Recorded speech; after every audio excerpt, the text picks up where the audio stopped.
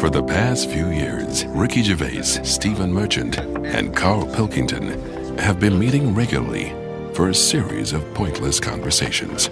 This is one of them. Testing. Is that all right? Hello and welcome to the Ricky Gervais Show with me, Ricky Gervais, Stephen Merchant. Hello. And the little round-headed buffoon that is Karl Pilkington. All right.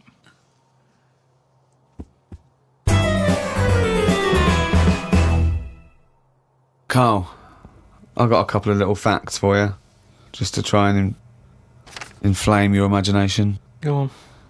Sharks are immune to cancer. Are they? Yeah. So how have they found that out?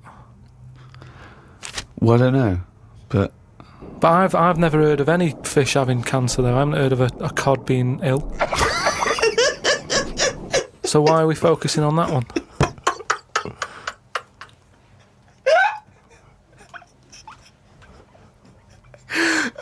good point. Okay. Stroking a spider can cause its hair to fall out. What? Because it doesn't like it and it gets stressed out, or is it just that some people are rubbing too hard? No, I don't think it's they're rubbing too hard. I think it's something to do with it. I mean, what sort of maniac is stroking a spider anyway? My mum did it once. Really? Yeah, not to a spider. Right. It was just a little bee. She'd been out, sunny day and that. Got the washing off the washing line. She was bringing it in. Little bee sat on the top of like the bed sheet or whatever it was. Yeah. And she's in the kitchen with it, and she goes, "Look at that little bee there." She started sort of stroking its head. It loved it. How did it make it clear that it loved it? Well, it wasn't struggling. It was just sat there like, because it must have been like a bit dozy. They get a bit dozy, don't they, in the heat and that. And it just stayed there on the sheet, and she sort of stroked its head for a bit, and she had to put it out. It didn't go out. It didn't try and escape. It was like, "You've had enough now." And that was that. She sent it out. She loved all that. She loved little flies and stuff, and we had Harry the housefly. What? Harry the housefly. What do you mean? It's just a fly that always seems to knock about in one corner of the room. Right, it's the same fly, was it? Yeah, it was the same fly. Yeah. How do you know it was the same fly? So whenever she saw a fly, she went, "Oh, look, it's back." Well, we weren't letting him in. It's just that it stayed in. Karl, what makes you think it was a pet housefly as opposed to a different fly every day? Because it was always in the same place in the corner. But it could have been that something about that particular place that attracted flies rather than it was the same fly. Well, I'm never worried about it. It wasn't harming us. It just always hung about. But how do you know it was the same fly? How do you I don't recognise know. it? We weren't worried about it. It doesn't matter, does it? If like we're thinking another fly's getting a bit of free rent or something, just let it stay. I don't understand why. But why? No. Right, okay. You're in a house, right? There's flies, okay? Not flies, fly. Why do you think it was the same fly for all those years? Just because we haven't got loads of other flies. At no point was there a crossover period where there's two, and it's like, hang on a minute, he's trying it on here. That's what I mean. It was always just one on its own. And we just thought, leave it, it's all right. I don't know why are you suspicious? Why you always think someone's out to do you? No. I don't know why you assumed when you see a fly every now and again that it's exactly the same fly. It just In fact, was. that it's Harry. The one in our house was the same one. How do you know? Well, all right, I don't, but at no point did I feel suspicious. Speaking of flies, though, and that, they've got one, right? I was out with Ricky, right, and he was reading the paper. There was a story there about a fly that its eyesight was bad or something, and they've made it a pair of glasses, and it had a picture of a housefly wearing. Okay, this is incredible, Steve. Can I take over? Hang on, let me just need to finish a couple of questions for that. So there's a small fly and they've made it a pair of glasses so that it can see better. Yeah. And your concern is what? Well, again, it's just that thing of we're looking after everything now, aren't we? Sorry, I've got to come in here, Steve. All right. I showed you the story. You saw it. It was a picture of a housefly with a pair of glasses on. Yeah. Right? It was about a one-sentence thing. It was about how far technology's come. Yeah, and a we're group helping of flies scientists out. using microscopy, right, and laser tools had as an exhibition, shown that they could make a pair of glasses smaller to fit on a hat. They'd put it on there and they'd taken a picture of it, and it's on display. At no point was it actually, because the fly had bad eyesight, the fly was presumably dead, it was purely an art installation or a show of technology. I thought you were going to say, Rick, that you'd drawn the glasses on there. Yeah. And he believed it, like, there's a bearded lady in this paper. No. My God, Tony Blair looks like Adolf Hitler. No. What do you think of that, though? But they did it as an experiment. Yeah, but all things start as an experiment. But why would they make a pair of glasses for a fly? How would they know he had bad eyesight? How would they know it was the same fly? Bumping into stuff. I don't know. Bumping into stuff. It's just that thing, innit, of human nature is something's wrong with something, let's fix it. And they try and help people out all the time, don't they? When you know, we're always doing it. We're always trying to help people out instead of just going, you've been dealt a duff card, cope with it.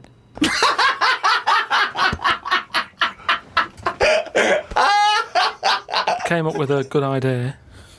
We'll be the judge of that. I do it now. It's not a good idea. Okay. Okay. I'm sticking my neck out here. I think this isn't going to be a good idea. Okay. Thoughts? Well, I'm going to agree with you. I'm going to second that motion. Okay, let's see. Let's see if we're both right. See-through skin. High five, Rick.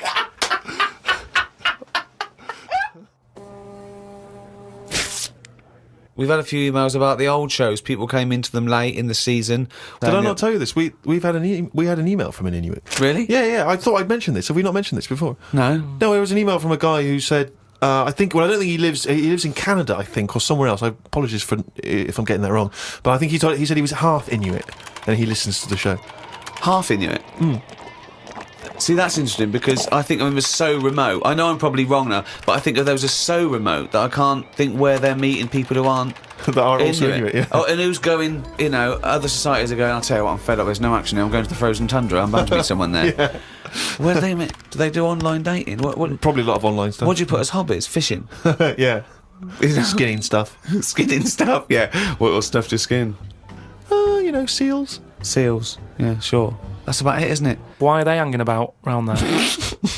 Why aren't seals going, do you know what, it's cold, I'm sick of it here. It's windy all the time, what have you, and I'm getting a club on the head. Do you know what I mean? Yeah. Because they're meant to be quite bright in terms of animals and that, aren't they? Yeah. So why are they knocking about them parts?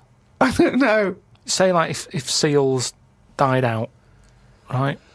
Would that be a problem? We've done this. We've been through this before, Carl. Everything has a knock-on effect. Even a seal, that's sort of in between something already. It's between a fish and a dog, isn't it? I knew you were going to say dog. It's not between a fish and a dog.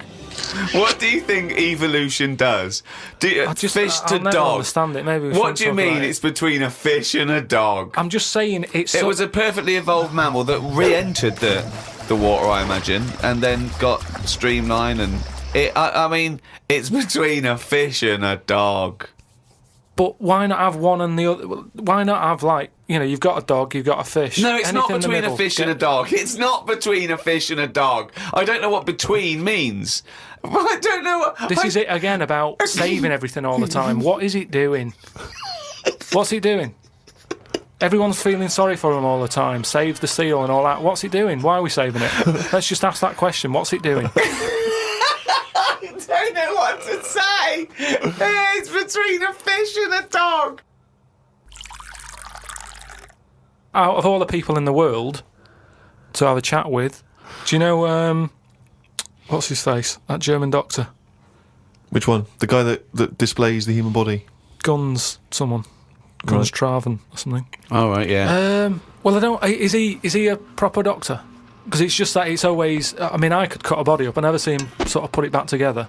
Is anyone keeping an eye on him, sort of going, well, who is he, actually? I'm sure he is a proper doctor. I mean, he doesn't answer everything. Like, he doesn't say, I don't understand why the intestines have to be that long. I don't know why it just can't go from the throat to the belly, exit, straight dark line down, out the arse. You must know. Well, no, because the way he dragged it out and it was like miles long. Yeah. Pointless. No, it's not pointless. Just have a straight. Do you know what I mean? Straight. What are you talking about? Again, the evolution sort of worked this out for us. It really works. I don't think you're going to improve on it. What I mean is that's probably that long because years ago they were eating dinosaur, and that might have took a lot of indigestion or something. I don't know how chewy it was. It might have been quite fatty, dinosaur meat, and it needs to go through all that. Now we're eating like yogurt. So I mean, we don't need anything that is doing that much work anymore. All the food is mashed up. Auntie Nora, right? All her food is mashed. Right? She doesn't have to chew anymore. She's got teeth, but she doesn't need them. And that's how. She's got teeth, but she don't need them. No, but that's how we're she could have her moving on. intestines removed then. Well, no, but this is That what would I'm sort saying. our other problem, wouldn't it? We're changing everything all the time, aren't we? I mean, there's some fella who I was looking at on the internet. Identical twins, right? They were sort of sick of looking like each other, so they were like, "What can we do?" Right? And one of the twins said, "You have my arm," right? And he had his arm taken off and stuck on his twin, so his twin's got like 3 arms. No, it's not true. It's on the website. No, it's not true. What, for a laugh? They were born So so what, they did that for No, a but laugh. just like- what doctor's doing this then? Well, they're old enough to sort of say this is what we want, and No. Doctors don't go, well, if he wants another arm and I'll take it. They don't. Doctors don't do that. What sort of practice is this doctor going around and go, Dr. Jekyll. I mean, Carl, think of what you're saying. but we've- where would he have stopped? Can you put his head on my knee? It's up but- to you. No, but Sign this. If you sign this, you give my consent. but we, it isn't. What do you think these doctors are doing? Just to do as they're told. They don't do as they're told. They do if someone wants it, and twins sort of it can get you down, can't it? Being a twin, because it's like Sorry, what would this solve though? I thought you said he gave one of them a bigger nose or a beard or 2 front teeth to make him look different, right? Not. I'll tell you what we could do. Go on. Would you like 1 arm? Go on. What are you thinking? Well, me 3, you 1. Therefore, not twins. Novelty. I mean, you are a mental man. But they can do it now, can't they? There's no sort of there's no line drawn anymore. They don't go, "You're crazy. We're not going to do that." Yeah, in Saw 2, not in the real world. No, they but- don't do things like All this. right, there's another bloke, right? I don't know the sort of full ins and outs of it, Go on, you surprise me. but what he asked for, something happened to his tackle, right? It's penis. Yeah, right. So he was at the doctor's, and they were like, "Oh, what can you do for me? It's a bit embarrassing. I've got nothing down there." Right. So they were like looking at it, going, "Yeah." Doctor, I don't know if he started like rubbing his chin with his finger or something. Looked down. He's thinking, got an idea. You've got a lot of fingers. How many of them do you use? The patient's like, yeah, I see what you're thinking. They cut off one of his fingers, sewn that on to where his tackle is. He's happy. Well, that's different though, isn't it?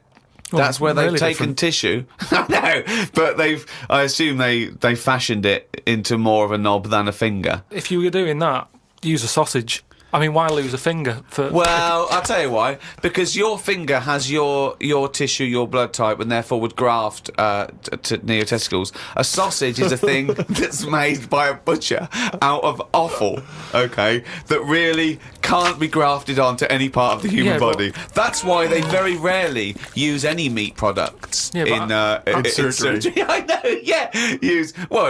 I mean, why not use a sausage? You're a mental case. I always remember this story when I was a kid about some bloke. He had throat cancer, right? And his doctor said, "Carry on with your life, right? It's not going to be that good, but just carry on. But don't eat meat." And he was like, "Oh, I love meat." He's like, "Yeah, but just don't, have your veg, keep yourself strong, but don't be eating that." Anyway, he was fed up because he loved his meat, and his wife was feeling a bit sorry for him one day. And thought, I'm sick of him looking fed up and that. All he wants is some meat, for God's sake. Give him some meat. So she goes to the butcher's, gets him a big piece of, like, steak and what have you. He can't believe it. He's like, "Oh, brilliant, cheers for that." Anyway, he's got the meat on his plate, just about to tuck in, and the cancer comes out from his throat. What? No, it's something, I know, it sounds really weird, but it's something that I was told about years ago when I was growing up. What are you talking about? It was just some bad illness, some cancer thing, and it was coming out waiting for the meat. It was What are you it was sort of dying. Again, I get a lot of your medical knowledge is from... It's from the film Alien. So this guy with throat cancer, okay, as opposed to it being a disease of the cell... It was like a living... The alien. It was alien. So it was the animal. It was the little animal cancer. That's why what he are you wasn't allowed to talking eat about? meat. He wasn't allowed to eat meat. So it's sitting there. So it's actually sitting there and throat. Well, I'll tell you what I'd have done if I'd have had some cancer in my throat. I'd go, there you go, rid of that. What are you talking about? So what happened? He choked to death on this thing, and the wife was like, "Oh, I shouldn't have given him the meat after all." Just That's listen to bollocks story. It's all. There's loads of weird stuff like that There that is. happens in medical stuff. Well, the terrible thing is, if you got testicular cancer and you eat meat, your bollocks come out of your trousers and they're all over the plate, Yeah. and you have to be asked to leave the restaurant. Oh, chimpanzee, that is only gonna bring it down a little. That's the jingle for Karl's diary, excerpts of which we read each week. Get straight into it. A band from the Conga have won the Best Newcomers in a Radio 3 competition. They use pots and pans for instruments. It says that the Conga is a poor, sad place. So why do people do that happy dance at the end of parties called the Conga? Right, one is the Congo. There's no place called the Conga. They come from a place called the Congo. Fucking hell, you're such a... Met Suzanne at Euston Station. I said I would sort out the tea tonight, so I called the curry house. The fella couldn't understand me. I asked for 2 poppadoms. He kept saying, how many? I kept saying 2. He still couldn't understand. I said 1 more than 1. He understood. When we picked up the food and took it home, there were 5 poppadoms in the bag. Oh, God! Oh, God. There is a restaurant somewhere that sells knobs to eat. No, there's not. There is. No, there's not. No, there is. It says that women can't eat too many of them, and if you want a seal's knob for dinner, you have to book in advance. Right, it's gobbledygook. This is the ramblings of a madman again. It's a trend, he writes. It won't last long. It'll be like hummus. Called Ricky and asked what the difference is between the mind and the brain. Yeah, he did. That's a hell of a phone call Yeah, to get. unbelievable. Unbelievable. Ricky did explain, but I can't remember what he said. I wondered at what age you are when the mind kicks in. Okay. Ricky changed the subject and said there is an island called Spider Island. There's nothing but spiders on it. A bloke went to visit the island and said there was 1,000 types of spider in one tree. What do you think about that? What do you think of an island that's just full of spiders? I don't know, because you need spiders. I don't know what they do, but they say a world without spiders wouldn't be good. But they sort of do something. There's something about if you did get rid of them all, it would have an effect. Well, of course it would. Get rid of anything, it would have an effect. Not everything though. Like I've said, jellyfish and what have you. Well, no. It's 97% water or something. Yeah. So how much are they doing? Just give them another 3%, make them water. That's more useful. Give them another 3% and make them water. Oh, God. Went into the gadget shop today. It's full of stuff that we don't need. Gadget used to be a good word that made you think of James Bond with all his gadgets. The best thing I could find in the shop was a clock that ran on potatoes. We are definitely going backwards. I agree. Well, who cares about that? A little electrical impulse, so what? Had a night out with old schoolmate. Found out about more of the other lads I went to school with. One is living underground. What do you mean living underground? Not like a mole. Do you Yeah. mean he's got a basement, or do you mean he digs a hole every night? My mate went to visit him and he said it had been raining really heavily and that, and it's all the rain's running in. What do you mean he went to visit him? He went down here? What's that? That's an hole in the ground. Yeah, come in. He just said, "Oh, come round to us," and he's living underground. What do you mean he's living underground? He's happy down there. He said it was really muddy and what have you. He said he won't be going back to visit him. I believe this, though. I believe someone he went to school with now lives in a hole. That doesn't shock me. You spent far too long with him if that now you're just happy to accept. I totally accept that. I'd be surprised if I walked round where he lived that there weren't more people living in holes. His dad wanted to throw his budgie on the fire. True. His budgie died, his dad said, let's throw it on the fire. I mean, his mum What did your mum do?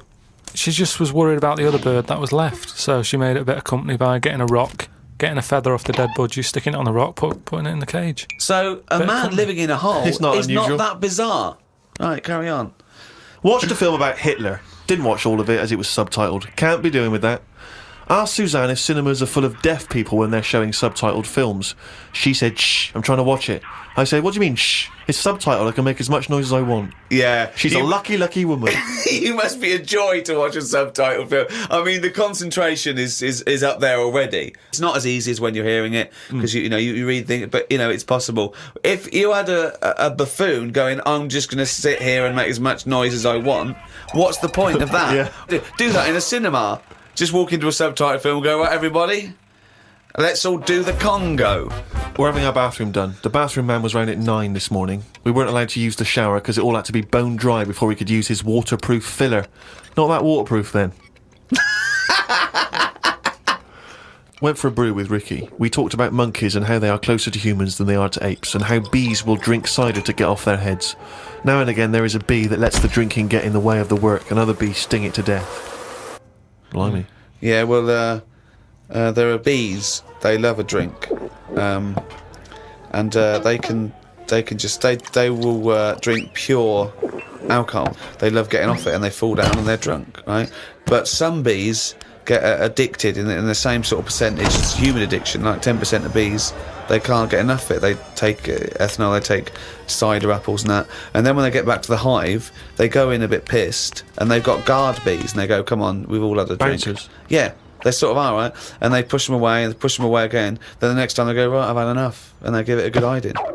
And Carl couldn't get over this. I saw his face, but I knew that he was thinking of that bee with sort of like eyes rolling around his head, a little bit belligerent, with his jacket on backwards. Yeah. And the bouncer going, come on, son, we've all had enough. Let's move away, Yeah. move away. You're not coming in, right? You're wearing trainers. Yeah, you're wearing 3 pairs of trainers, and yeah. I'm sick of it. But what I did find out, because I went home and went on the computer trying to find out about drunk bees knocking about, they're not actually meant to fly. It's only because they don't know. Fly. Well, no, but they're if they were told that you're not actually designed to fly, they wouldn't bother. No, this is that thing that goes around that aerodynamically, on the face of it, looking at the size of the wings and the body proportions and everything, that it's a surprise that they can fly. Okay, it's not that. No one's ever told them they can't, and as soon as someone tells them you're not meant to fly, they all fall out of the sky going, oh, what are we doing? Like in a cartoon. No, but it's something about the confidence and that. At the moment, nobody's saying It's nothing to do to with the confidence. There is no such thing as confidence in bees. A bee never loses its nerve. That's not why it drinks. Because what are you drinking for? I'm just not confident anymore. There's no point to turn to the bottle. I can't go up there again. You're an idiot.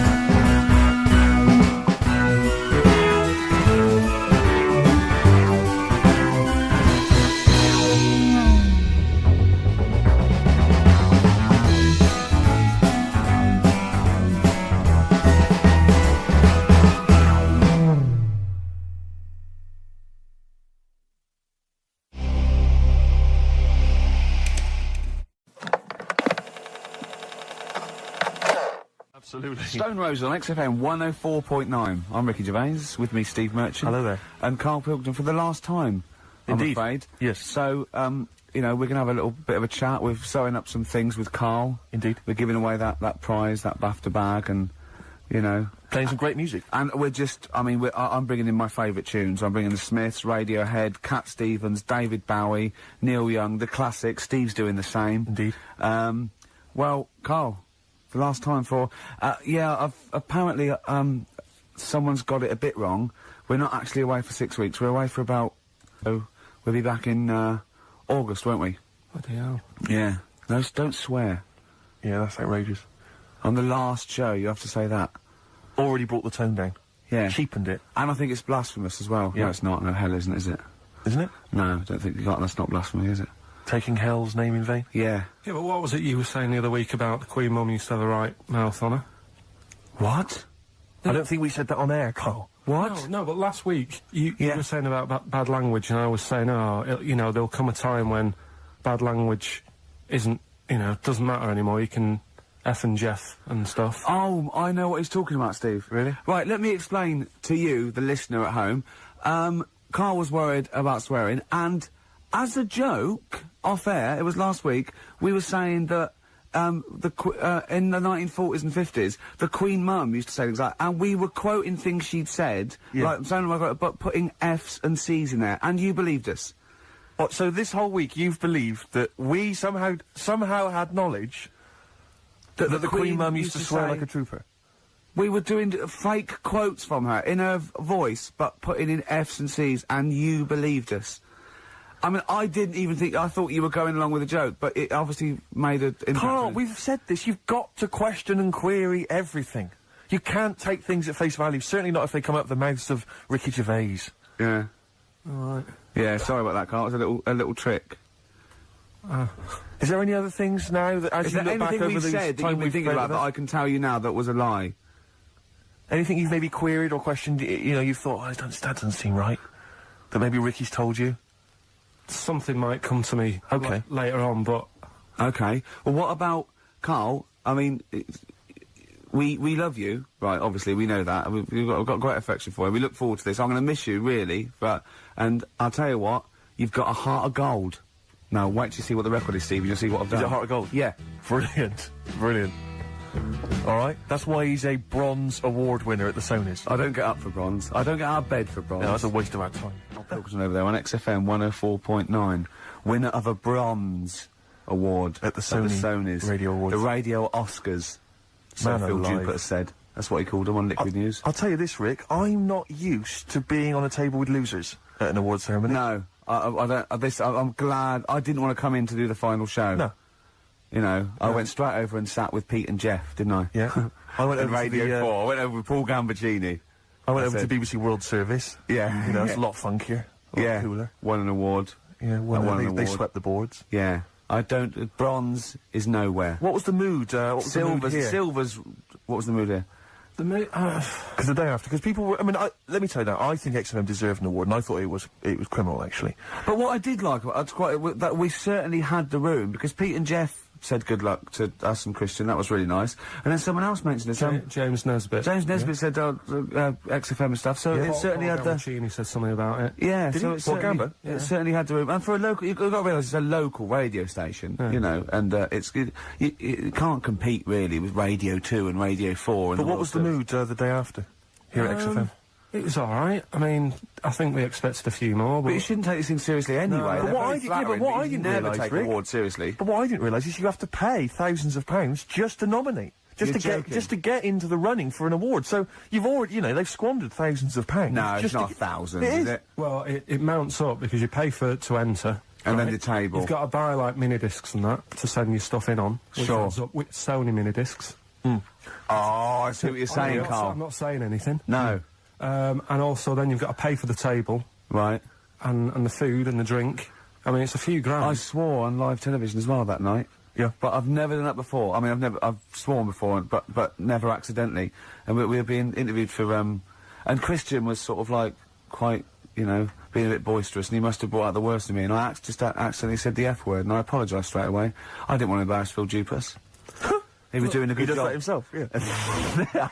but I was thinking about yesterday, and you're saying a bronze isn't worth having, right? Yeah. But say like We're only joking. None of them are worth having, but they're very nice. They're very nice to No, win. bronze and is it's- pointless. But you say that because like bronze is like coming last, isn't it? Yeah. Yeah. Right. Yeah. Can you tell me the name of the person who won the marathon this year? No. Yeah, but that's because we're not sporty. Well, I'm sure there's listen. lots that can. But Yeah. then the guy who came last, who was in the swimsuit, people remember him. And No, I don't remember his name either. No, what's his name? No, but he was 6 days late. I mean, he was really Yeah, but bad. what's his name then? You see, no one's remembering either. No, but if someone said who won the marathon, I'd go, I don't know, but there was that guy in the swimsuit. Well, I'd say I don't know. It was a woman. Yeah. She had shorts on and trainers. I'm just trying to make. My point is, what they will remember is that we were losers. That's what they remember. They may not remember our names. Yeah. They'll just point and shout losers. We're all winners, aren't we? We're all winners, really. For taking part, sure. Yeah. And it's all subjective as well, isn't it? Go on. I mean, I'm not going to moan about awards because you've won a lot of them. It's like saying they don't mean jack. But Yeah. at the end of the day, right, there's some shows that won awards and you go, yeah, that's worth an award. I think you've got to treat it. I mean, some awards actually boost your profile or career or your cachet or everything like that. Some it's just a nice night out when it's nice to win, but I don't think you should really take any award that seriously. What worries me, though, Rick, as I mentioned on the night, is that when I was at school, I mean, you look at me now, you probably think he's an athletic kind of guy, he's a sporty dude, you know, but at school, bizarrely, that was not the case. No? What, were you a bit of a lanky beanbag? with the It turns out, You're yeah. joking? Yeah. Oh, right, okay. So, yeah, I got a silver, in the high jump. Yeah. And I've done better in the high jump, right? Did no training whatsoever, did no Yeah. practice, just turned up. You were 2.5 foot taller than every other person in your class. Yeah, but wait a minute. People think that if you're tall, that makes you easier. It makes it easier for you to do the high jump. Surely not, because I've got all that leg to get over the pole. That makes it harder for me, Don't surely. talk rubbish. What are you talking about? Well, of course, the taller you are, the more chance you got at the high jump. Well, explain Everything that else to being me. equal. Oh, what? Are you okay then? So, is it harder for a 6-foot man to step over a matchbox or a baby midget? A baby midget? That is tiny, Rick. Hang on. Here's something I've learnt, remember? Go Going on. back to, like, show 4 or whatever. Go on. What is it? The flea can jump over the London Eye. No! No, it can jump the equivalent of if it was a 6-foot man. It can jump about 6 inches high. A flea cannot jump over the London Eye. Yes, it can. Yeah, it can. And Tell your kids that. Carl. Oh, remember- Oh, a flea can jump over the London Eye. And an ant can lift 3 Volvos. But you're talking about fitness people and that. Remember Go when on. we were in the pub, right? Yeah. And your mate Johnny was in there. Yeah. I think it was. Yeah. And he was talking about that guy who got done, right? Because he entered a wheelchair race. Yeah. And and there was nothing wrong with him. His legs were all right. Yeah.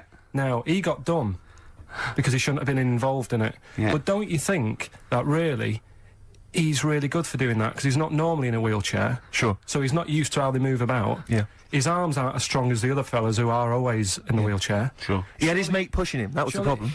Yeah, it was motorised. I'd give him a gold plus. You know, you're taking a bloke who's not used to doing something. He does it the first time and beats the people who are at it. What all the about time. that It's woman, brilliant. though, that was disqualified in the shooting, because she was in a wheelchair, and she was just in the normal, able-bodied Olympics, it was just, she entered, right? But she wasn't allowed to rest her elbow on the arm of her chair, because that was a disadvantage. She was in a wheelchair, and she's shooting, but she was getting an unfair advantage, and they said, you cannot put your elbow on the arm of your Sneaky, wheelchair. aren't they? No, they are. You gotta be careful. You gotta be careful. Do you want to play Some of them aren't even disabled, it turns out. Hold on, though. We're talking about athletes, aren't we? What record should we play next? I'd love to hear that single that was out a couple of months Athlete. back by Athlete. Athlete. Let's have Athlete. Man alive. West Side by Athlete, a track that I know you and I have enjoyed. Yeah, it was one of our favourite new over the last tracks 6 of or the year, 7 that months. one. Yeah, Absolutely. very good. More of our favourite tracks to come on XFM 104.9.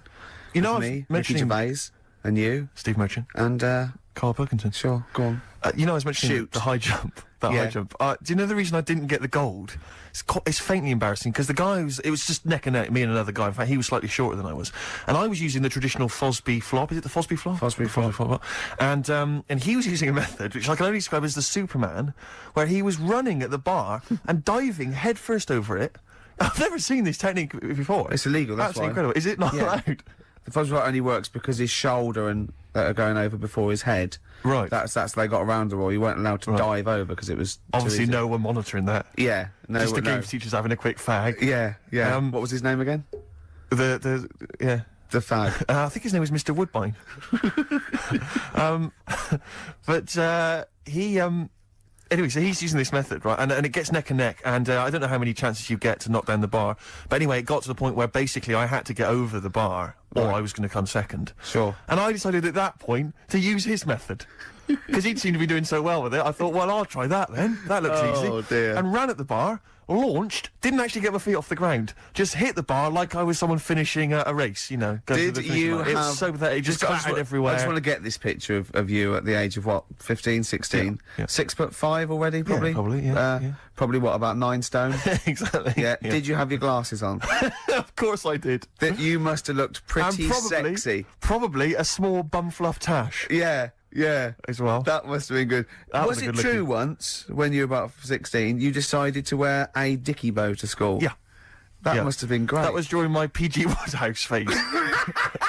He's not. Yeah. You thought you'd be a hit with the ladies if I you were thought- more sophisticated. Well, not only that, I thought it'd make me kind of kooky and eccentric. Yeah. Like I wasn't already. 6'7", goggle-eyed. Yeah. Like they're not already thinking there goes a weirdo. Oh, he's a weirdo with a bow tie. Yeah. Brilliant. Does it spin round, mate? Yeah, what a 'Cause you're catch. getting me hot. Exactly. Oh dear. Yeah, I wore that for about 6 months, and it was in school colours because we had to wear a tie. It's a school, but this was a bow Fantastic. tie. I mean, now I don't. Oh man, I can't I believe don't know it. what I was Carl, thinking. when you were a little Pilkington, right? What was if you had hair? What would it be like? What do you mean? well, you obviously had hair then back then. What was the style? It was like sort of. I had quite sort of fine, sort of straight hair. Yeah. Right. Hairdresser once said to me, "You've got hair of a Chinaman." He was a wise man, wasn't he? What do you think that meant then? Oh. He just said, he just said, "You've got the same hair as a Chinese man has. Very straight, quite fine." Why is he telling you? I just imagine this pal going, the Arsenal did well, didn't it, sir? Should I have something on that? You have the hair of a Chinaman. I'm sorry, nothing. You're not the spy. No, I'm not. Thank you. Good night. Oh, It was You're one not of my those- contact. yeah, lovely. It was You have the one- feet of a fish. I'm sorry, nothing. It's not you. Okay, next. You have the hair of a Chinaman. It was one of those barbers. It was a cheap one, just on a railway bridge. I don't believe that. Go on. And it On a railway bridge. That's why it was cheap. It was very low rent, so he could charge. That wasn't the 50p. barber. That was a man with some scissors. Yeah. Did you go? Oh, have to move you there, sir. Wow. Okay, back in the chair, sir. I imagine them on one of those things you always see in old films where you've got to You kind have of to press pump it down up on and that down, thing yeah, so it like a travels along the seesaw. track. Yeah, It that's wasn't as good as that. It was just a normal chair, little wooden hut, and he did have to stop when a train came past because it used to. Well, because he had to change the signal. just making a few extra Yeah, bumps. exactly. Yeah. Oh, I love That's that. Manchester for you. Oh God. I always oh, it remember wasn't him. Bernard Cribbins, was it? I always remember him saying, "Do you want your hair washing?" And I said, "Is it free? You know, does it come with it?" And he said, "Yeah." So I said, "Oh, go on then." He said, "Hang on now, I'll just have to wash these mugs up." He had like a sink full of mugs. Oh So I'll just God. take these out and then I can wash your head. Oh no. And that's why Why did you go to this man? it was cheap. It was How like much was it? About £2. And when was this? God, at 88, 89. All right. Yeah. So what happened to your Chinese hair? When did it start coming out? You have the hair of a bald Chinaman now, Yeah. don't you? You've got the hair of a Chinaman in a box now. I used to just work a lot of hours, and I think, That's what made it fall out. yeah, of course. No, it's like, not. It's genetic. You can't stop It's it. not can you? genetic. Of course it is. Is your dad bald? No, it's got more hair than me now, I think. Is your mum? Kojak's got more hair than you, Carl.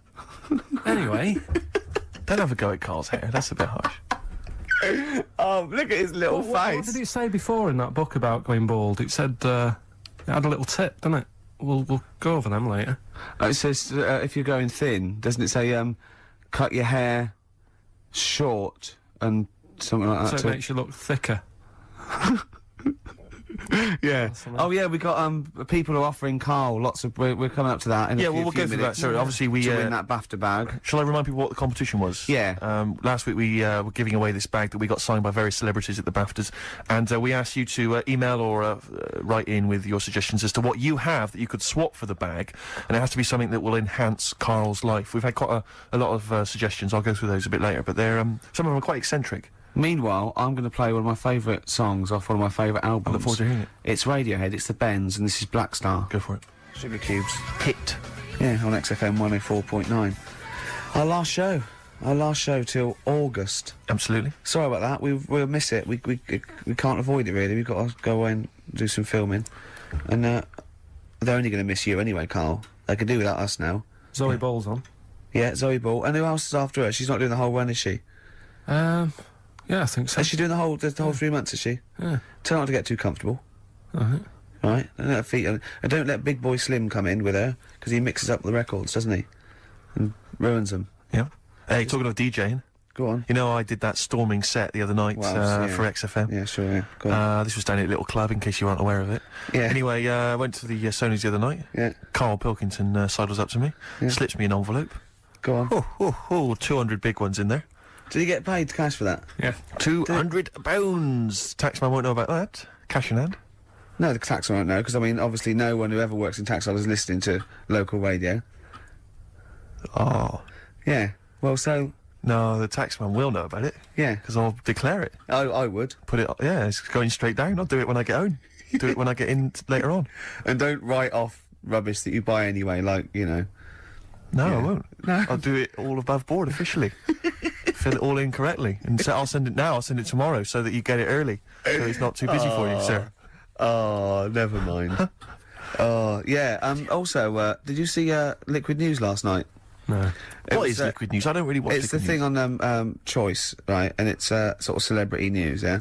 And Julian Clary was on, and they were talking about the Sony Awards the night before, which we went to, and they said something like a relatively unknown had won the entertainment award that we were up for, and Christian and Chris Moyles and Jonathan Ross said beating off bigger people. Not he was beating off bigger people.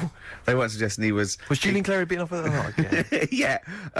And it said, so, the people who didn't win resorted to silliness. And it cut, right? I don't know where the camera was. It must have been miles away, because it wasn't us. Cut to me making a little hat for you out of a Budweiser box, a little Dalek thing, and then forcing it on your head, and you sort of struggling. Do you remember that? I do remember it. Yeah. They're always Well, they watching. were filming us? They were filming it, yeah. So, Scary. yeah. That's really scary, because some of the things we were doing... Because I was tying scarves around your head, wasn't I?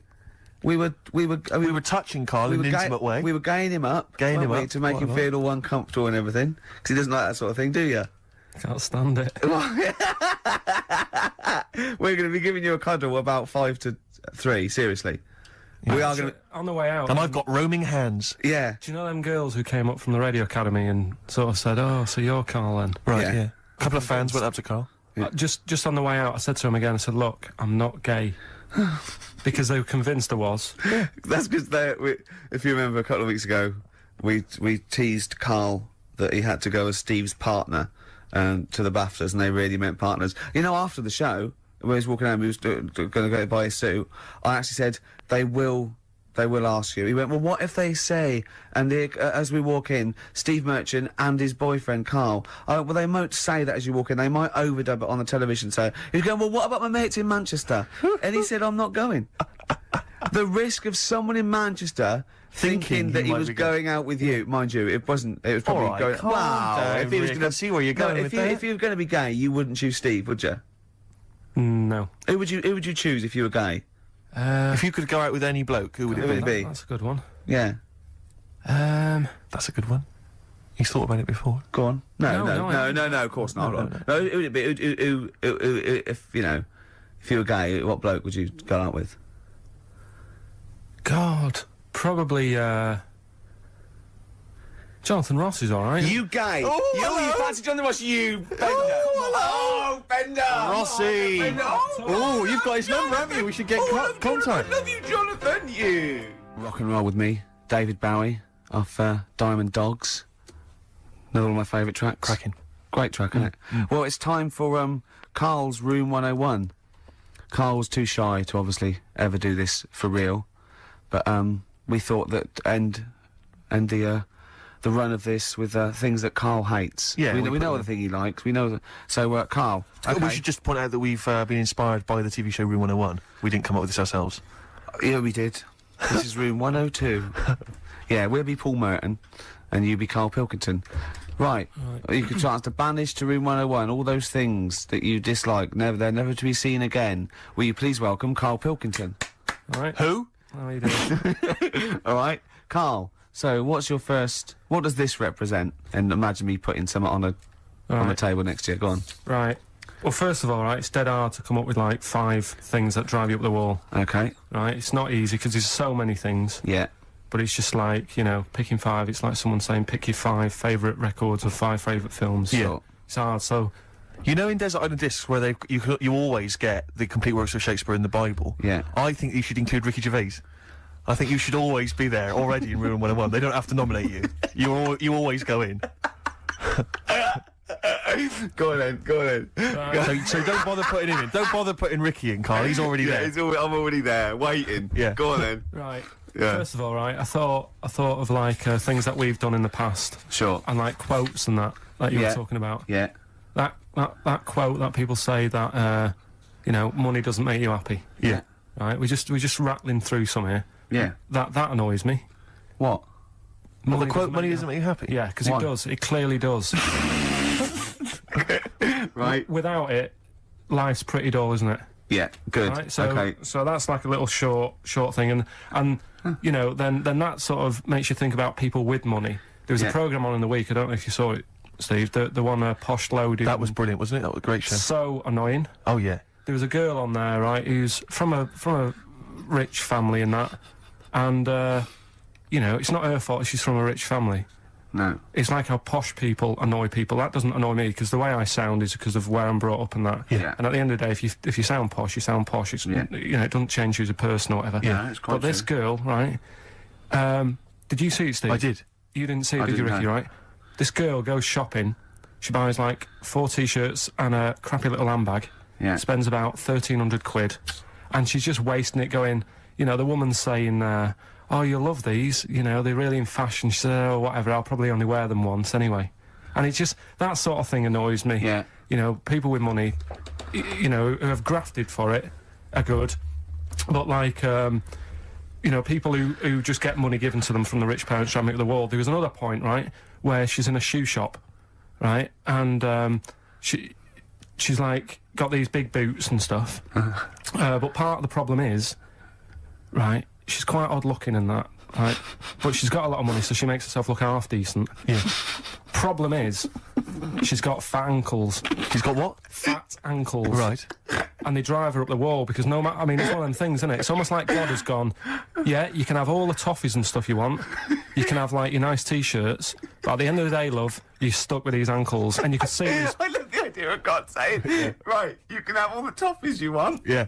And you have nice handbags and that, but you're stuck with these ankles. Oh, God. And I really wanted to get a job in that shoe shop where she was going in, blowing her dad's money, and she was calling up her dad saying, oh, Daddy, is it all right if, you know, I'm just out shopping, I've just bought some shoes that have cost like $1,000, and I really wanted a job in that shoe shop.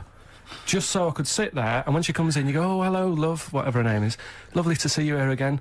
Got some lovely new shoes in. Look at these nice new boots. Everyone's wearing them. Victoria Beckham. And, you know, all the it girls are wearing them. Yeah, try them on. Oh, you can't, because your ankles are so fat. You can't get into these. Never mind, here's some boots. She really annoyed me. And I'm not a nasty person. You're but not. She brought it out of me. Carl, I'm worried though, this idea of you getting a job in a shoe shop, I I'm not know. sure you're qualified. I like all that's way round it. That Yeah. some people go, oh, I'd like her to lose all her money or something. He'd like to actually bother go through getting the job in the shop. Yeah. And then just waiting there. You'd be too busy mucking around outside like, on some kind of trolley stuck in a little lake. Yeah. I'm like, But interestingly, in that show, I was watching that show, and at one point, you mentioned that her fat heels or her fat ankles. Yeah. She said, I'd like to have various changes to my body. I know, plastic surgery. I'd like to do this to my face and da da da da. And her mum's there, and her mum's going, no, don't be so. That's how. No, you're my daughter. You're beautiful. Da da da da. No, you shouldn't. I'm not going to let you have those. Da da da. She went, I'd love to have an operation on my fat ankles. Her mum went, yeah, I do agree with that. What kind of a mother does that? oh, how bad can fat ankles be? I know. What were these ankles like? Well, tell us, Rick. You must know. No, do you know what I mean? They though? were like, if you said to a little kid, say a 4-year-old kid, draw a person, they'd draw her legs. Do you know where there's no sort of thin bit, and then it comes out a bit for your knees? Oh, it yeah, goes and then down to just ankles. straight- It was just like 2 logs. People go in and say, I like your new flares. What do you mean flares? They're leggings. Cheeky. Awful. So, you know. So, okay, so you're putting in posh girls with fat ankles. Yeah. Okay, what's your next one on Room 101? Right, another quick one, really. Go on. People in supermarkets. Right. What, the people who serve? Yeah. It's mainly these shops you get round in London that are like open 24 hours, right? Yeah. You'll go in and you'll buy your you know, you don't do your main shop there. It's mainly just little bits in it. Your carton of milk and Sure. maybe a loaf, a couple of balm cakes and that. Yeah. And you go in there, Who still buys balm cakes? right? Do they have them in London? Yeah. Do you ever ask? Would you be annoyed if I said balm cakes? We don't have those down here. They're rubbish. That's happened before when I asked for gravy and they didn't know what gravy was. When did you ask for gravy? In a chippy. What do you mean? What'd you say? Have you got any gravy? Just because you up north you have chips and pie and gravy on it, and they Yeah. didn't have a clue what I was talking about. Right. Okay. So that annoys me actually. Stick that on the list. Right? But, You've got fishmen up north. but listen, right? You'll go. We in saw a sign in the north, right? It was a little shop, and the sign said, "We sell bread." And it was handwritten. It was like there was probably like a rush with loads of people in turbans going. What's this bread you talk of? Yeah, little headscarves, little women running down with their little. Oh, But anyway, these shops, right? So you go in there getting your stuff, and you'll go up to the till, and they don't say hello to you. They don't sort of smile. They just bleep the stuff through. They don't tell you how much it is. They just sort of expect you to look at the till to see how much it is, so you can get your hand in your pocket, give them the money, they'll give you the change, and they won't say goodbye. Yeah. So yeah. it's like they just can't be asked Sure. to have any sort of hello, how are you doing? I don't want a big chat. I don't want to know what they're getting up to and what what the dad does for a living and all that. I just want like, how are you doing? You know, you're well, right? Oh yeah, this bread's popular or whatever. Right, that'll be £5. You need to keep abreast of which breads are selling well. oh, Mother's Pride. That's a good choice. It's 70% of our whole stock, isn't it? So that really, even though it is a 24-hour. I'll be honest. I would err on the side of silence, not rudeness. I hate rudeness if they do that, but I would rather. I'd start to go, £1.50, please, and that'd be fine for me. Any more? What about It's like- hello and goodbye? Have a good day. Not in an It American way. doesn't bother me. I prefer people who say "have a nice day" and don't mean it to people who don't say it at all and don't mean it. To be honest, I don't worry about that mock sincerity because I think it. No, it but does it's the just job. normal, Yeah. isn't it? It's No, like I'm saying I like people who say I don't care. They say, "Oh, nice to see you. Come again. Have a nice." It doesn't bother me. But a chat. I hate people who think they're the life and soul. No. When I you're don't going for mean like that. I mean, getting like, nuts. if you go through a door, you hold it open, you go, there you go. You know what I mean? You expect a thank you. Yeah, that's all. Yeah, and also when do you come in at like a narrow walkway and you're both walking there, and I stop, we'll get out of the way, and they tut like I should have. I want to go. Hold on, look, we're both in the same boat here. Yeah. Why is it me? That annoys me. Where people Oh, think tutting when they're in the wrong. They own the street, or if two people aren't looking where they're going, it's one Yeah. person's fault. Yeah. That really annoys me. Yeah. So that's it really. I mean, I know the 24-hour shops and they're knackered and stuff, but politeness, just to say, Well, it costs nothing, does it? no. So those are your little quick ones. Then we get There's on to your big to the three, meaty don't ones. we? The big one. Yeah, Should we if you play a want. record and come back to that? I know what you want. I'm talking to Karl Pilkington on room 101 on XFM 104.9. Yeah. We were shouting at you then. How loud are those headphones? Pretty loud, but I'm always wearing headphones, so... Yeah, it's but look what I'm doing. This is an old radio trick. You put one earphone over your ear and the other one off so you can hear people in the room. Hives on What- XFM what do you want? 104.9. What did you want to say? Doesn't matter, Carl. It does. The point is, it could have been important. It could have been a fire, Yeah, anything. when we shout anything, you jump. Yeah. Do you know what I mean? Come on, Carl. Get with the programme, all right? Hey? Right. What other things do you want to put Yes, in sir. room 101? Other than us. Spiders. Right. Go on. I know Ricky will be agreeing with yeah. this. All spiders. Yeah. Just, I mean, not all spiders, because there's some spiders that are on the planet that don't do any harm. They clean up stuff, don't they? What, I got little brushes. Do you mean like janitors spiders? that. yeah. No, there's some that, just, Hong Kong leggy. just Yeah. get on with stuff. But I'm talking about the spiders that are deadly. Right. And spiders that are massive. I mean, Johnny's mate, Ricky's mate, Johnny, I mean, Yeah. he was talking about how he was in Australia. Yeah. And he was sharing a room with a mate or whatever, and his mate was having a shower, and said, Johnny, just come in here a minute. And he went in, and there was a spider on the side of the bath, that he said was the size of your hand. Two hands width. It's sort of like a size track, just like 8 inches across. It was- That big, right? And the daft thing with that one is that can't kill you. It's massive. It's got no purpose. it's a being- huntsman. Yeah, but what? Something you said it does, right? If you sort of walk around it and it thinks you're going to try and trap it, it hisses at you And jumps at you. and jumps on you, and it sort of clings on. So That's terrifying. You'd be sort of running around trying to get it off, and it's just gripping on like the old stag beetle thing again. Yeah. It's clinging onto you. But there is no. What I don't understand is why is that spider that big? Because no doubt it only eats stuff like normal spiders do, but it needs to eat more of them because it's a bigger lad. Right? Yeah. And it doesn't actually do anything. It's not like I just don't Doesn't get track, doesn't paint, doesn't do yeah, anything. Yeah. it's just getting in the way, and it's one of those things that are so big you couldn't kill it. Because can you imagine like the mess that Yeah. would make something that size if you stamped on it? Yeah. Which I'm not, again, I'm not a fan of. Yeah. But I don't get that. And then there was a programme on a few weeks ago on BBC about spiders. And there was this one, right? It was going, there's so many spiders in the world. And apparently there's so many of them, they can't give them all names. Right? What they're saying is, once one dies out, they'll actually introduce another one. Because there's so many different breeds of them that it's impossible to sort of make a book and list them all. Right. Well, It's like the a book would be queue. infinitely long. Well, yeah, Yeah. it's like a queue. They're not trying to name it individually, are they? No. That's their problem. No, Yeah, seriously. yeah. Peter.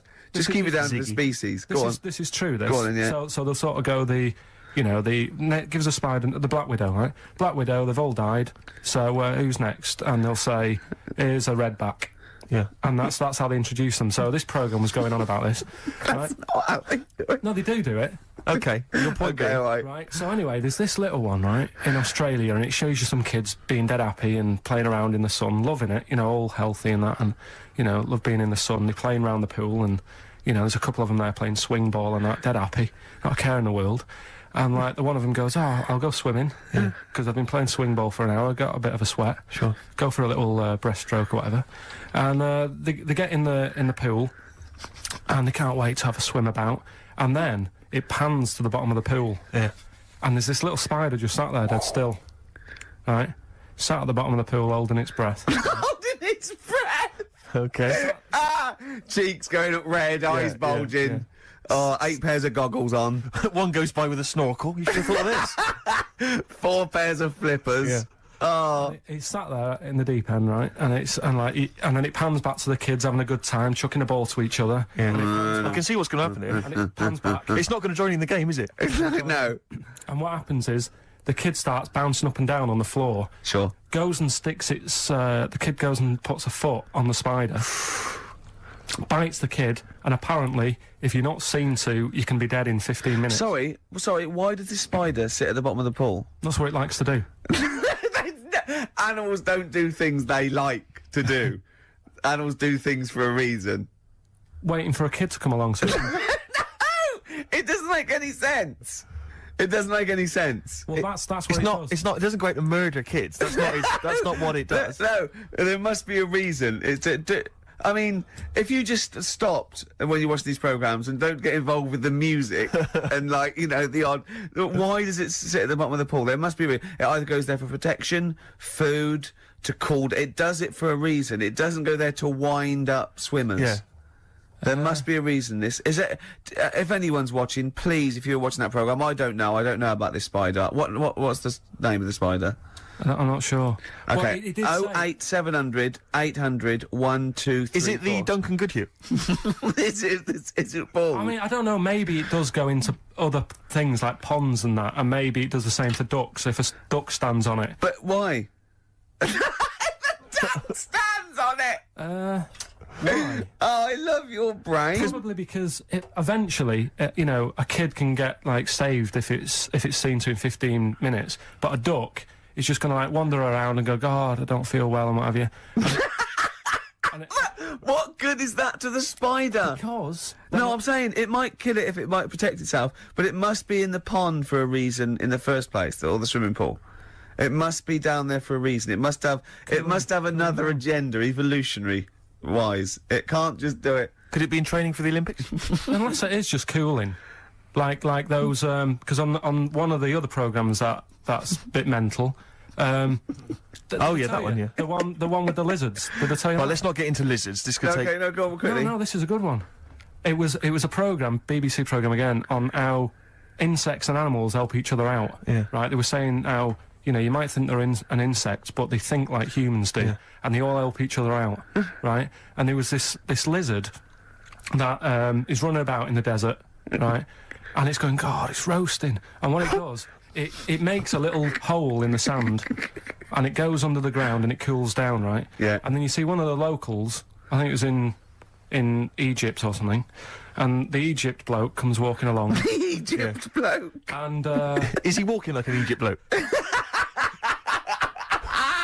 Walk like an Egypt bloke.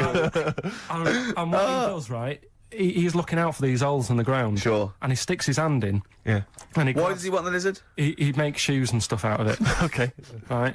And you see him Cobblers. walking around, he's got about 12 of these things in a basket on his back, and they're Yeah. all looking really fed up. Well, yeah. And it's dead hot, and they can't be bothered trying to escape, and they look really fed up.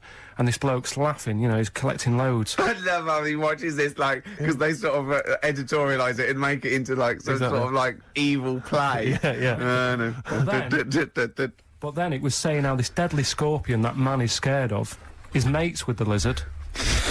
And the reason is that the scorpion goes into the hole, right? It can't dig its own hole because its arms are that big and it's awkward for it to dig a proper hole. Sure. So what it does, it goes into the like the little den that the lizard's made, right? And whilst the lizard's having a kip, the scorpion says, "Tell you what, I'll do you a deal. You have a kip, I'll walk up and down this hole here and sort of scare away any people." So the lizard's like, "Yeah, all right then, fair enough." Because the scorpion wants a little hole to keep out the sun. The lizard wants a kip. They've done themselves a little deal. The Egyptian bloke comes walking along, sticks his hand in the hole. Yeah. He thinks he's just going to get a lizard. Scorpion stings him. He runs off, drops the basket. All the lizards go running off. I love the fact that that is what always happens. Yeah. They filmed that just by Yeah, chance, and that's exactly. what always happens. I like the fact that the Egyptian bloke has done this every day. He does it. He goes, "Well, okay, I've got all these lizards. I'll just go to this hole again." Yeah. Because I haven't got that lizard yet. Yeah. This will be fine. No, I it's- I just think. And you when know, the lizard and the scorpion make that deal, and he says you have a kip, Yeah. and the other one does it, do they talk in Egypt or? I mean, they talk how Egypt do they bloke. how do they discuss? They talk Egypt bloke or this? English bloke. What language do they use, Carl? No, it's the international language of love. But spiders is what you're putting in Room 101. spiders. Let's go back to that. That's what- Spiders. So spiders So that. basically, spiders that have got the poison to kill a man. Because Rick, I know, because Okay. but Rick, I know what you're. about the ones that are just too big for their own good? Those I are the- don't understand that either. But Yeah. Rick, you're scared of all spiders, aren't you? Or Yeah. even the little tiny ones you I find. don't in the like garden. any spiders. Yeah. Is your husband afraid of them as well? Or? Oh dear. Playing here. What are we playing here? Oh, this is Cat Stevens, Silent Sunlight. It's beautiful off Catch Bullet 4. Oh, Cat Stevens, Silent Sunlight. Yep. Carl just had a funny phone call, didn't you? From someone who's telling you all about the little brown. It's called, is it? Little brown, yeah. That's the Yeah. name of the spider that sits in the bottom of the pool. He said it doesn't hold its breath. It's got an air bubble. I didn't think it did hold its breath, to be honest. And then, as you know, Steve was opening a letter we got, and it's a football song, and it's "They Don't Like It Up" by the Leatherhead Gimpers. But it's the fact we keep getting sent homemade singles. Wow, that's good, isn't it? Oh, there's another one here. They're both football anthems, though. We don't. Well, do we show any interest in football? Are we? Well, yeah, the World Cup we do, don't we?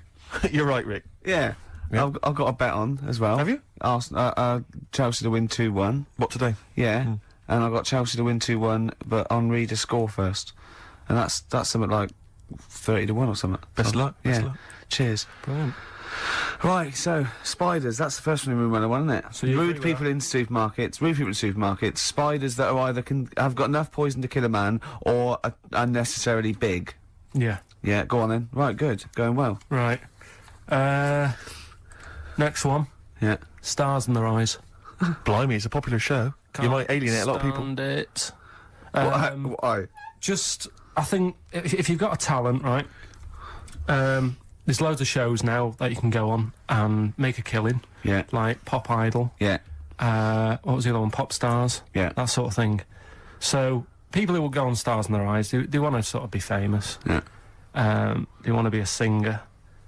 What I don't understand is why go on that show where you do all the hard work, got to do all the graft, Yeah. and yet, even if they win it, you never see him again.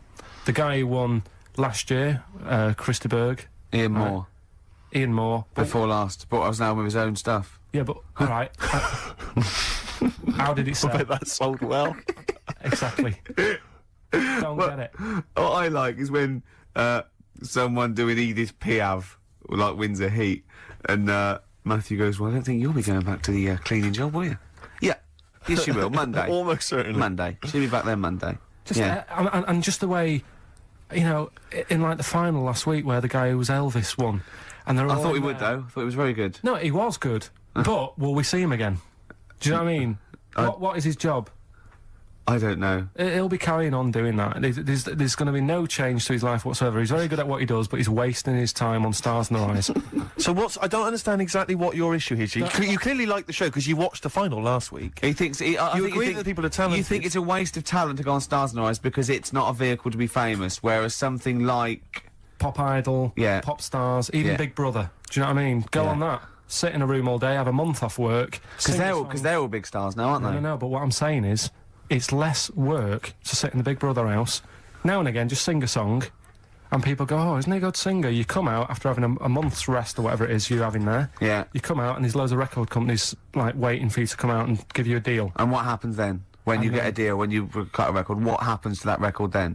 Then it's either sells or it doesn't. And actually, what happened to it? It didn't sell. No, none of them did. But what I'm saying is, that is a lot easier to do than all the graft that you have to do on Stars in Their Eyes and the pressure. What would you rather do? Buy Craig's Christmas record Yeah. or Ian Moore's classics? Probably Craig, just because the guy on Stars in Their Eyes really thought he was better than Christa Berg.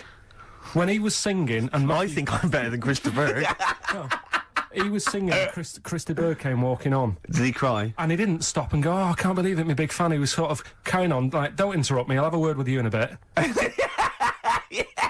You think he should show the man he's actually making a little bit of living off? Yeah. Emulating. A bit of respect. A bit more respect. And the most annoying thing... I imagine them arguing, resting each other's floor, saying, "I'm Christa Berg. No, I'm Christa Berg." Like two ventriloquist dummies, just having a fight in the dressing room afterwards. But the most annoying thing of all with Stars in Their Eyes, people who go on and do people like, say like, I think last year, someone went on and did Lamal. Now, if you wanna, because the whole idea is with Stars in Their Eyes, you get work off the back of that show by like companies, don't you? Saying, Yeah. "Who will we book?" Yeah. You could get the real Lamal for about 30 quid. So why have an imitator? Well, it seems to me though, Carl, the problem is that show's been running so long that all the big names have already been done, so it's going to end up having to be, isn't it, Lamal or some Yeah. old kind of 50s singer you've never heard of? Isn't that the problem? I remember when I mean, it's just Eddie Reader was Yeah, on there. yeah, There was yeah. you've had Eddie Reader, But it's just a karaoke contest. It's just, I Yeah. think you're assuming that everyone on there wants to get, a recording contract. They do, Steve. Okay. In that bit at the back where they say, and the votes are coming in, let's have a look at the tension now that's going on. And they sat there and they really think they are Elvis. And they are Luther Vandross. Sat there and, like, if they were all sat there having a woke laugh, up this morning, looked at your picture just to get me started. Filth. if they were all sat there sort of thinking, "Oh, God, this is a bit of a laugh, innit?" But they're not. You can see that they all really want it. And it's like... But so what I'm saying is, who are you putting in Room 101? Are you putting in the people who are just there to have a bit of fun? Everyone involved in that show. Including Kelly? Yeah. He's a talented guy. You don't care? No, He's going in as well. in there first, and then everyone else, everyone who enters it, the people who go and sit in the audience, everything. But what would you do Saturday night? You'd love the show. You watch it every week. It was just on when I was getting ready to go out, and there's nothing else on at that time.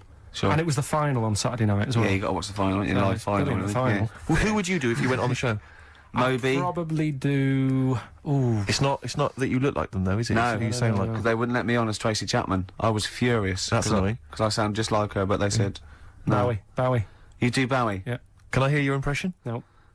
Well, come on. No, because you just said if you could go on and what have you. I'm saying that. Well, it's got to be someone you can do. I mean, obviously, I'd go on as Will Smith because I can do the rapping. Yeah. I can't do it. I'm not a good singer. I've never really been into singing. I've never done a live singing thing before.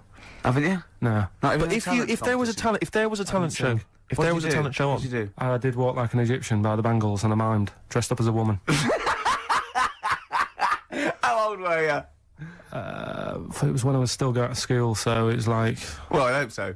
12. And what? Sorry, what was the? What? Why did you do that? What did you mime to? And why were you dressed as a woman? Where's the logic in this? Is what I'm saying, Carl. What sort of act was this? I think I was meant to get hold of some like Egyptian outfit.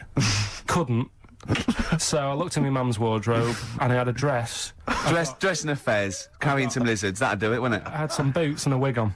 And And how did you dance? Look, he looks confused. He's confused by his own act. He's suddenly confused. the best bit was it was like a proper talent show. Do you know where you cover it all? Yeah. So I did like the dancing and the miming, and then I also did a bit of magic, right?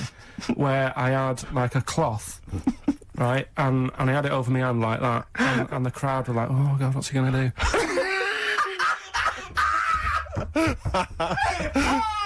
of course they were. Go on. And what did they? And what was the trick? They weren't saying that.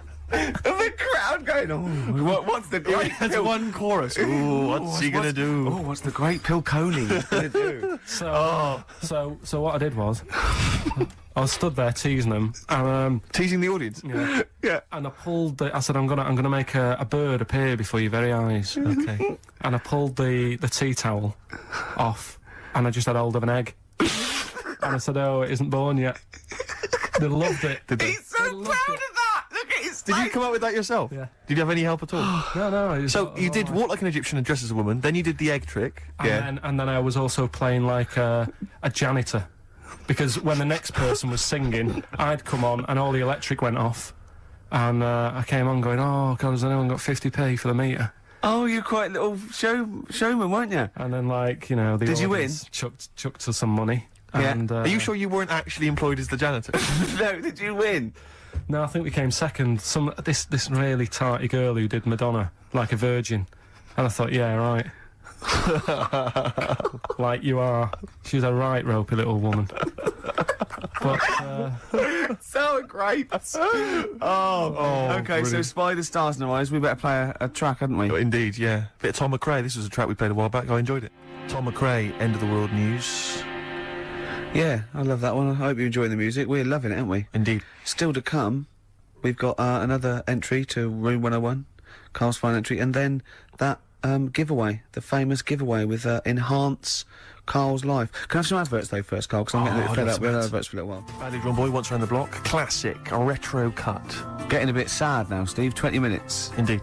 You're right. I've got so much to say. I've got so much to leave people with about Carl, about all the things he's done. Looking back, Carl, do you remember when I put up the waste paper bin on your head? Classic. classic Yeah. time, yeah. Yeah, do you remember that? What did I do to you today? Well, you tried to bring the same memories flooding back to me by putting the same grotty bin on my head. But the annoying thing was, last time I did it, it was quite a new bin. Yeah. Did it today, it's rank, all Yeah. sorts of stuff on What it. else did I do when I saw you go around the corner down there? Go on. I went to get the paperwork and that you need to produce the show. Yeah. And came round the corner. Ricky was sort of hiding, and I was concentrating, reading stuff. And he goes, I don't imagine it was as soft and gentle as that. I imagine it was more like...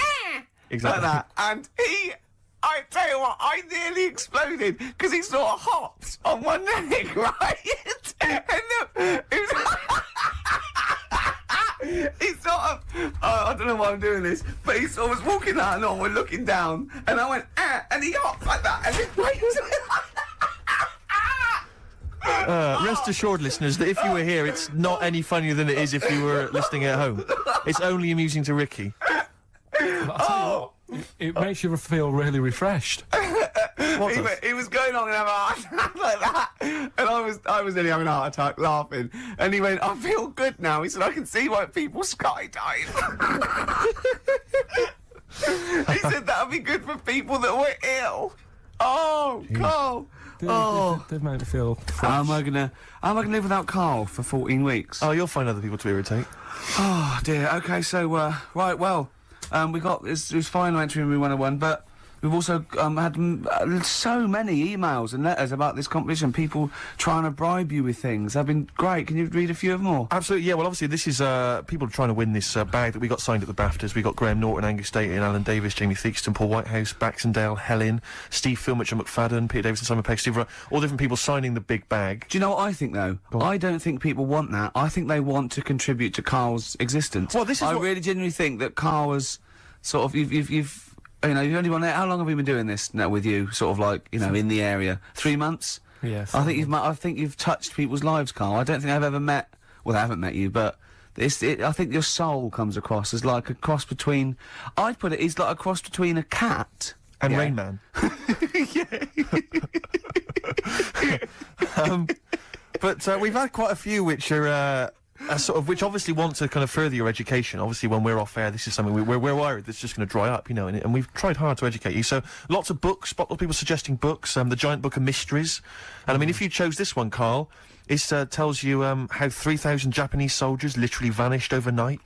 Real life accounts of vampires, the man who planned his own crucifixion, the famous Ghostbuster, Harry Price, and lots of things about spontaneous combustion. Is and this the the one about the woman with the hairball? That's not got the woman in the hairball in there.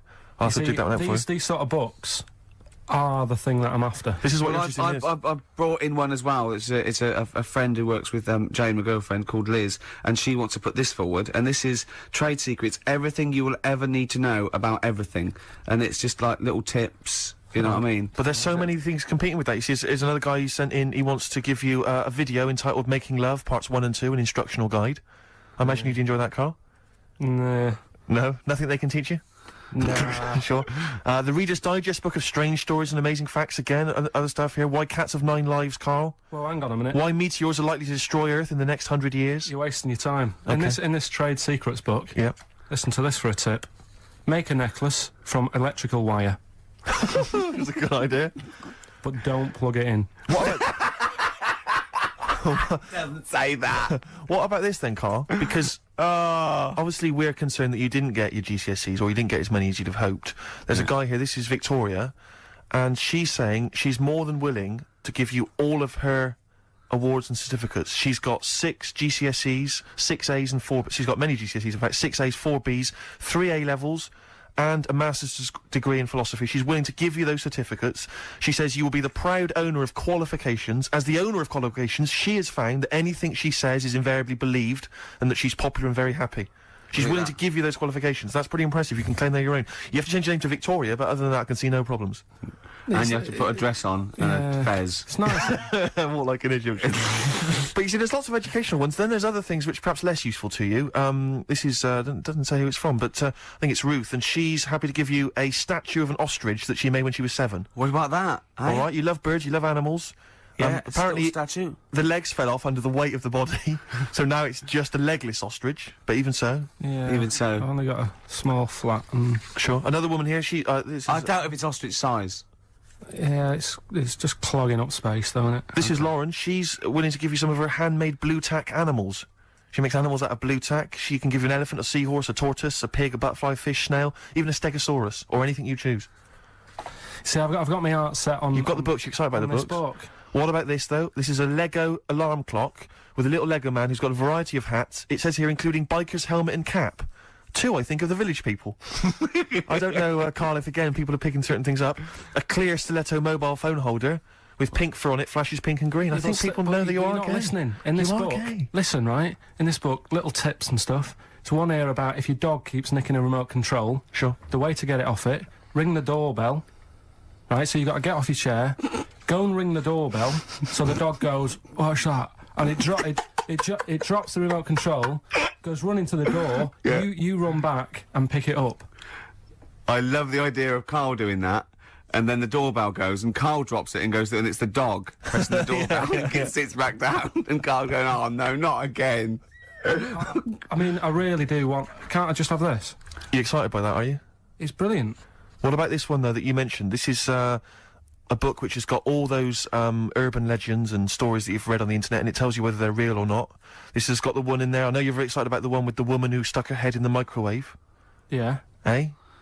Right. It's not. All right, so basically she's saying here that whenever Ricky says, "Oh, it's not true," you can dispute that with your your book? Yeah. What do you think then, Carl? Do you want to have a think about all these gifts? There's then so we'll much come back? stuff, isn't there? Should we play a record and then come back? Can't, Have you found something you like in there? You're so undecided, Carl. I really like this book. Go on, and what is it? What else you found? What tip? God, there's loads of stuff in here. Yeah. Let's just pick one at random. Don't be too tidy. Leave some areas for helpful garden animals to hide in. So when you're cleaning your garden and that, you know, it might look a bit of a mess, but think about the animals that are walking about at night in the dark and stuff. Yeah. Just little things you don't think about. Yeah, because they're pointless. Little. Yeah.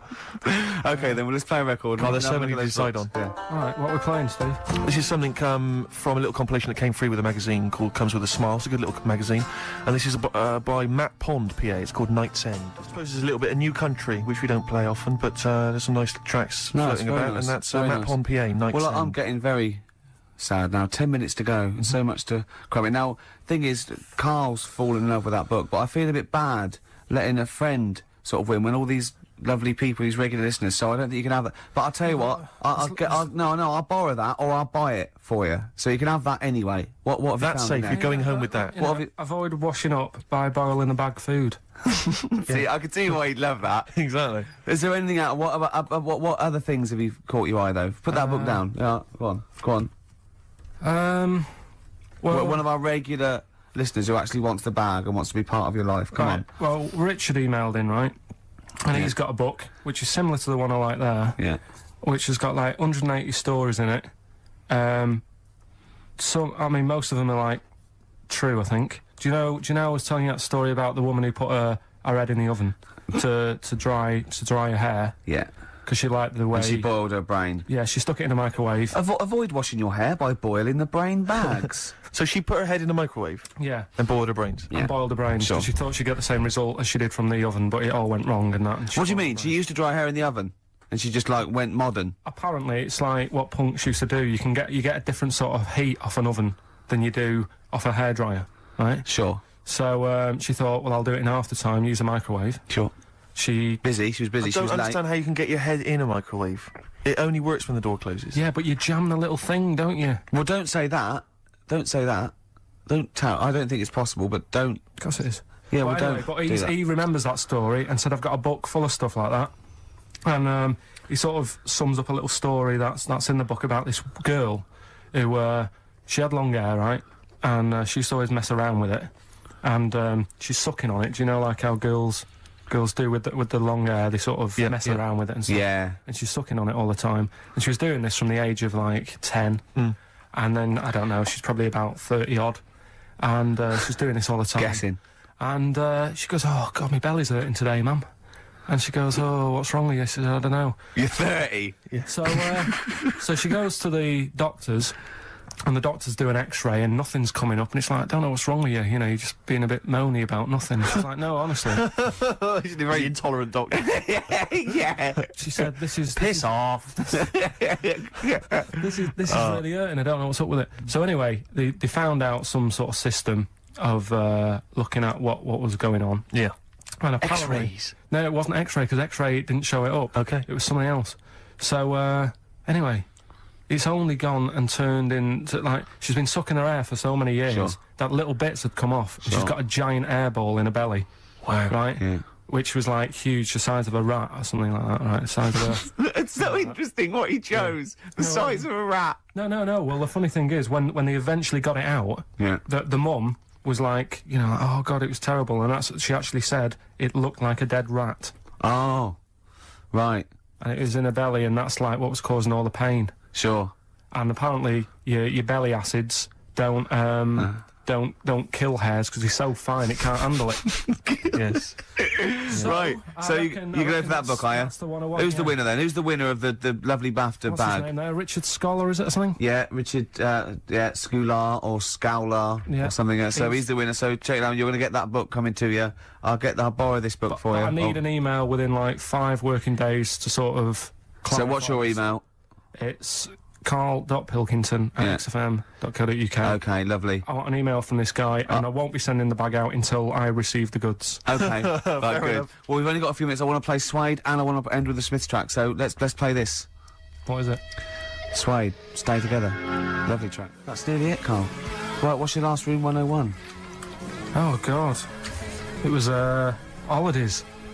Holidays. You want to put holidays in room 101? People who are sort of annoying on holiday. Oh, yeah. Do you know when you go away? Oh, yeah. We've sort of touched on this before. Is this going to be the Scouse guy? Yeah. Go on. Oh, it's so long now. I mean, it was a holiday when we went to Tunisia. And the Scouser pissed you off, surprise, surprise. Yeah. Yeah. But the annoying thing was, you know, when you go on it was a cheap holiday, and, like, the lesson here is, you know, if you want a good holiday, you gotta, like, spend some money. Yeah. And we didn't on this one. We spent about, I don't know, 400 quid for two of us for, like, a month or something ridiculous. And we got there, and, you know, you get to the hotel and you go, we have made a mistake. You know, it's a ropey hotel. You know, you can tell, like, the blinds and stuff as you walk in, they're all dirty and stuff. You think, well, let's make the most of it. You know, let's not get down about it. It's a holiday. It's for a rest. And you try and make the most of it. And we had to meet. You know, like, you have one of those things where you get to your destination and the rep says, right, you know, go and unpack your bags and that. Go and sort yourself out in the room. And tomorrow morning we'll meet up at 10 o'clock. And I'll go through, you know, the best sort of place to go for camel rides and, you know, the best deals I can get you. That sort of thing. Can anyone here walk like an Egyptian? So she says, right, tomorrow morning, meet 10 o'clock in the discotheque. So we get up and we have breakfast, and it wasn't a good breakfast. The kitchen was, like, bit horrible. The food wasn't good. And it was run by sort of midgets.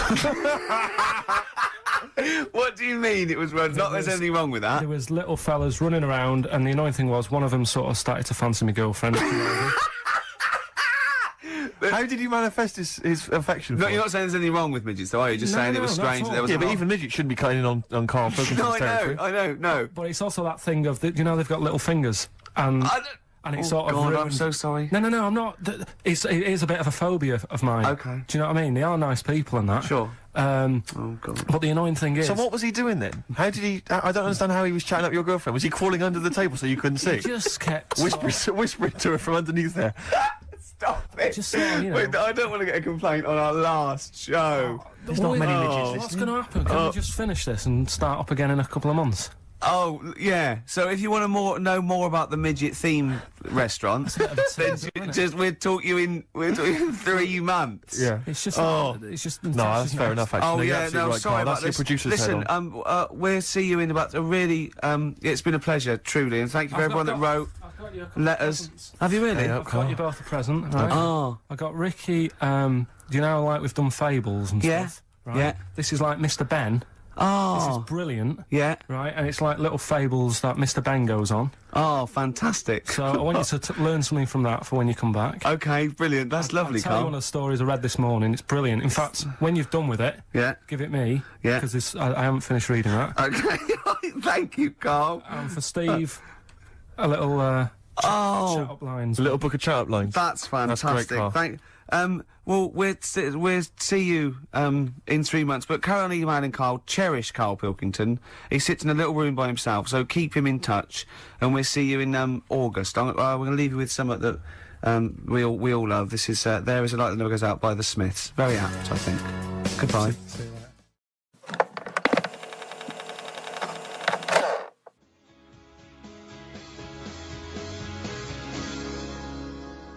Star Sailor and Poor Misguided Fool. With me, Steve Merchant, and Karl Pilkington. The K-Man, round of applause for K-Man. Yeah. But no one's announced who you are. Ricky Gervais. Ricky Gervais. It's XFM 104.9. Saturday afternoon. If you didn't know that, I don't know why I mentioned it. That was stupid, really. You must know that by now. Well, we've got some great things coming up. We have haven't indeed. We've got songs and chat and things. We'll also, of course, be running through the white van man questions from the Sun again, but this time Karl will be answering them. I look forward to that. Yeah. Can we do that fairly soon? Oh, there's some good questions this week. Yeah, we will, but as I was coming in, there was like a bunch of posh lads, I think university students, trying to get in, because they're doing one of those scavenger hunts that they have to get points for charity and do stuff, and one of theirs is get on a live radio show. Right. So I sort of felt sorry for them, so I said they could come on here, just for 5 minutes. Who are that's they? all right. They're just, Are they toffs? They are sort of like toffs, but they're trendy toffs. They're obviously Trendy toss. I don't know Yeah. what's that. Is that like Lady Victoria Hervey? Is she a No, trendy I don't mean that. No, they're both sort of like that. Will of Pop Idol. Right. They like him, sort of like trendy but posh. Okay. They seem nice enough, and they're doing it. They're doing it for a cancer charity, and they just get. They've got for what is it like? They got their sponsor to do various. Exactly. I challenges. don't know quite know how it works, but they're gonna come on and because we get for coming on this live radio show, they get 17,000 points. Right. Good. If I can put that in context, Yeah. if they were to say to help deliver a baby, they only get 7,250 Well, points. but it's much easier. It is. There's lots of women just Happily gonna let dropping a couple of sprogs posh all boys. over the place. You can't get on a live radio show these Exactly, days for love exactly. nor money. That's true enough. You know what I mean? Yeah. So When are they coming in? Carl said they're going to just. 1:30. I had a word with them. Okay. What did you make of them? They are posh, Really? but they said they're going to wander about and go and see if they can deliver a baby and that, and then come back here for 1:30. And I don't know if it. How much. I hope they don't like leave a baby sort of half out. You know, if they've got it. You know, they're push. Sorry, we're gonna have to shoot off. We've got to go Yeah, and see. we've got to play an instrument in a marching band for 8,500 points. Well, I did say be here definitely at 1:30 because I don't want you getting in the way of the white van questions. And the other thing is, right, they get 7,500 points for delivering a baby, but they get 9,000 points if they cut Peter Stringfellow's hair. Well, he's very precious about his hair. It's a more delicate operation, isn't Absolutely. it? There's more that can go wrong. That's true enough. Take an unconventional animal for a walk in a park. What is an Unconventional unconventional animal? I think that could be a dog that just doesn't play by the rules. Yeah, that's a dog that's into Slipknot. Yeah, that wheeze in a urinal. Yeah, exactly. Standing up. Exactly. Yeah, well, I'm looking forward Well, to yeah, that. I'm sure they're lovely guys. Good luck to them. Yeah, we'll see you later.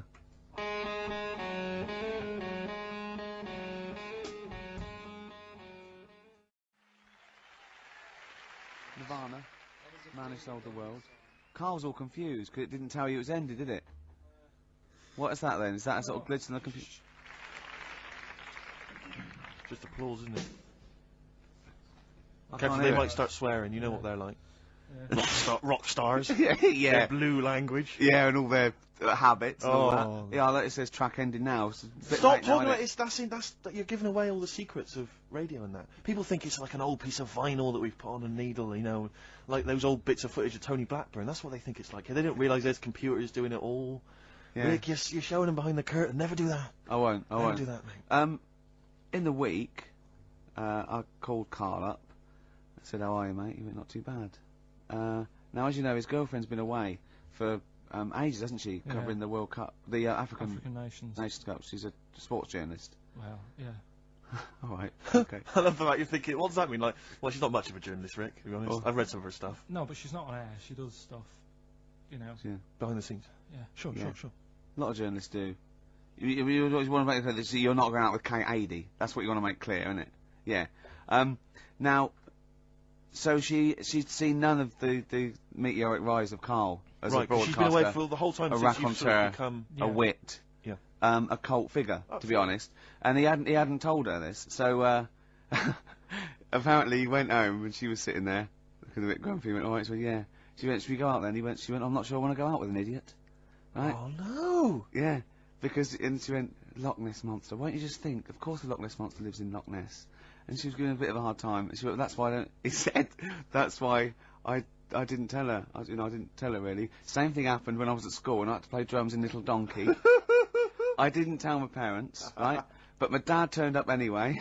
And what happened? He How old were you, Carl? well, it was the school that I used to go to. Oh, yeah. Like- Oh yeah. So Oh secondary- yeah. You went. secondary. You used to go to the school you used to go to. No, but what I mean Go is, on. I didn't go to secondary, did I? So I missed a lot of that. Sure. But primary, I liked. Oh, it was okay. all colouring in and stuff. Yep. And it was a Christmas play, and I managed to get a part in it. And Did you audition? got a part in it, and I should have been playing the drums to the one about Kings. The We Three Kings. yeah, Yeah. I was meant to be doing that, but Little Donkey came on, and it was one of those. What do you mean came on? That was like next up on you know the next song, Right. and it's one of them songs that you can't help sort of Tapping along to. yeah. Do you know like if I was to go Yeah, you'd have to finish it with... yeah. Do you know that they actually send that into space Do they? and What, hoping that aliens will respond with that? yeah, they do that because apparently it It is one of them things that you can't help. What, even if you're an alien life form? Yeah. They know that, do they? But anyway. What, because they watch Star Trek or something? Hello. Knock, knock. Yeah. No, seriously. Is it true, like, if you who's send there? out knock knock into space, yeah, they have to say Oggy, oggy, oggy. Ah, You that don't is do this, that but is you look great. into it. Look. Seriously. Oh, hold on, what's something out there? What's a little green fella? That is great. Yeah. So anyway, That is Little Donkey is like one of them tunes that you can't. And I was there, and I had the drumstick, and I thought, oh god, The drumstick. I could feel myself. And anyway, just wanting to do it, yeah. I started going along and playing Little Donkey, which I wasn't meant to do, but it went down such a storm. What, were there people like parents and that dozing off, and then suddenly they heard your version of Little Donkey, they thought, wait a minute, now it's really picking up. What do you mean? I'm glad we paid £1.50 for this. What do you mean it went down such a storm? I'm going, hold on, was it like when People have Ringo... lighters in the air. It was like when Ringo joined the Beatles, now going, Yeah. boo, Pete Best, but he went... Yeah, And they went, whoa! Oh, No, God. but the teacher just said, oh, it went down really well, you can do that again tonight, Right. when you're in it again. But anyway, so my dad was there, and... And you hadn't told him about this performance, so No, he I never just did. turned up I off never his own did. back. I never took the letters home and stuff to No. show my mum and dad, because it just put me off. So, anyway, he turned up, don't know why, he must have heard from someone else's dad. Yeah. He turned up, and he swore about me, which... Did he? I don't... Could you What? use Do you think a it's- word it's allowed that's... to be said? The word? What? Of course it is. Right. If you got a kid in the car or anything, you can turn it down now. God. Yeah. Right. But he said, there was a guy stood next to him with a camera, big video camera, filming it, and he said, yeah, film it, but try and avoid getting the twat in the hat in the shot, because I had one of those porters, you know, the little round pork pie hats on. Right. This is so What? sad. What, was this a nativity play? It was about Jesus and stuff. Yeah, well, there was a porter there helping him with his Of course bags. there was, I forgot. I yeah. mean, Mary and What, Joseph, managing the they got stable? there. Yeah, because Sure. it was the hope, you know, because the inn was full. Yes. But I think the porter doubled up with the inn and the stable. Right, that was nice. So of he, him. yeah, He yeah, carry bags over, yeah. yeah, no, so you, yeah. You're right though. I don't know why I was wearing one of them, but I was. And And your father said that, and how did you know your father said that? Did he you told hear me it? about it later. Oh, he told you about it later. Yeah, I was talking about stuff I'd done at school, and he said, "Oh God, remember that?" And I spoke to him the other day about it, Right. and yeah, Oh, God. shame. So that was the end of your sort of drumming career, really? Because it could have been. I mean, you know, the audience loved it the night before. Yeah. You could have like been, who knows, a whole new world for you. Yeah, Have that you is. done any stuff? I've never drummed. I wish I had, man. I wish But I had. that is That's a movie story, but is that, and that's why you don't, and you don't tell, you still, your mum and dad don't know you on the radio, do they they? think when they were down the other weekend, they had to come in here. I just said, "Oh, I'll just go in and press the buttons." Because they could listen on Sky Digital, couldn't they? They could do. But you wouldn't want that, would you? I don't want that. No. Play Carl- a record. I want to talk to you again a little bit about this later. yeah. Right.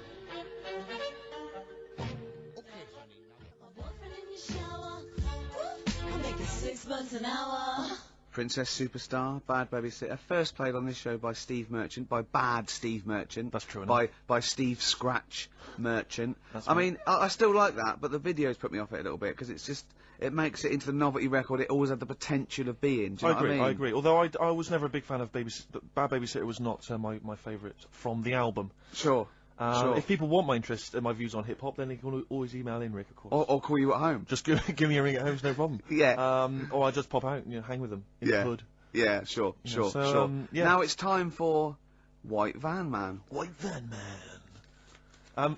Yes, Just for those explain what it is. those that don't buy the Sun, they think it's beneath them. White Van Man is a column they have, I think, every day actually, and they just get sort of some, Joe Public to kind of comment on Sure. the week's news.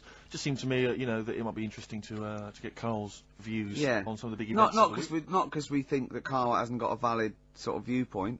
No. Because Carl sees the world differently to some people. That's all, and that's what's interesting. Like an artist does, or a, Exactly. Yeah, Or he's very bohemian in his outlook. Yeah. Do you feel that you're up to scratch on this week's news? I don't like this, but don't you? Don't just relax. Why not? it's pressure.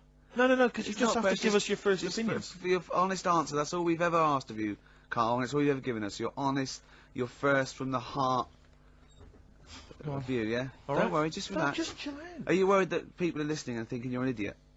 If my girlfriend's listening now, go and have a wash or something.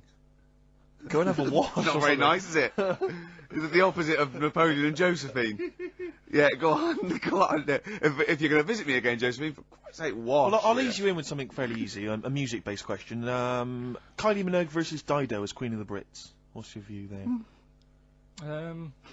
Go and have a wash. It doesn't really matter, does it? What doesn't really matter? With the Brits. I was watching it the other night, and I think Kylie will be a good-looking old woman. Do you ever do that sort of I want to, Steve. I want to celebrate with you every time he opens his testament. I want us to open a bottle of champagne. I know what you mean. Do you know what I mean? It's sort of like we did that. Yes. No, do you ever do that though? Look at people, and another person who springs to mind, Jenny Powell. I don't think she's that good looking now. Who's Jenny Powell? Is she that girl that used to be the assistant on Wheel of Fortune? Yeah. With Leslie? Yeah, I think she's a bit over the top for a young woman, but when she gets older, I think she'll look. Be a bit of a stunner. Mm. Okay. So for you, Kylie Minogue, whereas you don't feel that about Dido, is that right? She's alright, she's normal. I prefer Kylie's sister to Kylie. She Okay. looks, I can imagine her being hard work to live with and Who, Kylie? not Right. being washing up and that. And Right, sure. being a bit fussy. Okay. And what do you make of taxes rising in the next budget to pay for NHS improvements? Well, my dad went to hospital to have an operation once. Yeah. So I feel like it's worth paying it because I've got something. Because people might have to go to hospital. Yeah. Yeah. Well, it makes a change when it's someone in your family, doesn't it? Yeah. Because you sort of realise. Yeah, a change is as good as a rest. And the weird thing is, if it weren't for my dad, I wouldn't be here doing this show because when he was in hospital. Well, no, I'll stop you there. Yeah. To be honest, that's all you need to know. You wouldn't be here, true, but no, but Well, no, because this was after I was born. So I would be here. but his more direct involvement was what? Yeah, because when my mum was seeing my dad in the hospital, I got a bit bored, went for a wander, found the hospital radio station, and got a gig. Really? So in a real sense, if it wasn't for Carl's dad, Carl wouldn't be here. And did your dad, like, while he was listening to you, did he, like, sort of tap the nurse and go, can you get that twat off the air? Who's put him in that? Yeah. Oh, go on. Okay, what do you make of the real-life Mowgli who's surviving in a Transylvanian countryside, apparently? I don't know much about this story. I don't know. You know Mowgli, he's Is the that guy one from of the them? Jungle Book. Yeah. The little kid that grew up with bears and animals and stuff. Apparently there's a real-life one in Transylvania. What were the things in Gremlins? What were the what? In Gremlins they were... Well, wait. Okay, this is an example. This is what your girlfriend said. Think. What were the things in Gremlins called? I can't remember. Just, I mean, It's really. something like that, isn't it? No, wait. Just really think now, Carl. Just with everything with all the brain power you've ever used, think what the things in Gremlins were called. It's not there. There's a clue here. Oh no. Yeah. They're not. What? Gremlins. Yeah. Play a record, Carl.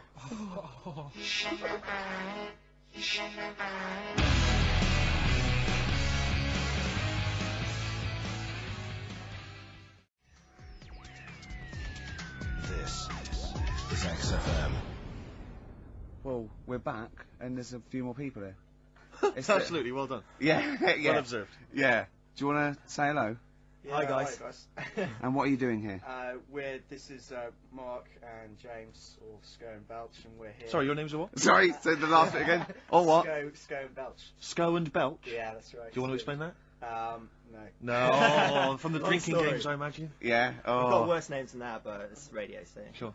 Now you're presumably we've We kind of graduated. We've been in work like about a year or two. And what do you do? I work for a management consultancy. I work for a distribution company up in Birmingham. Well, okay. So, Now great what boy. you're doing is a scavenger hunt, and you're raising for a cancer Colon charity, cancer research. right? Yeah. And you've got to do. And this is we're just helping you out here because for 17,000 points you have to get live on a TV or radio show. That's exactly it. So and here we are. That's why we're here. Yeah. Do you ever listen to XFM? I know of it. Yeah. I listened to it a few times. Sure. What kind of music, what kind of sounds would you normally be into? I love cheesy radio, sort of school disco, sort of, 80s Right, stuff. Sure. Sorry, what was your name again? Mark, or Sko. Sko. Okay. And you're Belch. And what sort of sounds would you be grooving to, Belch? Cheesy. UK garage? Well, Craig David. a bit of house, just very occasionally. A bit of cheese. It depends what kind of mood I'm in, you know. Now that you don't listen much, but you I mean, kiss a celeb because Carl. Yeah, we actually wanted to do that with you, Ricky. Is that all right? No. That's not going to happen with Okay. Ricky, but you know, Carl's now got his name mentioned in Heat magazine. Is that right? Well, So that's if brilliant. you want to snog Carl, we'd love to see that. I mean, we don't want to snog Carl, but I mean, we were thinking if there was kind of female presenter here, we might be able to do something. But What are you saying? A female placenta. well, if you've got one. Have you seen some of the female presenters that work on XFM? Oh, presenter. Is that why they're on radio? I thought you Quite. said placenta. That's unlikely. I know. Well, now what's the other things you've got to do here? So what's some of the things you've done already? Well, See, some of these worry me, like start a fire in Pudding Lane Oh, we've done that already. for 4,700 points. Well, I'll tell you what we have done. We've been on Phantom of the Opera stage already. Have you? Yeah, we just asked the stage door guy. And, That wasn't during the show, I see. No. And that's right. He actually mentioned that. Yeah, we shouldn't speak about that too. Otherwise he'll get sacked. We'll get sacked. But yeah, he was really kind to let us on. We've jumped in Trafalgar Square Water with doing a sort of Friends impersonation, so that was Right. How many points pretty do you get cool. for that? We got 2,000 points for that. We got Right. 8,000 points for being on the stage at Phantom of the Opera. Yeah. And we get double that. We get like 18,000 points, which is almost the maximum for being here right now. Really? So that's well, absolutely great. Honestly, I wouldn't worry about the little things. I'd go for the big. Yeah, big that's it. bucks We're here. we're not interested in the little stuff. We want to go for the big stuff. Yeah. So what are the big ones are, get on stage with S Club 7, that's not going to happen, is it? When you've got till 6 today? Well, Yeah. S Club 7 are on at the London Arena at about 2 o'clock. So, Good luck. but Okay. I think it's gonna be very very difficult to get on there. But we I never know. think so, yeah. Get in the vaults of a bank. Yeah, you got See, any some ideas? of these are bordering on the illegal. That's 20,000 points for that. you seen like that? getting a cage at London Zoo. Don't do that.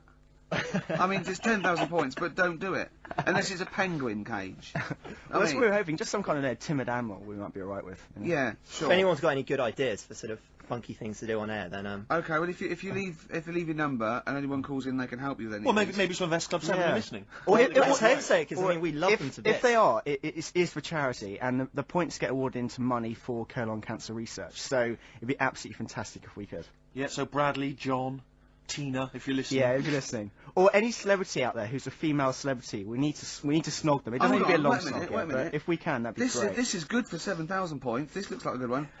Play the organ in a church.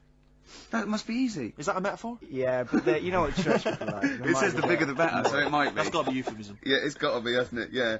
Well, thanks very much. Good luck. Good luck, guys. Guys, Get thanks a very much. Thank you Frenchman very much. standing outside Les Mis looking Miz. That's going to happen. That's good. Man, a big gun type thing on the HMS Belfast. That won't Well, we've got a happen. big gun. It's just finding the boat, which is the problem. Oh, so. calm down. What was your name? Bo? Poe? No. Poe? Let's go. Go. Thanks very much. Guys, thank you Guys, thank you Cheers. very, very Cheers. much. Cheers, guys. Cheers, bye.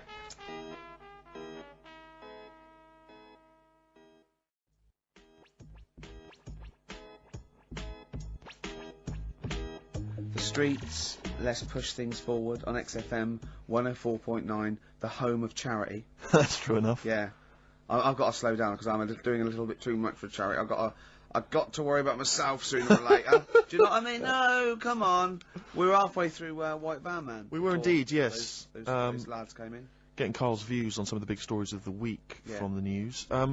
Carl, what do you make of the fact that the British Olympic curling team won a gold medal?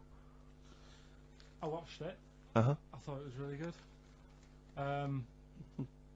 The only thing that's getting on my nerves now is like, what was that? Is that a trombone player just sneaked in? That was me moving this microphone. Right. I'm sorry. Incredible, wasn't it? Yeah. What an amazing Um, noise.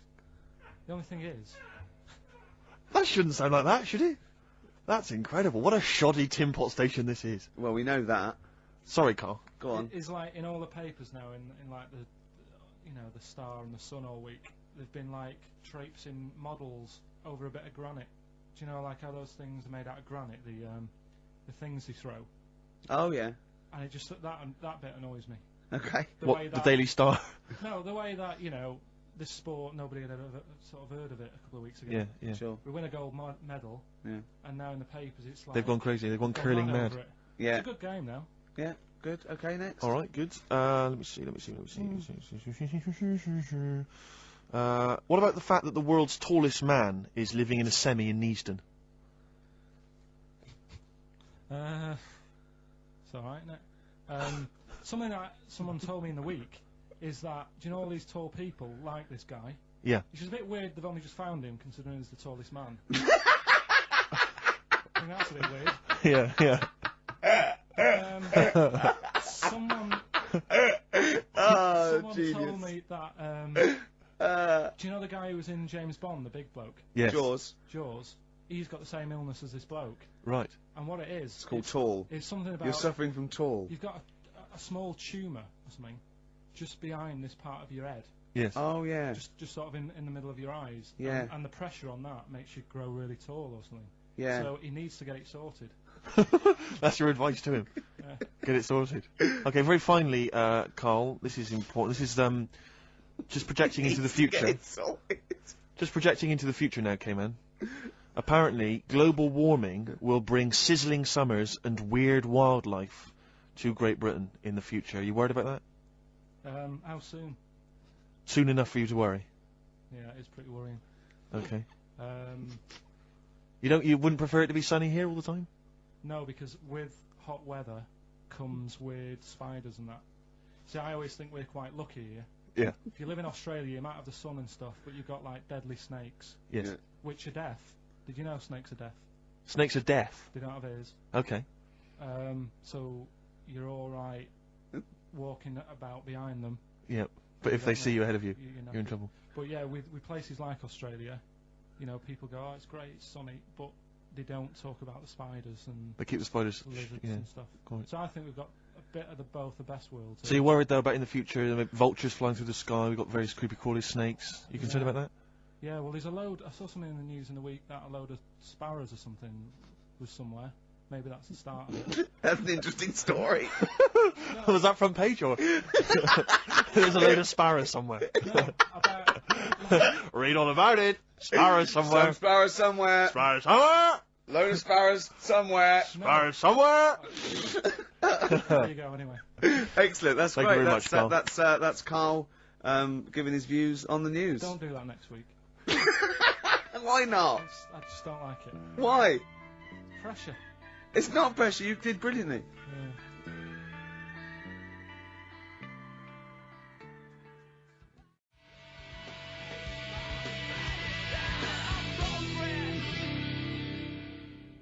Lost Profits there on XFM 104.9. Now I like that. It rocks. I like the guitar, atmosphere. It's good. But it's called the fake sound of progress. I know. What? See, what always annoys me is when people, they dismiss, you know, say Enrique Iglesias, current #1, a great song. Good video. Brilliant video. And they say, oh, it's rubbish and all that. But I think that songs with titles like A Fake Sound of Progress, Yeah. much more something to get on your hobby horse about. What I think. has happened in that Bad video? lyrics by good artists is always worse than I If think you're a recording listening, song. or if you work for the record company, or you worked on that video, because he's got the money and the girl, and then Mickey Rourke beats him up, right, he has a fight, you just see him knock him over, and then it cuts, and the next scene, it's night, it's not in the desert, there's loads of, police cars, they're not doing anything. They're just standing And around. somehow he's... Probably eating donuts. He's dying of injuries, but I don't know what happened. They don't... What has happened in that video? I think if you heard the 12-inch mix, there's a whole bunch of other sequences that explain what happened. Yeah, I mean, we're all thinking, also we think that he stole the girl off Mickey I Rourke think he and stole the girl off Mickey Rourke, Yeah. as well as some money. Some money, yeah. Mickey's tracked him down, Yeah. and he's thinking, I'm going to stop running, I'm going to face Mickey this time. He And does, and then boom, you're right, it cuts, and suddenly the police have shot him or I something. don't know where He's they dying. are. Don't know, the police just seem to be leaving him to die in their arms. See, of I his thought that they'd called the police because the sort of like the melee, Hmm. but Mickey Rourke's off with his gang. The police are going, well, you know, where are they? There's no evidence. They go, well, look, he's dying. They're going, but how did he die? Yeah. How is he dying? He's a bit wet for the rain. He's got- Knowing Rourke though, Rick, I imagine he's stitched Enrique up. I reckon he's framed him or something. Or he's no sort of like ninja stuff, and there's lots of internal injuries that Yeah. aren't immediately Anyone, visible if you were involved with perhaps the making of that video, or indeed you are Enrique Iglesias, give Yeah. us a ring. if you're around. Come on, just fill us in.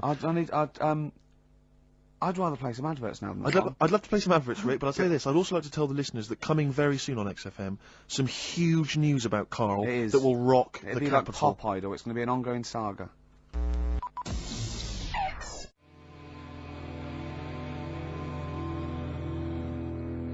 Going in, shot. Good track, good band. But I'll tell you what, in the second hour I just want to play classics. I'd love to hear a bloody I want to classic, play mate. some Cure, New Order, Smiths. Sure. Do you know what I mean? You know, we played Nirvana earlier, but it's not enough for me, Steve. No, you need I your want- fix. I want. I do. Well, it's that point in the show now. Song for the Lovers. One of my favourite singers. Probably one of the most beautiful singer-songwriters of all time. Well, you don't mean that, like, you don't mean that he's a good-looking bloke and you fancy him. I mean, I just want to clear that up, Rick, because otherwise... That would, yeah. What you mean is that the songs he writes are beautiful. Yeah. You can take or leave him as a bloke. Can't Yeah, you? of Imagine course, his yeah. physicality. He's And not and he's written such brilliant classics with his lovely arse as. Oh, why did I say that? Why did you say that for, Rick? Because people will listen and misinterpret. Oh God! He wrote Galveston. He wrote Wichita Lineman. am He alone wrote for the county. he wrote MacArthur Park. And just to tickle him down below, what? I don't know are what. you saying See, there? And this is a song, one of the most beautiful songs I've ever heard. It's off the album 10 Easy Pieces, which is just him doing the versions of other, that he gave to other people on piano. And this is called If These Old Walls Could Speak, and it is absolutely beautiful. Listen to this.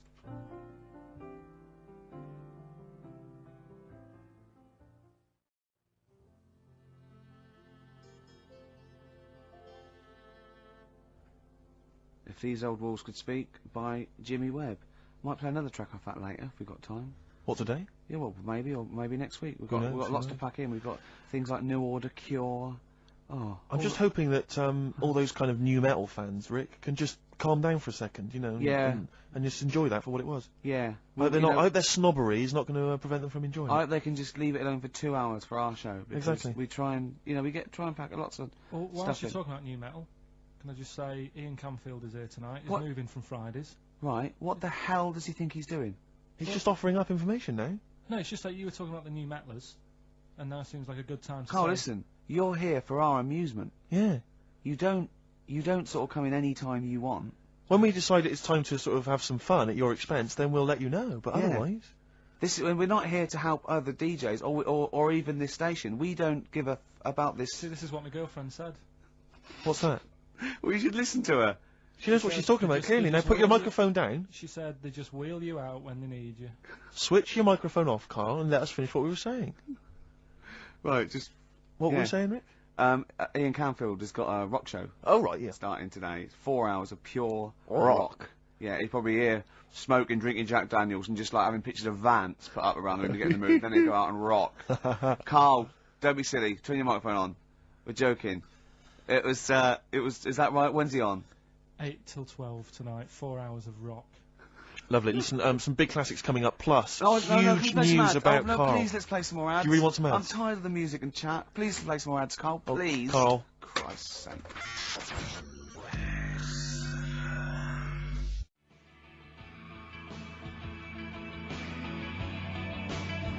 Cure on XFM 104.9. That's what it's all about, Steve. Absolutely classics. Yeah, we've got some more classics coming up. Looking forward to them.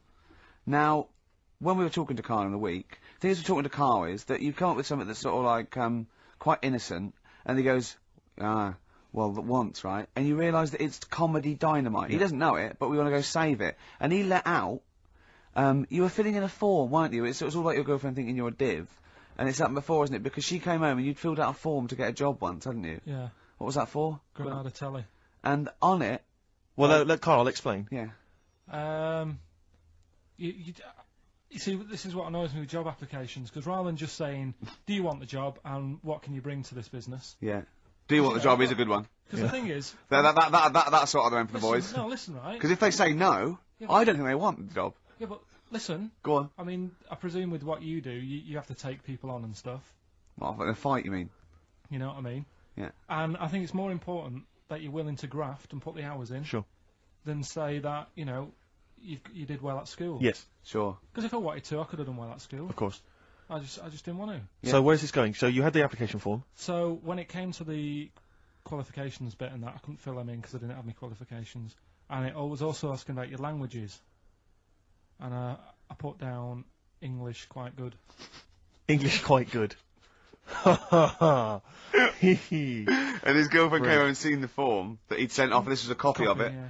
And so she went, oh, you know what I mean? So that's what started, the disappointment. So they're going to get that and think that you're not English. I don't think I've got it. It was ages ago. Right. How long ago was it? Oh, well, it was when I was still in Manchester, so 5 years ago. I don't think you've got it, no. I think you'd... There could be a long list. I mean, there's probably a lot of admin problems in that organisation, but they probably... But what I meant by it is that I can speak English, but I don't know all these long words that people use all the time. Yeah. Oh, God. Oh, can I just tell this quickly? In the week, I'm talking to you now, the listener. Usually I don't. Yeah. Carl said, about embarrassing him on air and that, and he's worried about his education, and he was worried about not knowing long words, like we come up with any long words. And he said, "No, I was scared. You were going to ask me something about someone, and he's Eastern European leader. His surname is Milosevic."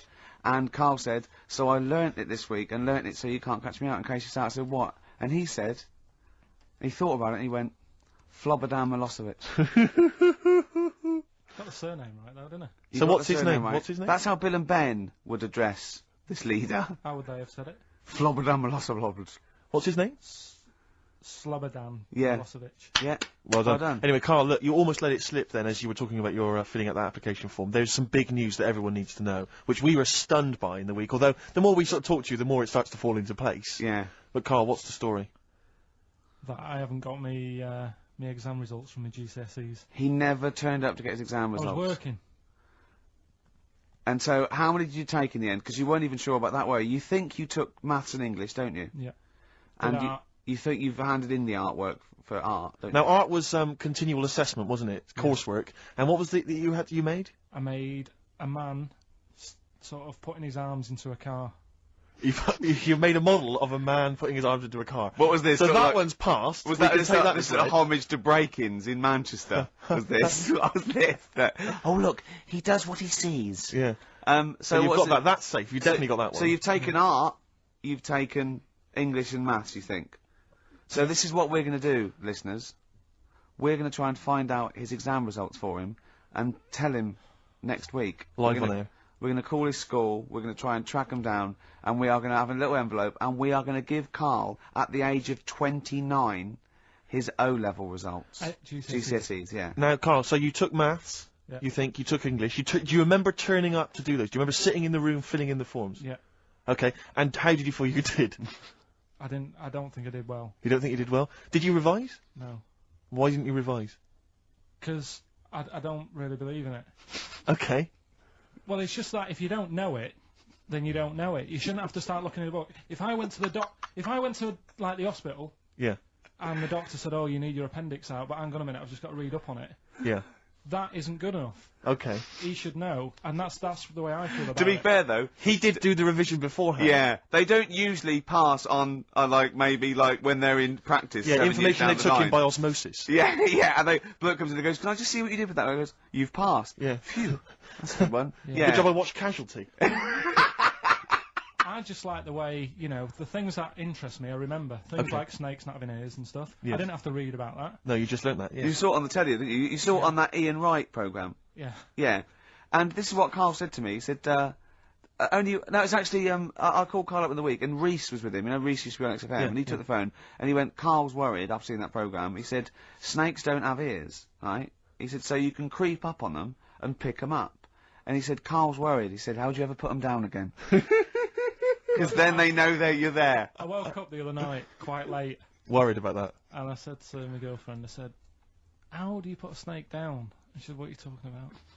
I said, "That Ian Wright thing, this guy managed to pick up a snake. And do you know that thing where they clamp its head on a jar to get the poison out?" I do now. Right? They did that, but they didn't show you how they got rid of it, and I thought it could really get nasty, because it's obviously annoyed that you've had its head pressed in the jar. Yeah. Yeah. Right? They hate that. Now, Especially as it's in front of their mates. when you lift it off, Yeah. right, you've got hold of it. Yeah. If you go to chuck it down, it's going to turn on you. It's going to go wild, isn't it? So, I just wondered. Well, what you do is you never put it down, Karl. Yeah, that's why That's what that bloke has got about 11 or 12 just carrying him. Exactly. Yeah, you never put it down. You sling it. Who cares? You just throw it, don't you, really far. That's not that. I don't think you should throw. But snakes. Karl, listen, don't worry. We're not asking you to get involved with snakes. We're just asking you now. You've done maths, you think? Yeah. Did no revision for that. No. Okay. English. Do you remember what it was? Did they ask you about Shakespeare? Did they ask you I can't about books? remember, but I must have done it because I thought that was. It was important. English language, not English literature, wasn't it? So it was Was it like spelling and all that So stuff? was it? No, was it like a comprehension? You read a passage and had to ask questions on it. Was it? Did you have I to might write a not have short done English. essay? I don't know. I can't remember any of that.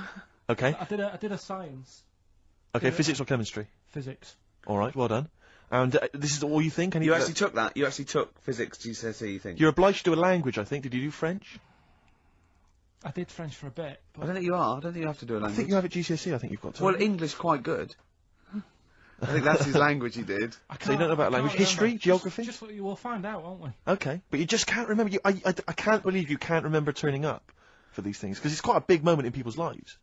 It is the thing that you've been working to all of your educational life. On the day that the things came out, I was working at as a printer. Okay. And it was a really busy day. A lot of spelling mistakes. It was a really busy day, so you're bound to forget. Yeah, yeah. No, but I had to use gold ink that day. Oh. And it's, I mean, you're not a printer, so you don't know. No, that's the biggie, innit? But it's tough. You've got to really get your rollers clean. Carl, play a record, mate, and good luck with the exam results. Hopefully, we'll have them for you by next week.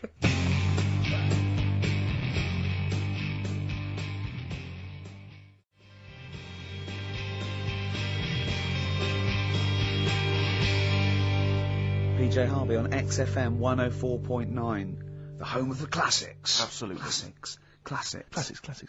Oggy. Oi. Well, we were talking earlier about this, as this book, They Died Young, right? And there's all these theories about these people, like famous people that, aren't really dead. And I remember speaking to someone about this, okay? And they said to me, Bruce Lee is not dead, right? They said he's not dead, right? And I said, well, how do you know? He's going, no, it was a whole big thing by the Hong Kong government, and he's actually working as an undercover cop in Hong Kong, using his kung fu powers.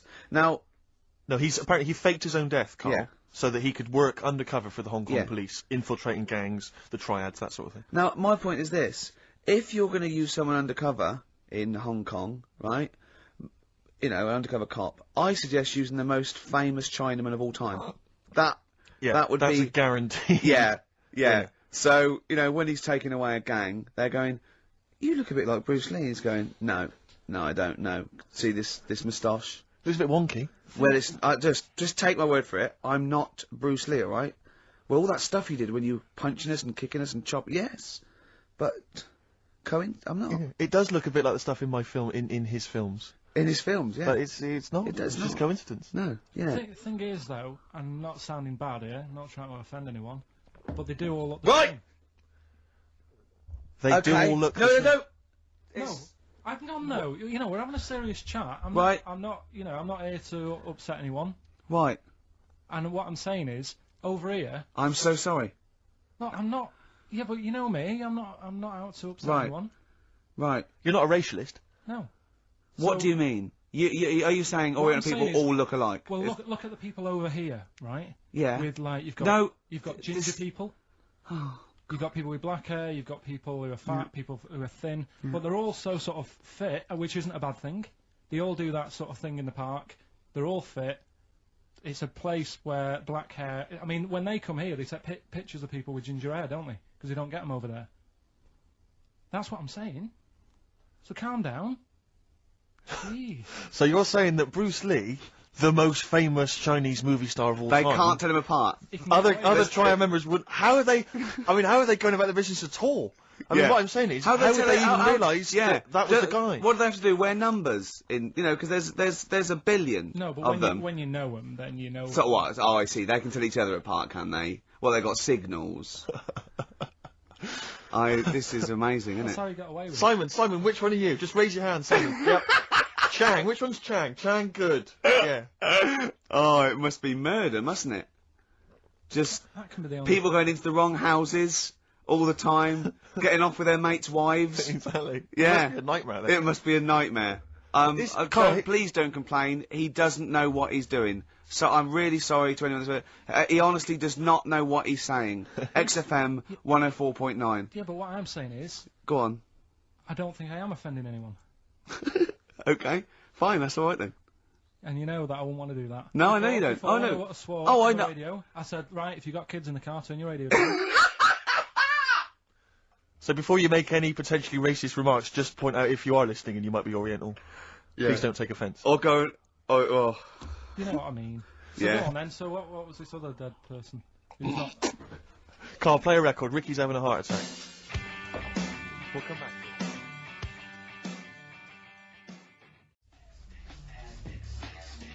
The music of tomorrow is here. XFM.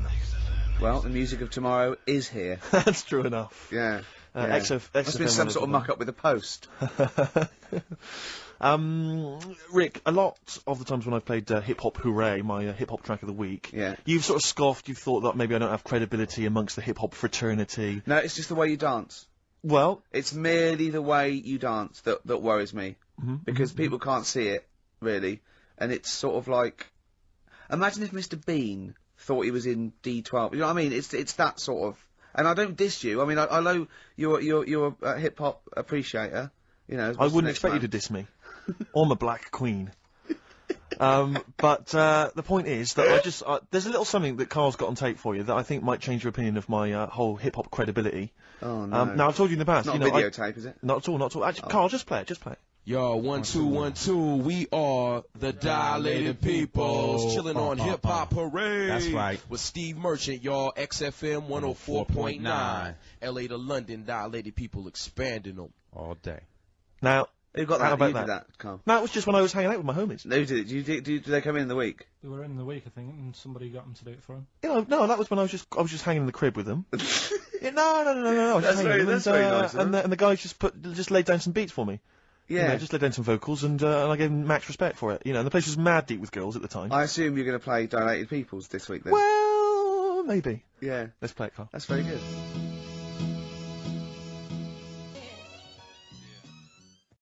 Y'all, XFM 104.9. LA to London, Dilated People expanding them. Respect, guys. Cheers very much. Out of here. Yeah, guys just maxing there. Lovely. Good to hear from them. Good to hear from the boys. I'll probably be heading over to LA, NYPD, and just you know, chilling with them. I'd love them to meet you. You're having a laugh. I'd love them to meet you. We would hang out. I know all the jive. It's like a thing they do on MTV or actually like being Dilated Peoples, and they come in, they make us three look like a rap group. Wouldn't that be great? Listen, I told you before, I've always remembered the words of Snoop Doggy Dogg. Yeah. Bitch is a bitch and a hoe's a hoe, but if a man be acting like a bitch, he's a bitch-ass homie. Yeah, Alright? sure. Those are the words from the street. I would, it'd be like you two had won a competition or something, do you know what I mean? Like that. I just don't think you can believe it, that I'd just be hanging out, you know, with sort of like in the crib. People of courage, and you get a chance to meet your favourite. It'd be amazing, wouldn't it? Listen, we were talking earlier about the fact that Bruce Lee, and it's a well-known fact, he faked his own death so he could continue his undercover police work, as opposed to being because no one would, he doesn't look different to anyone else. But I was talking to someone as well recently who utterly convinced, and you get this quite a lot, don't you, especially Americans, that Elvis Presley's still alive.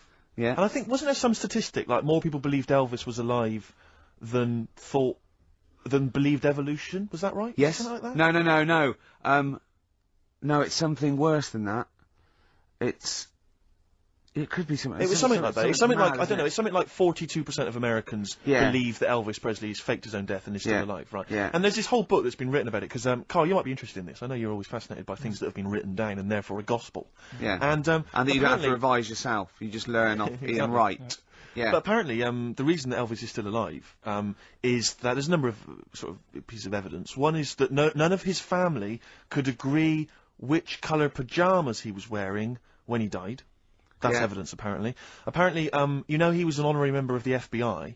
Well, apparently his signature appears on FBI documents well into the 80s, long after he should have died. Apparently no one can agree. There was sums of money a lot of fat people in dungarees have seen him. Yeah.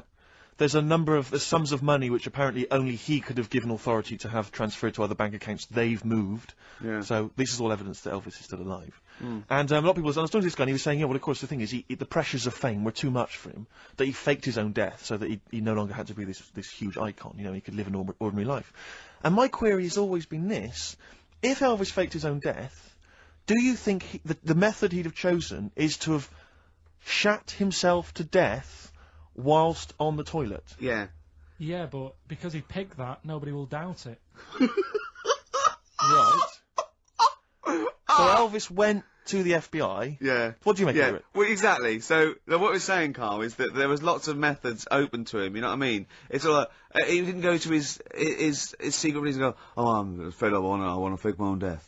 You know what I mean? And they go, yeah. And what methods have you got? I like to be found shit myself down the toilet. You like to do what? I want to be a big fat on the toilet, just shitting myself to death. Right, on my ankles. Elvis is a good idea. I'm just wondering if there's maybe something a little bit more glamorous. If you're in favour of death, I mean, you could take a bullet for the president. What, and shit all over him? Just shit? No, no crap at all. No, you just take a bullet for him, or you could. There has to be shit involved. Why has there got to be? There has to be shit involved. Why has there got to be crap? I want it this way. Oh, make it happen. Yeah, it's probably Carl, head in hand. Look. Yeah, he's worried about the things we say. Yeah. Jeez. We haven't offended 1.2 billion people. Yeah, a fifth of the planet. So, Carl, what do you make of it then? Are you convinced like Elvis is still alive? Am I getting him mixed up with someone else? Because all Elvis, all Elvises look alike. Because that is true. A lot of Elvises do look alike. That's safe. On his gravestone, didn't they get his name wrong, or is that his brother? Who's his brother? Aaron. No, that's his middle name. Yeah. You're not an Elvis kind of expert, are you? Hold on, wasn't Elvis one of a twin that died? That died, and I'm sure they got his name wrong on a grave or something. Oh, I don't know. But that's consequently that's proof he's still alive. No, the thing with the still alive thing, like I say, he picked that awkward death because nobody would be saying, hang on a minute, going round upsetting the family, wanting to talk about it because they'd be embarrassed to be saying, he was found sort of in a pile of mess. Weighing 25 stone. Yeah. So... Because you notice he also expanded to a huge size as well, so he was just a huge fat blob of a man. He also did that to add, extra... To the glamour. I don't quite understand these people who fake the deaths, because... Well, a lot of them don't. A lot of them don't, Carl. This is what, in a roundabout way, we're saying. We're saying that a lot of people that say people fake that they didn't, like Bruce Lee and James Dean and Elvis Presley. We're saying they didn't fake their deaths. He did die, didn't he? His head come off, didn't it? Very good. Who's this? James Dean. His head came off. There is a light that never goes out. The Smiths, XFM 104.9. Nearly through. Absolutely. 2 hours of chat, great music. Bloody good music. Carl. Of course. Speaking before he thinks. By the way, when he was talking about Mowgli, he was going to talk about Mowgli and you said, what are the gremlins called? Yeah. Were you thinking of, Mogwai. Yeah, but they to were be still... fair, They were called gremlins. Yeah. I know what you're thinking. I know, to be fair. But my girlfriend won't be listening now, so she'll still think I'm a bit daft. Why would she ever think that? How long have you been going out with her? About 8 years. Well then, why would she ever think you're daft?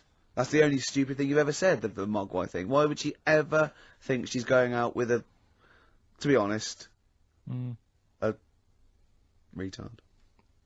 I think it's a very beautiful relationship you must have, because it's odd. I mean, she's a professional journalist or whatever. Yeah. And she works for, is it Radio 5 or something? BBC Sport. BBC Sport. And So you're a man who never even got her your exam English results. quite good. Is English quite good? Her? Really good. Yeah. So. And did she do her exams? Yeah, she's quite bright.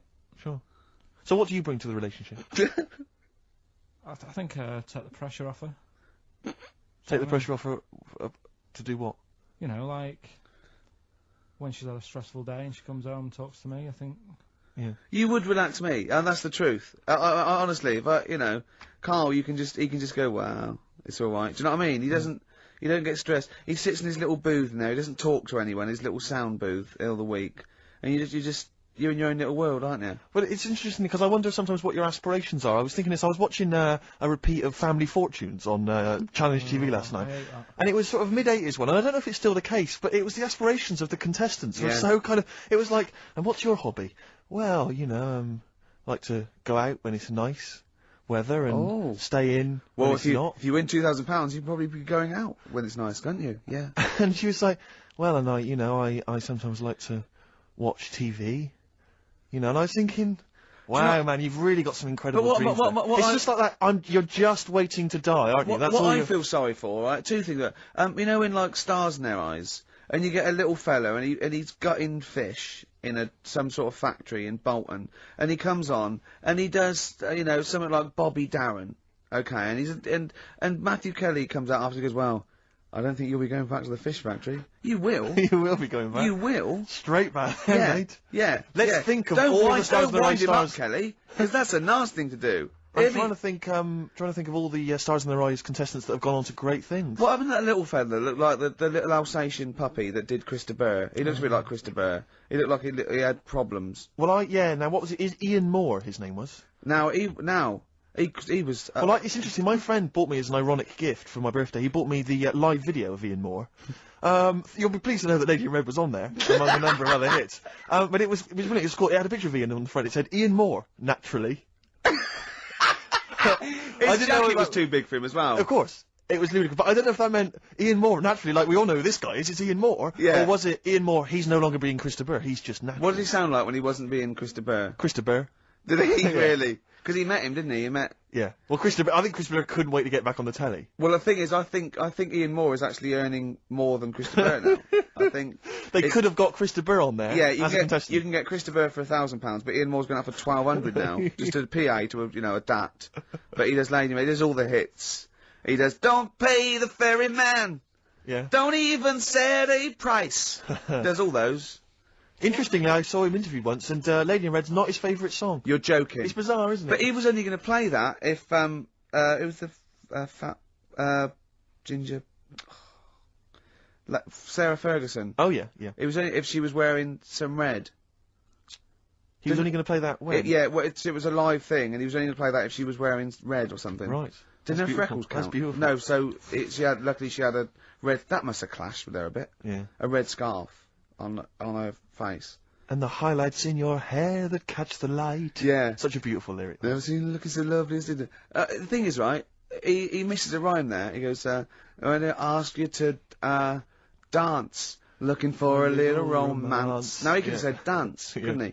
I met a man once in a bar. I was talking to him for some reason. I was annoyed by him. I was wound up by him, and I said that I'd written Lady in Red, and I never got any money for it because I found out he was like a music lawyer, and he went, "Well, give me a call. I'll investigate that." And he was actually going to do it for me. I love the idea of that. Why did you say that? Really bored, and I didn't like him much, and I thought that was Why did you choose Lady in Red though? Because I think I was singing it with a friend of mine, and he came over and went, "Oh, good voice." And I went, yeah, I wrote this. What pub is this? It was North. Is it? Yeah. Never seen looking so lovely as you did tonight. So, anyway, that's enough of my Christa Burr anecdotes. Yeah. That's very much the end of the show. It's been a great show. Hang on, have I got time for a song for the lovers, or have I missed that? No. If you give it me of course now. you have. Yeah, what are you going to play? What are you going to play? What, are you going to play a song now and then we've got time for it afterwards? No, you'll have to give it me Yeah. now. Oh, I better dig it out. Well, can you keep what people what have you chosen? I'll keep it going. Well, a friend of mine who keeps making me little compilations has stuck on an old Tom Waits track, which is from his first album, one that I've not listened to for a while. Brilliant. I re-listened to it, it's absolute dynamite. Brilliant. Can anyone hear me? Yeah. He's just getting out of his bag now because we weren't prepared for this. We sort of ran out of time. We're having such a great time with the philosophy of Karl. What do you fancy doing anyway with your future? Me? You know, I'm just going to tell you now. You know we're still on air, don't you? Before it gets too casual, you know we are still broadcasting to the capital.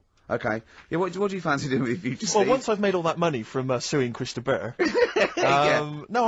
my future. I'm living my future, man. I wanted to have some good mates like yourself and Ricky. Yeah. You know, Karl, I wanted to be on the radio. I wanted to play great songs. We're like the Three Musketeers, me, you, and Steve. We're like the original Rat Pack. We're like Ocean's 11. I'm Sinatra. Yeah. You're Sammy Davis Jr. and you're what's his name? D. Martin, aren't you? Yeah, or Joey Lawrence. What's his name? Joey Lawrence, not Joey Lawrence. Joey Bishop. Joey Deacon. Joey Deacon. My dad said the ending on the old one's better than the new one. We should definitely get your dad in, man. That would be just dynamite. When people get tired of you, we've got the whole Pilkington family to choose the from. whole gene pool. Have you seen it? No. Karl, have we got time for this now, really, mate? What track? To be fair. Okay, it's track number 1. Now, interesting thing about Tom Waits is that, this is from his first album, and he doesn't sound like that kind of gruff, lived-in guy that he wants to be. He actually sounds like something of a crooner. Yeah. But this is a track called Old 55, which bizarrely, I think, might have been covered by the Eagles. But anyway, I think it's a really lovely track, really beautiful track. I'll see you next week. And we'll see you next time. Say goodbye, Karl. So yeah. Say sorry. For what? For if you offended anyone. I didn't. So if I say sorry, that's saying I'm guilty.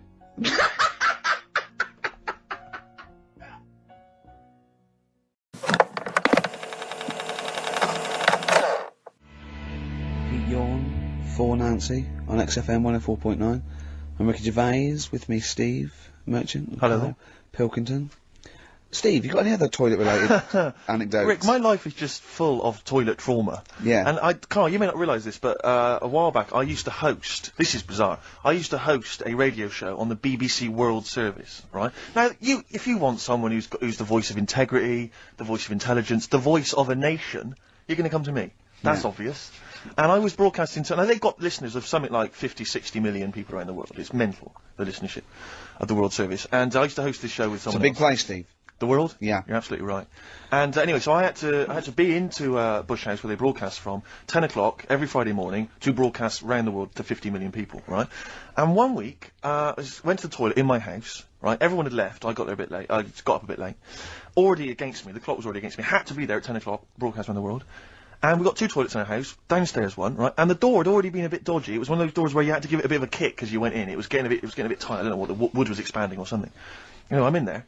And same thing again happens, no toilet paper. I think, oh, God, I'm going to have to somehow kind of make it up. Why don't you check first? I normally do, Rick. I normally do. It's just on certain occasions when I'm bleary-eyed or something, I forget, or occasionally I forget.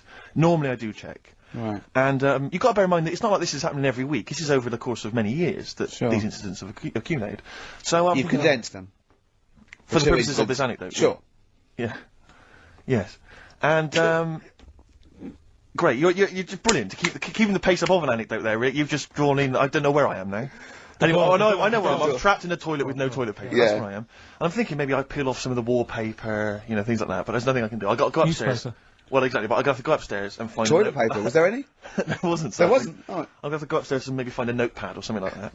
And so I try the door. Right, the door's wedged. And I'm pulling on the door, and I can't get the door open. It's just like it won't come open, and it's already. And I knew it was going to come to this at some point. Like this is like the clock's ticking. I'm trying to pull the door open, trousers around my ankles again, and I'm thinking, well, what I could do is I could open the window, I suppose, and like try and climb out, but. Not really, because I got the trousers around the ankles and that. Or if it was raining, just stick your ass out, 2 birds with one stone. Sadly, it was a beautiful day, Rick. I call it the World B-Day. And so what I'm thinking is, I got my mobile phone in there, luckily, because it's in my pocket. I'm thinking, well, maybe I could phone, I was seriously Kleenex. Maybe I'll phone the fire brigade. At this point, I need just dried. No, it hadn't, it was... Hold on, was that little puppy not around? Because sometimes you can call that, it's got a little bit wrapped round it. Listen.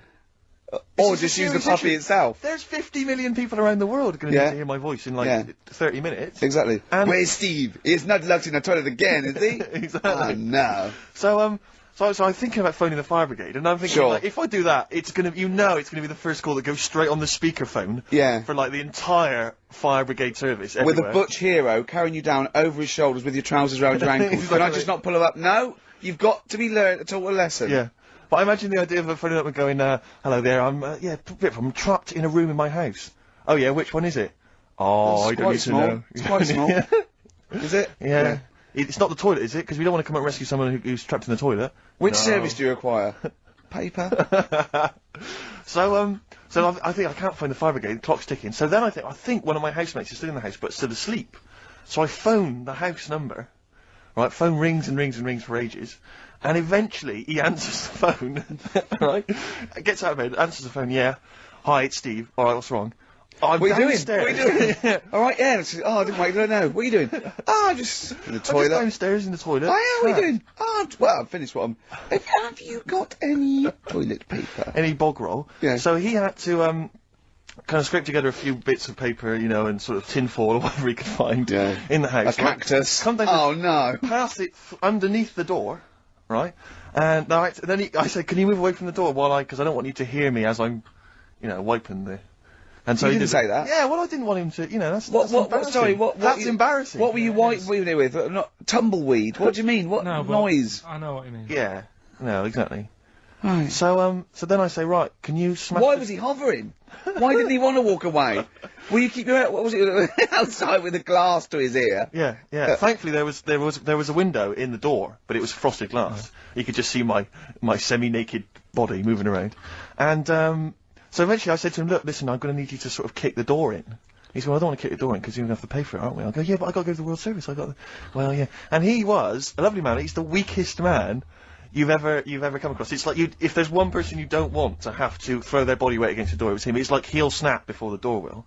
So he's smashing against the door. This sounds like a fetish to me, though. He went in there and there you were naked with lots of toilet paper. and you go, oh, you've broken the door down, and here I am naked. Again. Oh, you've rumbled me, Rick.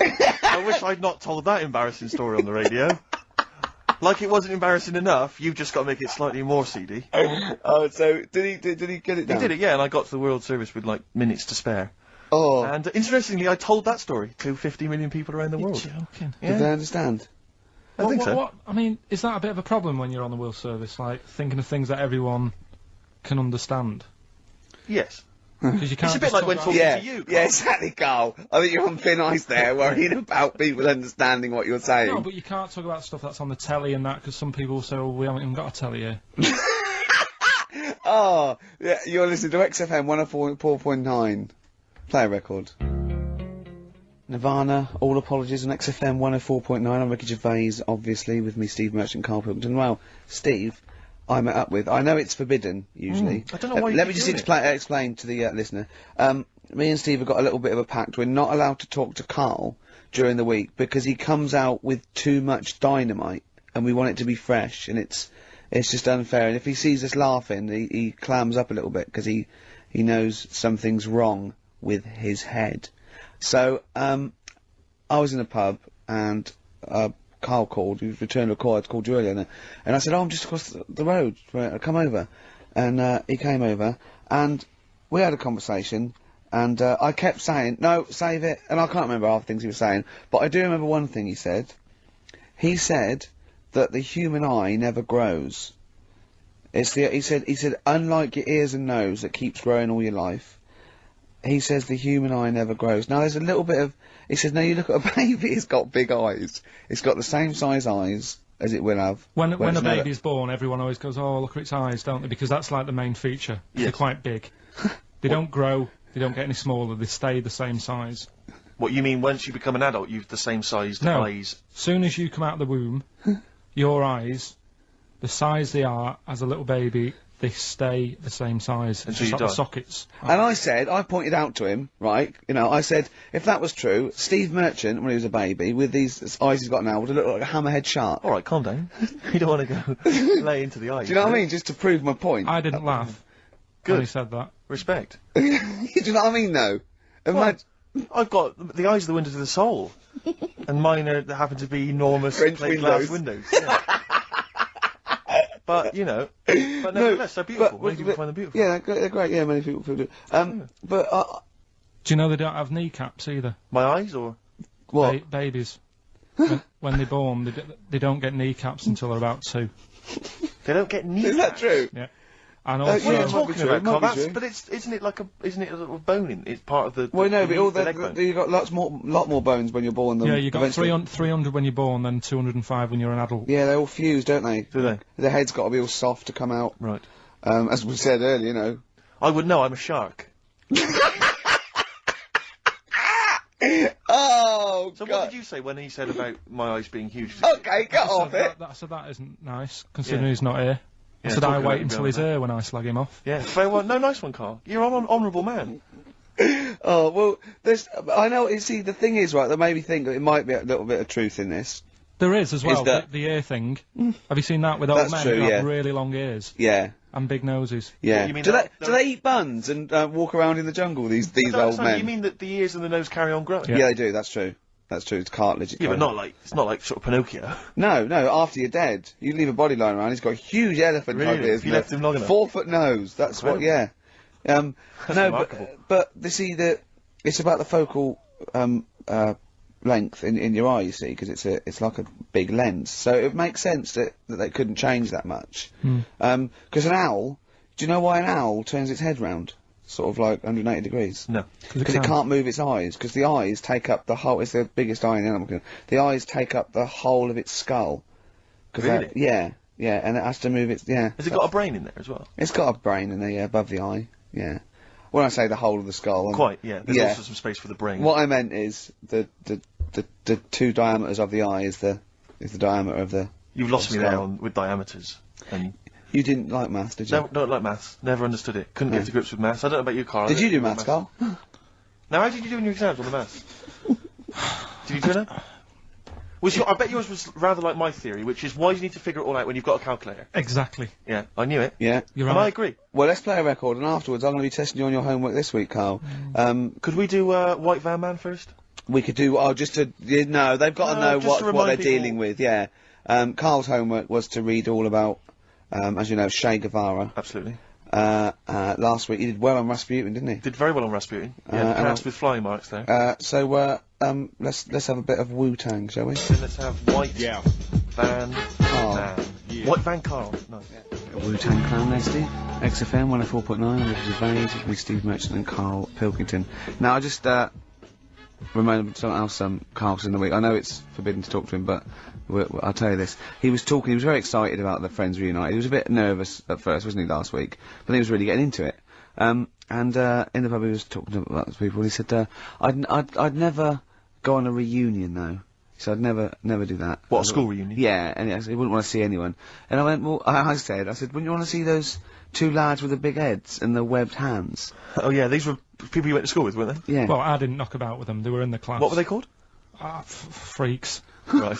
Right. Okay. And he said, no, I wouldn't want to see them. He said, because what could you say? Oh, you haven't changed much. Right. And he said, and they wouldn't go anyway, would they? I said, why? He went, well, they didn't have any friends. Right. And I said, well, weren't they friends with each other? And he went, no, that would have been too obvious. Like, they passed each other and went, no, I know it's tempting, but let's not. Everyone would think that's just what we were going to do. Yeah. Let's not do it. Yeah. So they didn't even hang around with each other. No. See, I must say, in my head, I've got something like it's like some sort of extra thing from Blake 7 that they're like some sort of lagoon monster, but they just had slightly oversized heads, did they? See, does your head grow? Your eyes don't. Does your head? Because maybe they've got to a point now that it's all sort of caught up with each other. Well, at the time, the eyes were very small and the head was huge. Just a very big head. And Yeah. the fingers aren't going to change. That's not. They had Not funny. webbed fingers. It was like the penguin in Batman. Really? Are you sure? No, honestly. Are you sure they weren't wearing mittens? No, seriously. Yeah, it wasn't home economics. They weren't getting something out of the oven, a very hot dish, were they? Every time you saw them. But why were there two, but they weren't related and they weren't friends? I don't know. I suppose it's like asthma and that, innit? Some kids have it. And it just was a Yeah, coincidence. but asthma's quite a common thing. Webbed hands, Carl. Yeah. I don't know, you don't think of it, do you, when you're a kid? You just sort of... Oh, when, yeah, when you first see them. Yeah. There goes the frogmen. Anyway, Carl, look, let's have a little quick session of White Van Man. For those that don't listen to the show regularly, The Sun, as you may know, has a section called White Van Man where a member of the public gets asked their opinions on the week's big political and social hot potatoes. Carl, we just thought it would be fun if you answered some of the questions. It's not so much questions, it's just your views really on these big news stories. What do you make of Olympic ski hero Alan Baxter testing positive for drugs? What did he do? Well, he won a gold medal in the Olympics, and For what? he was a skier, Right. and he won gold medal, and they've just tested him positive for some kind of illegal drug. But what... if he did, why take drugs to ski? Why? Because all you do is balance. But imagine, it'd be amazing if you were stoned, like going down a hill. Yeah, it's not like you have But to... it's not going to help you, is No, it? it's just not like- gravity that's doing all the work, isn't it, with skiing? Yeah, but it's often to do with your athleticism, isn't it? It's to No, but help it'd be you- like saying, and we've just found out the people on the toboggan were on crack. It's not going to help them. You sit there and you go with the flow. Yeah, And you try, and you hold could I on. say, the drugs he was Apparently taking... that's his defence, Probably, he probably wasn't jacking up H or, dropping a few E's or getting stoned. He was probably taking more sort of, Steroids. performance-enhancing drugs, as opposed to him just, scoring some shit around the corner from someone, that getting was- off his tits and jumping in a toboggan. Doesn't mean that, does it? He wasn't off his nut. Yeah. You tested you pissed out your head. But why doesn't he just say, don't be stupid, why would I do that? It's just not going to help me out. But it is, isn't it? Because performance-enhancing drugs do. Wait a minute, Steve. Wait a minute, Carl. Right, look at this way. Okay, look at me. Yeah, have I got his attention? Yeah, the lights glinting off your ring there. Yeah. You're attracted to. Okay, right now, keep concentrating. Right, some athletes, you're aware they take drugs. That's to build up Swimmers muscle. and stuff. Yeah, swimmers. For Runners. example, runners, yeah. Not only do they help build muscle, right, but they can actually, give them a boost performance-wise, Yeah. sort of like steroids and all this sort of stuff like that. So that's the sort of thing we're talking about, okay? Right. So again, He wasn't on a why bong would that help before. you? What? Why would that help you when you? All you've got to do is balance on skis. Not when you're at the Olympic level. Yeah. There's a lot to do with, you know, your body and your No, legs. it's practice, isn't it? It's like if you've skied for years, then you've got good balance after a bit. Oh, do you know what, Carl? Do you know what? You've made a mockery of drug taking.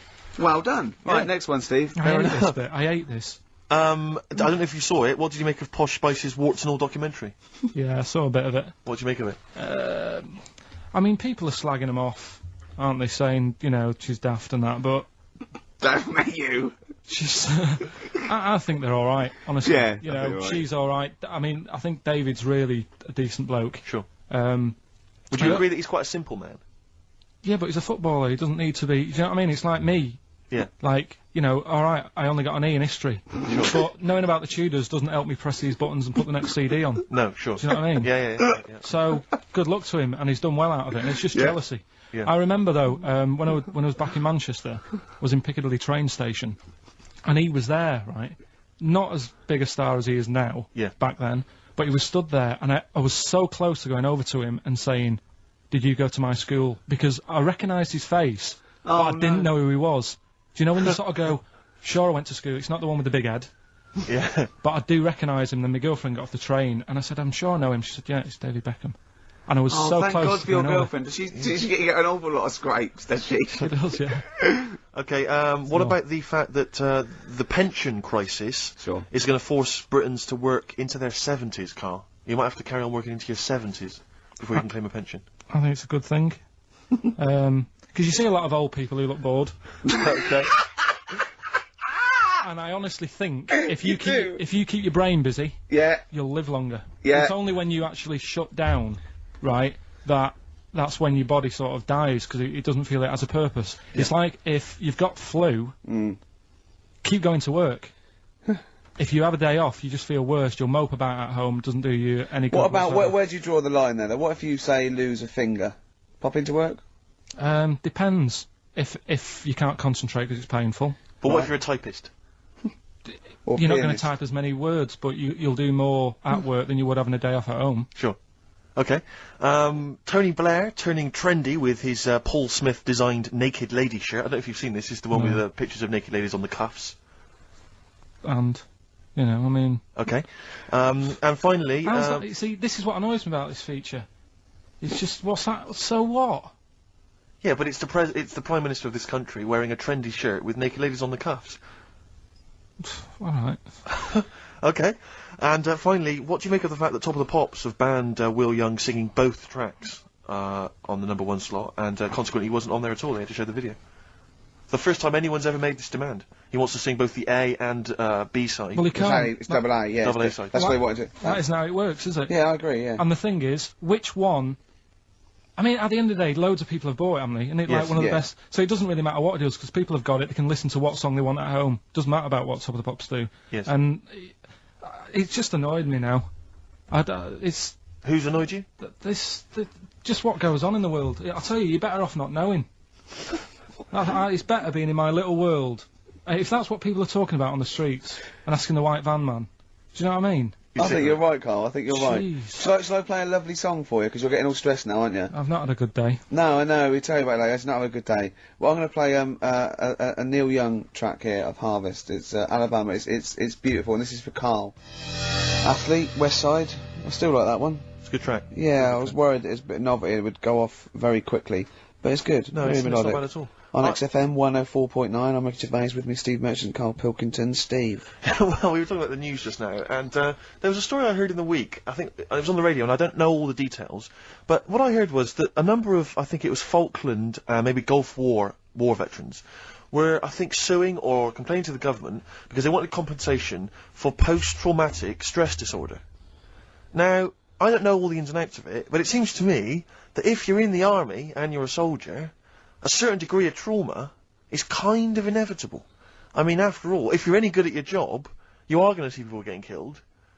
So I don't understand what the ins and outs of it are. I don't know why. No, when it came back and Tony Blair met him and go, alright, well, not really, no. Go on, what's the matter? Well, there was people shooting at us and everything, it was all muddy. Well, calm down, don't cry. Well, I will.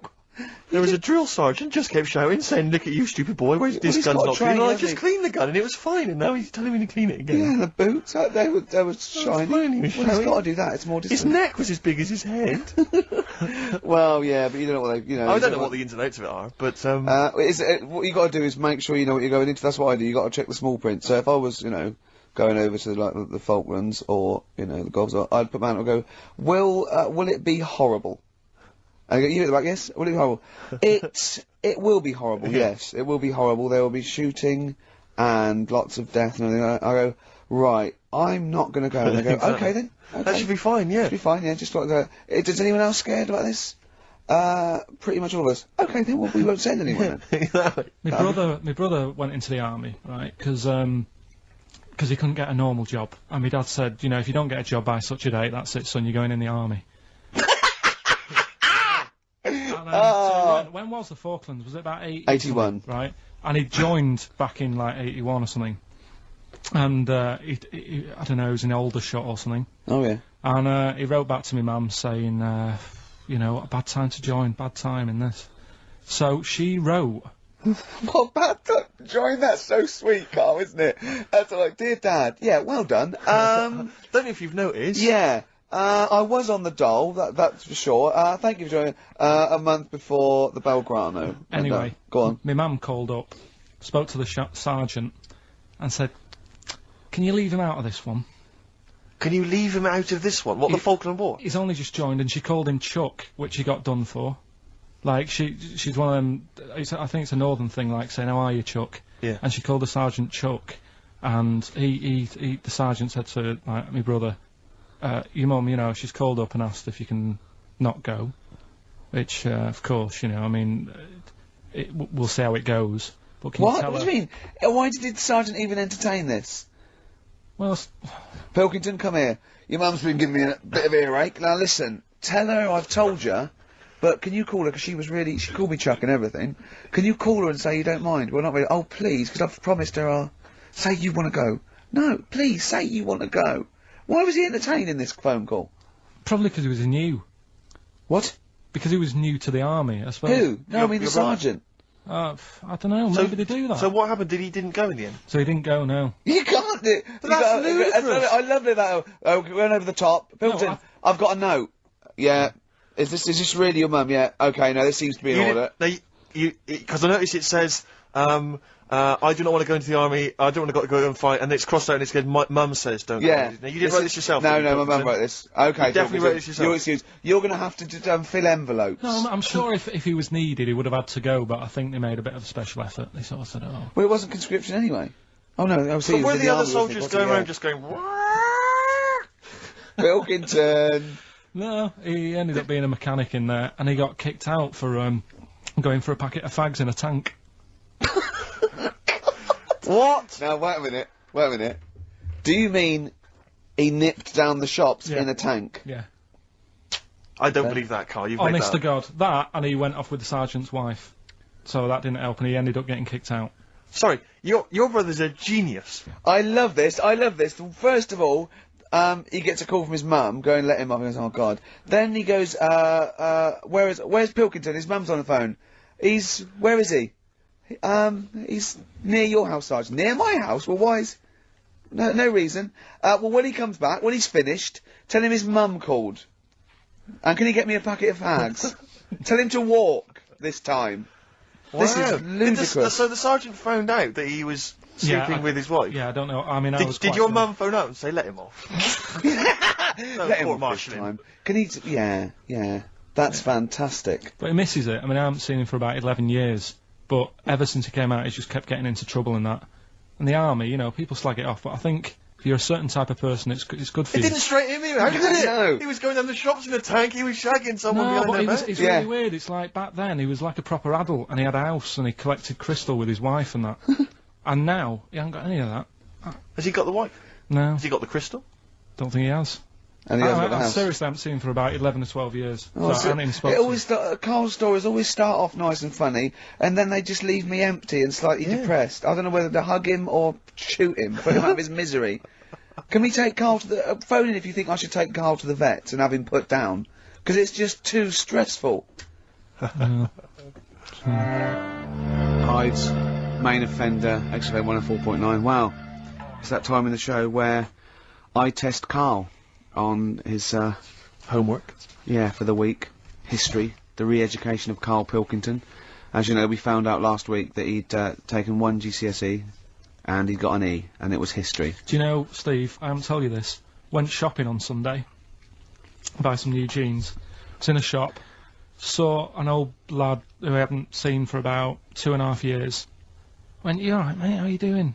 First thing he said, "Sorry to hear about your exam results." God.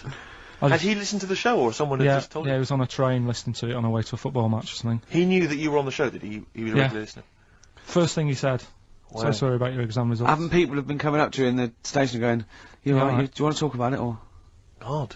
I know. Well, you did take it pretty badly for a 29-year-old man. Just a bit of a shock, because it annoyed me that... It wasn't a shock. You No. knew you hadn't got any. No, I thought I'd have got a bit more than that. I wasn't expecting, you know... But you didn't even think you took history, so that must have been a bonus. Yeah, that's what my girlfriend said. Yeah. So, well, But didn't yes- she say something quite philosophical, which was like, you know, you didn't even have an E this morning? Yeah, she said yesterday, you know, you didn't have anything Yeah. today. Exactly. Which was good. Yeah. Mm. But anyway. Anyway, okay then, well, you were tested on, Che Guevara. Right, Karl. We should hang on. We should just remind people what happened, because This last is a week little we gave- series. I've got lots of these little books, right? They're about, like, 2.5 inches long by about, 2 inches wide. Those tiny little things you see in the, sort of on the front counter of Waterstones or Smiths, and it's, the Life and Times, a series of all the greats in history. Last week you read about Rasputin, he wasn't impressed. No. This This week... book's a little bit thicker than the Rasputin one. No, it's the same, I think. Was it? Maybe the writing's Thicker smaller. writing or something. But, okay, Che Guevara. Who was Che Guevara? Just, now, you learnt to pronounce it, right? And how do you remember? You told me the week how you remembered what his name was. Che is like shake, and his surname is like guitar. Right. Shavara. Okay.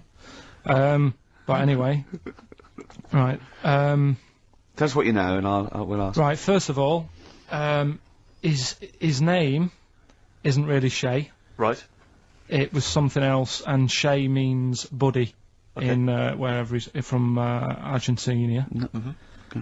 Right, that's right, isn't it? Yeah. Yep.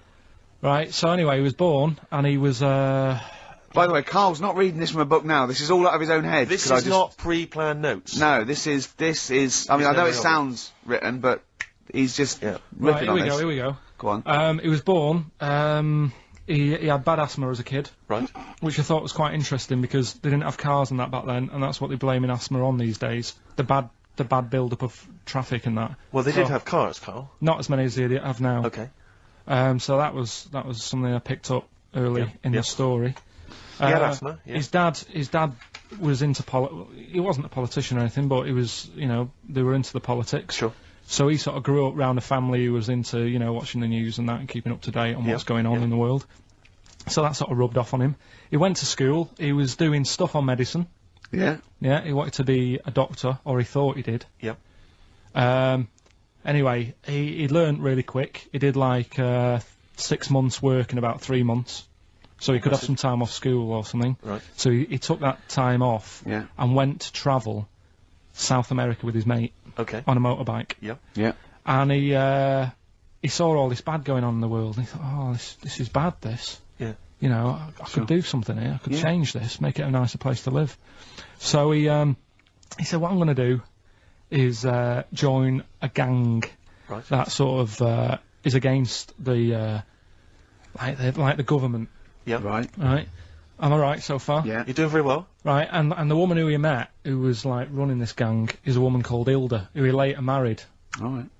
And Hilda introduced him to Castro, Right. who was like the head cheese of the gang, Right. who wanted to change things. Okay. And so she said like this is I think his real name was Engelbert or something like that. Ernesto. What? Ernesto.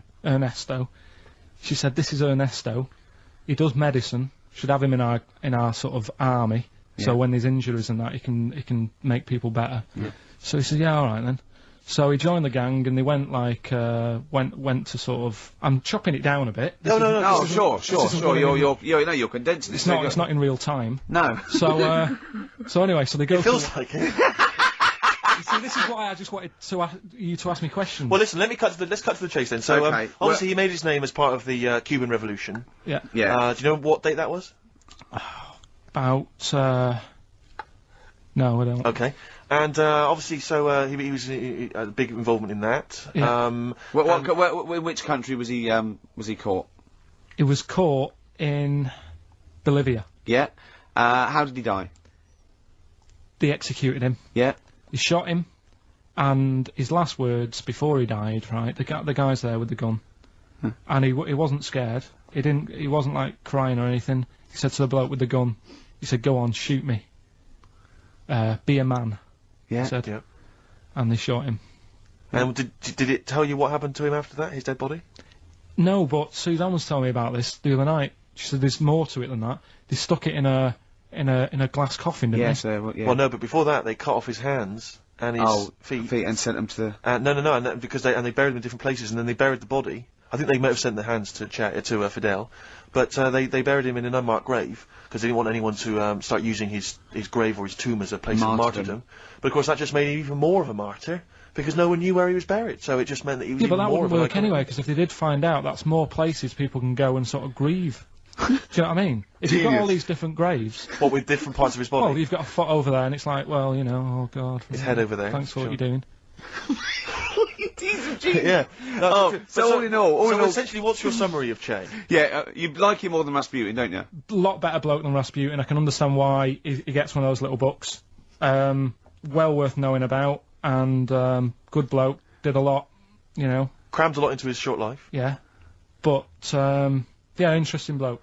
But just on the subject of Che Guevara, Steve called me up in the week because he was going through the duty log. We love the complaints on the BBC duty log, and someone had written in because one of the Blue Peter presenters was wearing a Che Guevara T-shirt, and what did the bloke say? Yeah, this is a series of people can phone in and write and complain to the BBC about different things. Why would you complain about wearing something? Well, this was the thing. Is you can phone about the best. I mean, there's been some amazing complaints. Oh, there's some great ones. The best one, my favourite one that wasn't a complaint but was actually just someone had to phone in was what an excellent edition of Kilroy this morning. Yeah, but there's lots of that. There's things like Esther was superb.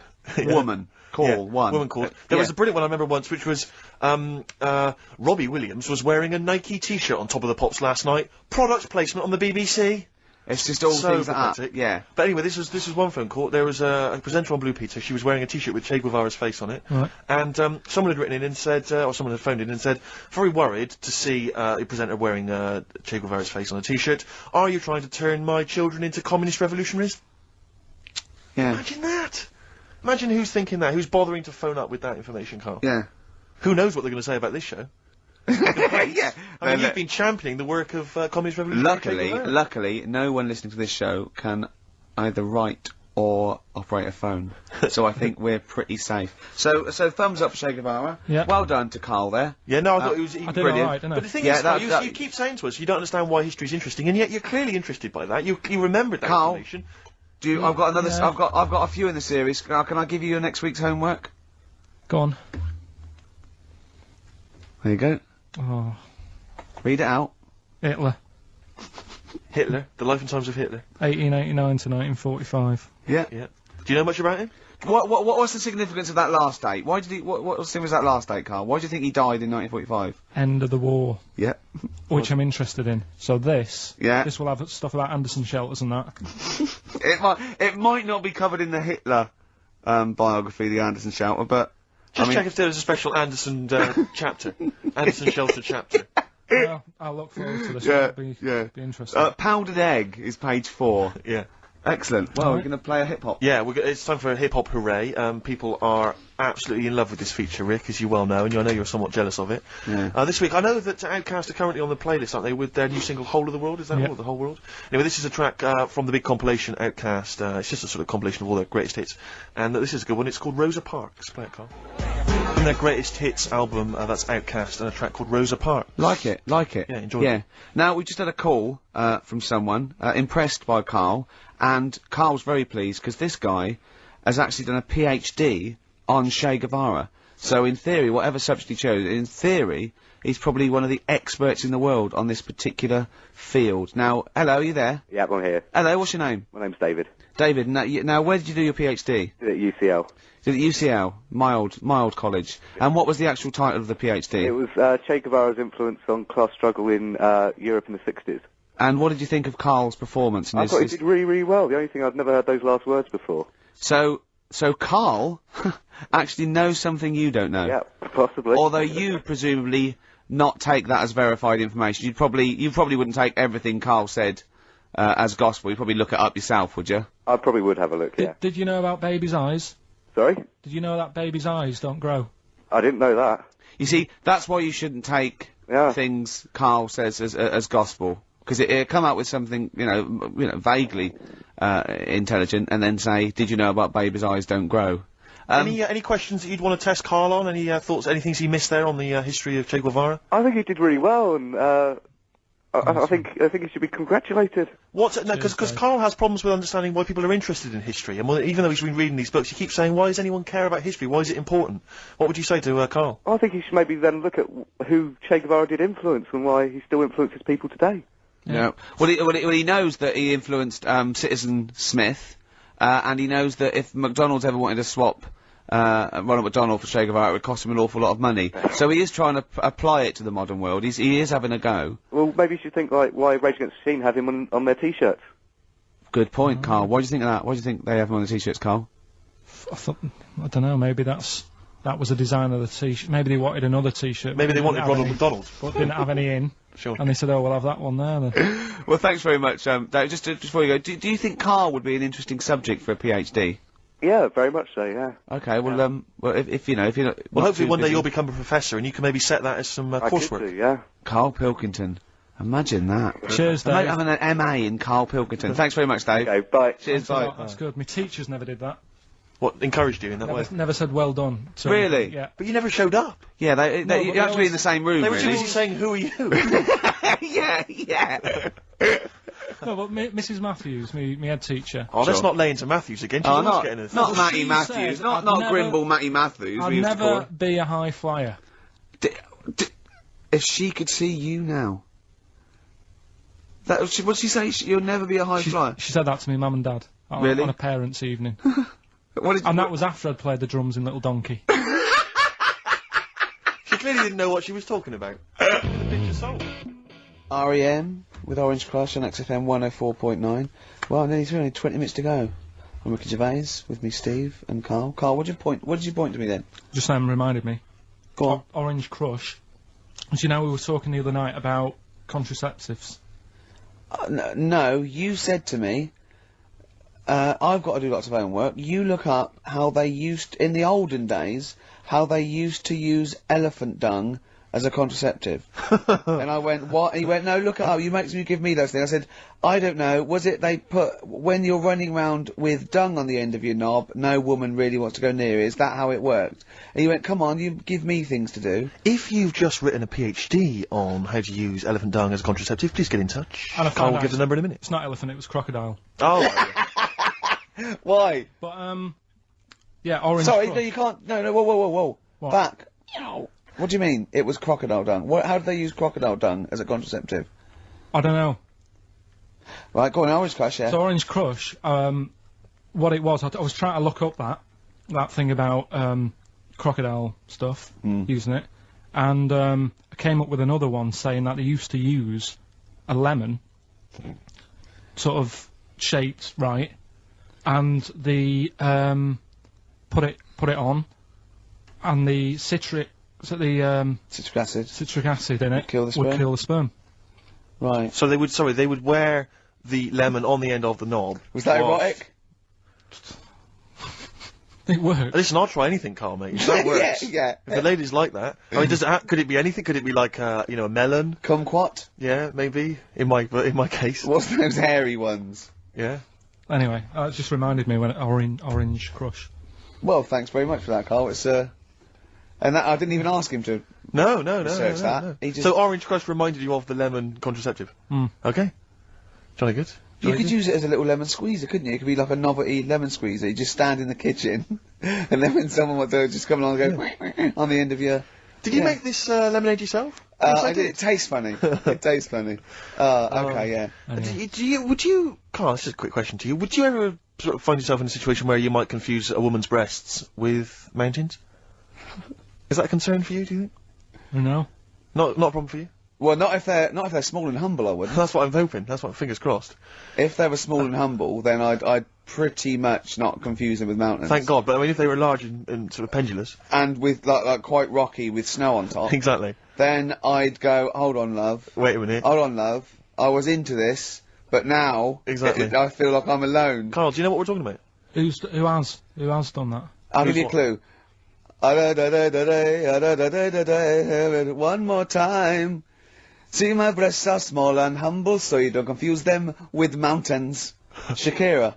It's a lyric that taking me the and Steve are nation obsessed by with. storm. It's quite a nice song. It's got another... It's very much like, it sounds a bit like Men at Work Down Under. Yeah, it's got the panpipes. Is this, what's its kid? Who?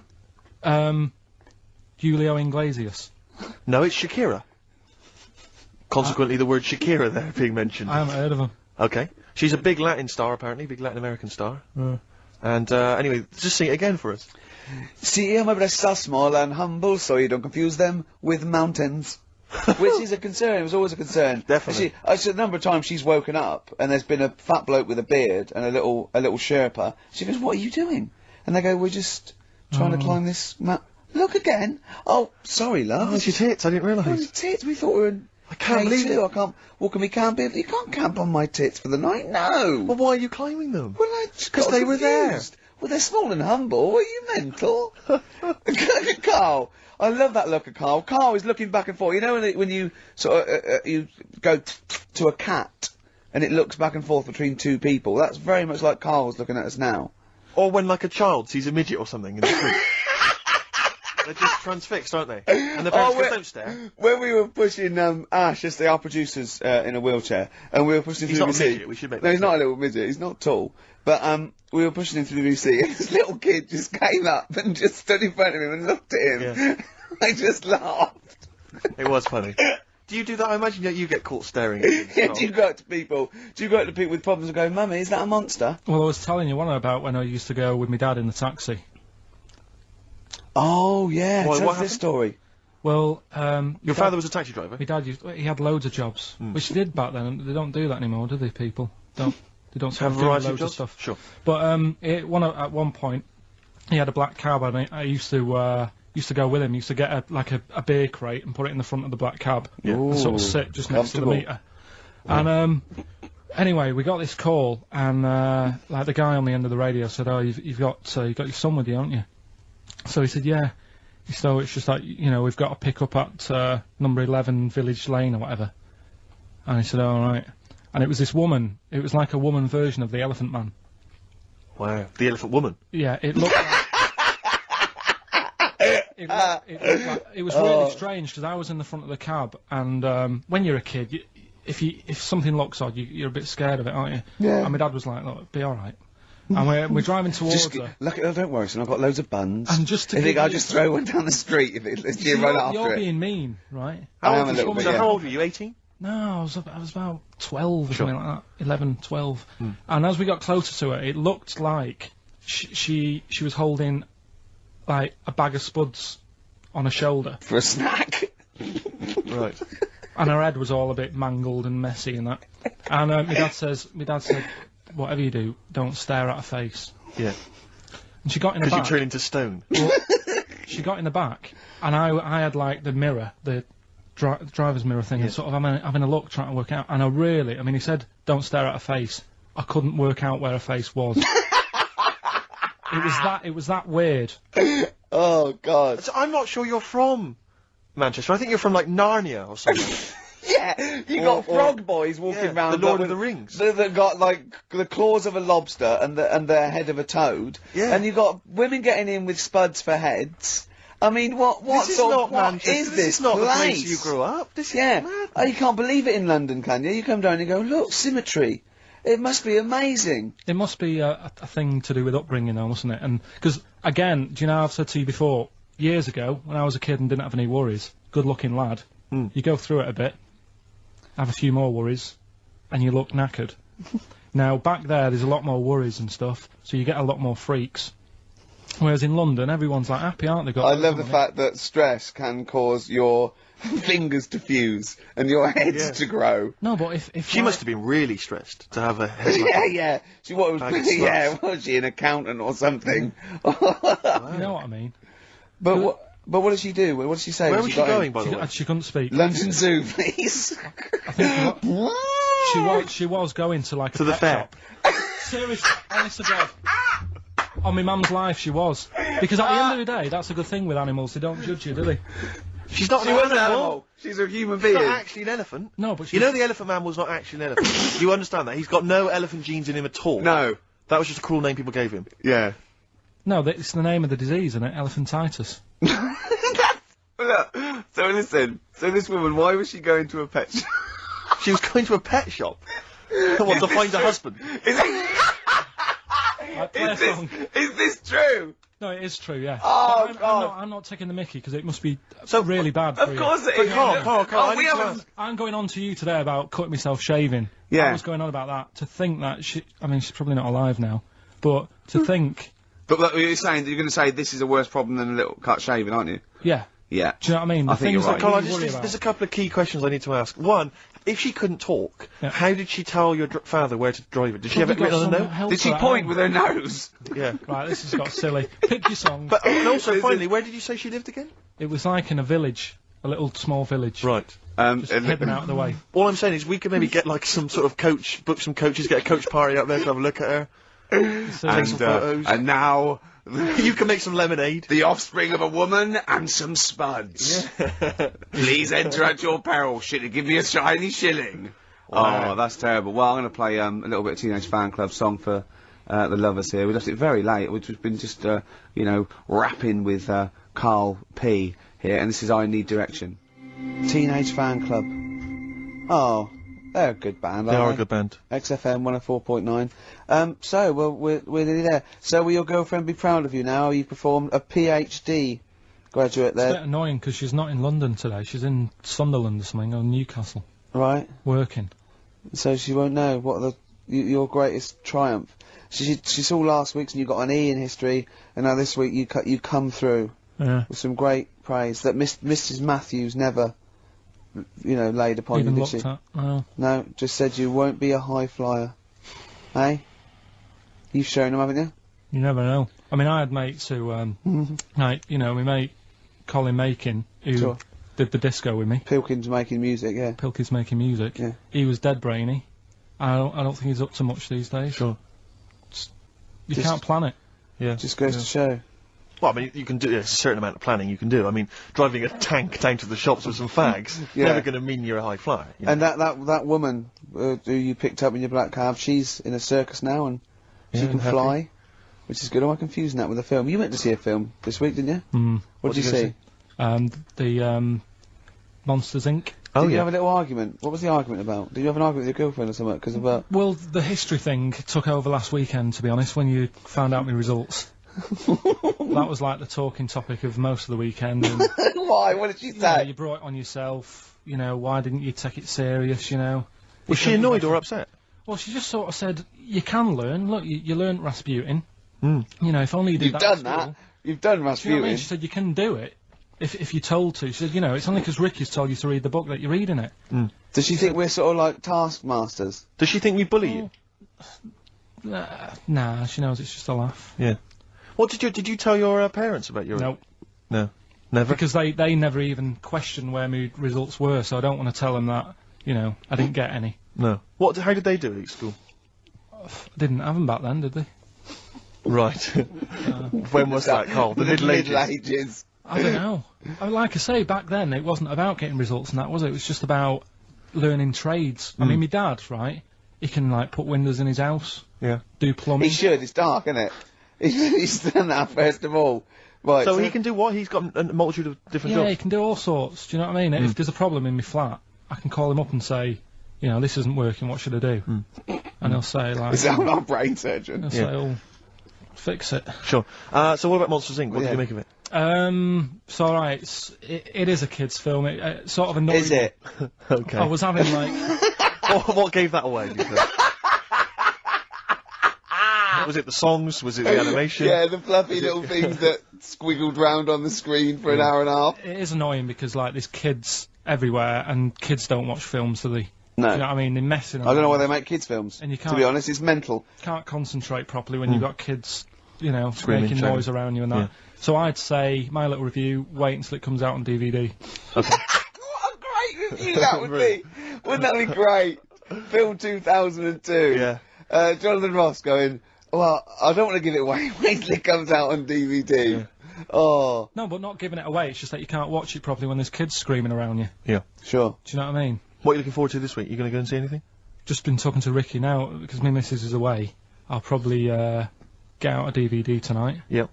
Rounders. Oh right. Okay. I thought you might like that. And if you can get, I mean, if I can get you tickets, say in the stalls or in a box for the stage version of Midnight Express, would you be up for that? It's on ice. I think it's the final year, isn't it? It's lovely. It's Midnight Express on ice. Yeah. And it's a musical as well. They're on roller skates. Do you have any dope under your jacket? No. Yeah. It And is well worth hunting out. it's great. John Hurt is actually in this version as well, which is fantastic. It is Who played the Elephant Man. So the universe all comes together. Have you ever seen the stage version of the Elephant Man?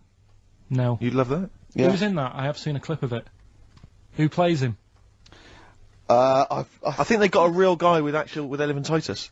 Right. Yeah. What are you finishing on? Let's have a final song for the ladies. It's from the album Kiss Me, Kiss Me, Kiss Me by The Cure, and it's The Beautiful Catch.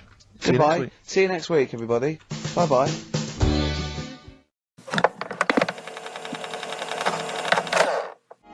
07 distractions, very nice. Yes, I approve of that, Carl. Good choice there. Now, Steve. Yes. Carl came round to my flat. It was Tuesday night, wasn't it? Nice place. Now, thanks.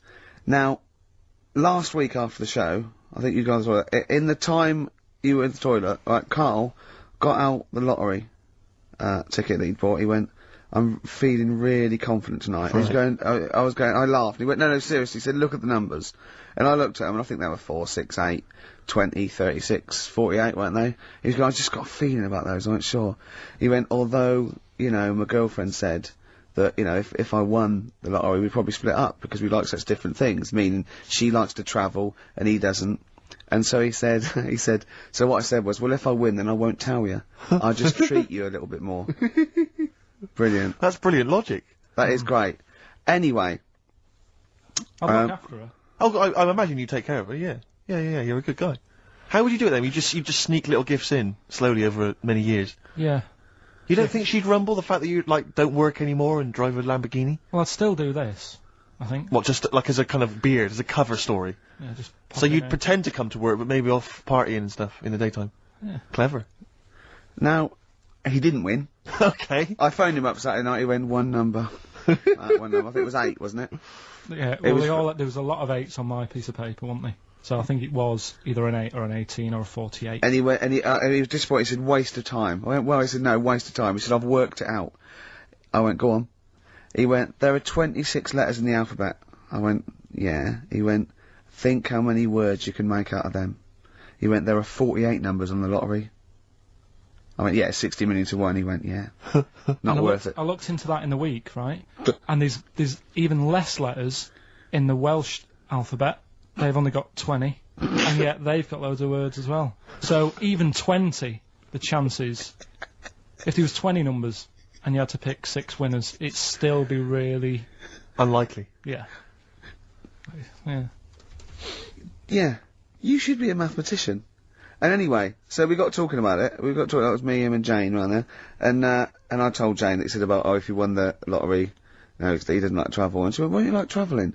And he went, well, I don't like planes. I'm really scared of planes and that. And she went, well, if you won the lottery, you could have a world cruise. And he went, no. She went, you don't fancy it? I went, no. He said, if you go on a world cruise, what do you do next year?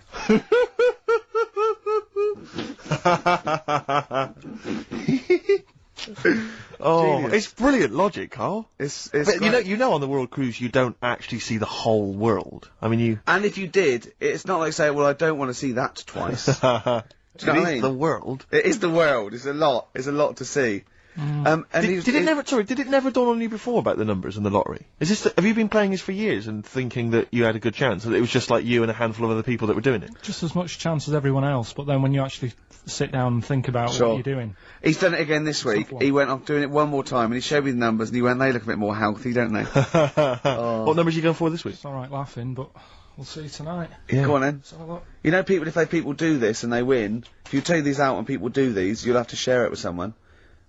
It's alright though, isn't it? Give them a chance. Tell them give people a clue. What numbers are you doing, Carl? No, I'm not going to tell them all. I'll give you 4. I've got 5, 9, 12 and 26. Okay. You're not going to give us the other 2? No. Because that's a big difference, isn't it? What are the... 4's worth about 8 grand in it, but if I give them the other 2 and it wins. Yeah. What are those 4 numbers again? 5, 9, 12, 26. Also, coming up is Carl's GCSE results. He took them in 1988, I think. Was it? And we've phoned his score, we tracked him down. We've got Carl's GCSE, what did I say? How many did you get, Rick?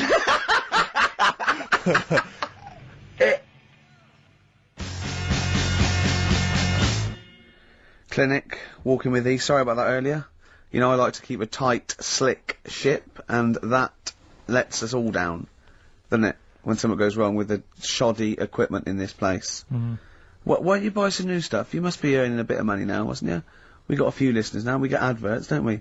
Why don't they just buy a new CD player? You can go down to Richer Sounds and get one for 50 quid. Yeah. I don't know. Because I suppose when you're starting off, you save the money you make first before you spend it. Go down to Record and Tape Exchange, take all the 4 non-blondes and excess stuff you've got. Out of the record library. You'll be able to get an old CD player. 25 minutes this week it took. Before the 4 non-blondes obligatory mention. I think we should make that some sort of call-in to win feature. Carl, are we using the equipment that you used to use when you had Pilkey's Making Music, the DJ outfit that you I and your mate love ran? that. That was Karl Pilkington and someone making, what was it? Colin Makin. Colin Makin. Pilkey's Making Music. Genius. Are we using that same equipment? Did you earn any money? I paid for the tube lights and that. I sort of covered my costs. Did you? Did you pay tax on that? And then, no. Oh. That's what they get Al Capone on, isn't it? It is, yeah. That's right. Don't worry about the music policy. We're sorting that out. We got some Verve coming up. We got some Jimmy Webb. We got some Nick Cave. We got some Amy Mann. We got some Travis Corner Shop. You know what I mean? We're sorting some big ourselves names out. there. We haven't started yet. We're just starting, getting going. We got Carl's GCSE result. Let's just do it now. Should we do it now? Well, I think we should have a White Van Man session. Oh, White Van Man I think people tune in for the White Van Man Yeah, session. people who haven't tuned in, they don't know. If people aren't familiar with this, The Sun runs a column every day which is asking some punter from the street their views on the week's big events, and we just thought, why not hijack that idea, but apply it to Karl Pilkington. Carl? I haven't seen much news again this week. You've not seen much news? Don't worry, I'm sure you have an opinion on it anyway. Just give us it from your heart. So, Gladiator. Okay, so, well, on the subject of Gladiator, what do you make of Russell Crowe's appalling behaviour at the BAFTAs? This is, I heard a bit about this. This is, when he got some director or something, because... Director or producer and threatened him, because they cut his bit, didn't they? Yeah, they cut a poem that he'd done during the acceptance speech. I watched it on Sunday night. Sure. I didn't realise it wasn't live, to be honest. Yeah. But, I quite liked the way it was to the point and didn't mess about. He went up, he said thanks. So you're saying that he shouldn't have beaten up the director? Is that what you're basically saying? It's a bit over the top. You thought I mean, if you didn't have time, if you really, I mean, what's the poem got to do with the film anyway? He was an awards. So do you think it's ever justified to beat up a TV director if you're a major Hollywood star? Depends what he's done, but I mean... Right, what would he have to have done, Carl, for it to be fine for him to then beat him up? The thing is, right, forget all the beating up. At the end of the day, it was a awards thing for a film. The poem had nothing to do with the film. Yeah. So go up, collect your award for that thing. And if you really, really wanted people to hear about this poem, he could have photocopied it and left it at the entrance and said, on your way out, this is a really nice poem, pick one up. No, but the thing is, he knew it was televised, so he knew by saying that poem once, he was reaching 5 million people. That's a lot of photocopies. Do you see what I'm saying? I'm not saying it was justified. It wasn't a poem award. If it was an award show for poems, you'd say you can't cut it out. It'd be like doing the top 40 and then going, number 1's good, but we haven't got time for it. But it's a films thing. Okay. And he went up and he got the award for the film. Which film was it for? I don't know. But when I wanted to give you your results, I said, let's give Karl his results. Steve went, no, we should introduce people to Karl again, just remind people what Karl's like. And he's so right. I'm so glad we did this first. Am I right, though? Or am Carry I on, wrong? Steve. Okay, the next topic. What about this big debate over whether Kylie Minogue's had a bum job? I'd have to see it. Next. Okay. What do you make of Will Young's single? He's the Pop Idol winner.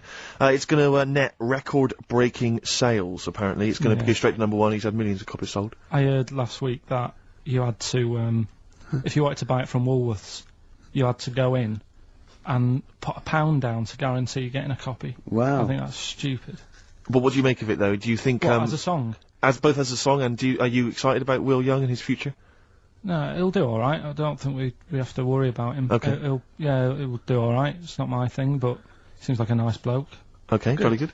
What do you make... one? Yeah, one final one then. What do you make of our scientists getting the go-ahead to clone embryos for research? We have discussed cloning before, and obviously there's the pros and cons of that. Christopher Reeve, former Superman star, he's behind this. Are you behind him? Yeah. I mean, with everything, you have your good and your bad, don't you? Yeah. At the end of the day. If you didn't have bad things in the world, then you wouldn't enjoy the good things. I think, it's like if you didn't have robbers in the world, policemen wouldn't have a job. So it's the same thing. It's like, it's an illness. Yeah? What are they messing with? It's probably a bit too detailed to go into there, really, but, Do you know what I mean? Yeah. It's good and bad. You can't have it all. Yin and yang is what you're saying? Yeah. Okay, Karl, I can't argue with that, mate. I want to play a track now that I haven't heard for a while. It's The Verve, isn't it? Yeah. Sonnet. Lovely song. Coming soon, those big exam results. Black Rebel Motorcycle Club, spread your love. It's time to give Karl... You're actually nervous, aren't you? I'm a little bit nervous. Just to recap, Karl is 30 this year. He never went to get his results of his GCSEs. So myself and Steve took upon ourselves to phone his school, track them down, and we actually got your results. What did you think you took? Did English. Right. Maths. Yeah. Art. Right. And I think I did physics. Okay. Well, you didn't do any of them. Eh? You didn't do any of them. You didn't register. You registered for one exam and took one exam and got results for one exam. So I don't know what you thought you were turning up to, or you weren't registered, or you didn't. You're familiar with the notion of registering for an exam. You have to kind of officially register in order to be eligible. What do you mean, register? I turned up for a couple. Yeah, you can't just show up. You have to register for them. You have to pay this because it costs the school money, so they have had to have paid for you if they thought you were going to pass. You can't just turn up on the day and ask for some paper at the front. I never got a letter telling me that. Well, that's because you were never at school. But you did somehow register, or registered for one exam. You registered for history. It's a topic that you've always been interested in. Oh, I was saying to Ricky before, World War II, I loved it. Not the actual event. No, the study of it, you all mean? the stuff like, about the Anderson shelters and stuff like that. Yeah. And the bombs and that. Mm-hmm. And then when I took it, it had nothing to do with that. It was more about the Tudors. So the Second World War didn't come up? You mean there was no questions about the Anderson shelters? Nothing. That's devastating. So what are you expecting the result to be? Is that seriously? Is that it? Yeah, it's the only one you took and registered. As far as the school is concerned, or yeah. certainly in Well, it's the terms only of one what that they told counts. us. It's the only result. It's the only one that counts. Yeah, you've got. I don't. Did you register for yours? Yeah. Yes. I have. Yeah, I've got certificates and everything. So what? Do you do that before the exam? Do you have to go somewhere and sign something, or? Yeah, you don't check your results and then decide if you want to register. It's not like Millionaire when you look at the question and go, I think I'll take the money. Yeah. You go.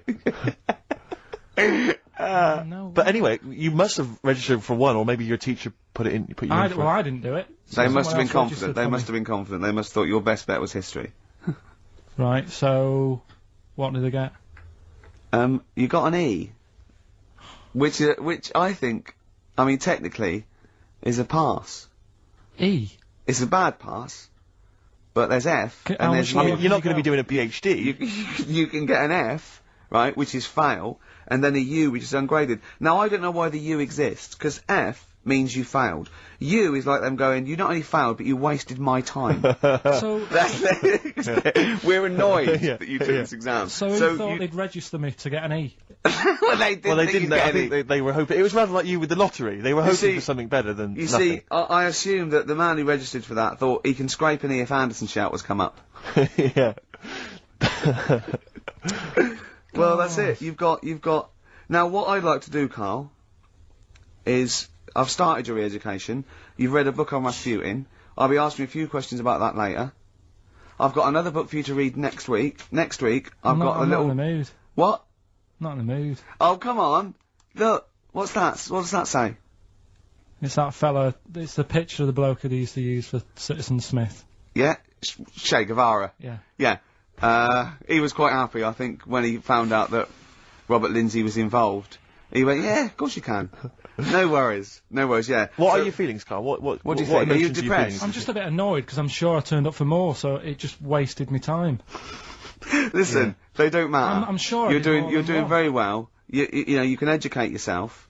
GCSEs are merely a step on the ladder to help you, not just for education, but you know they're more vocational than anything else. You're doing very well, and you're reading books. Don't worry about it.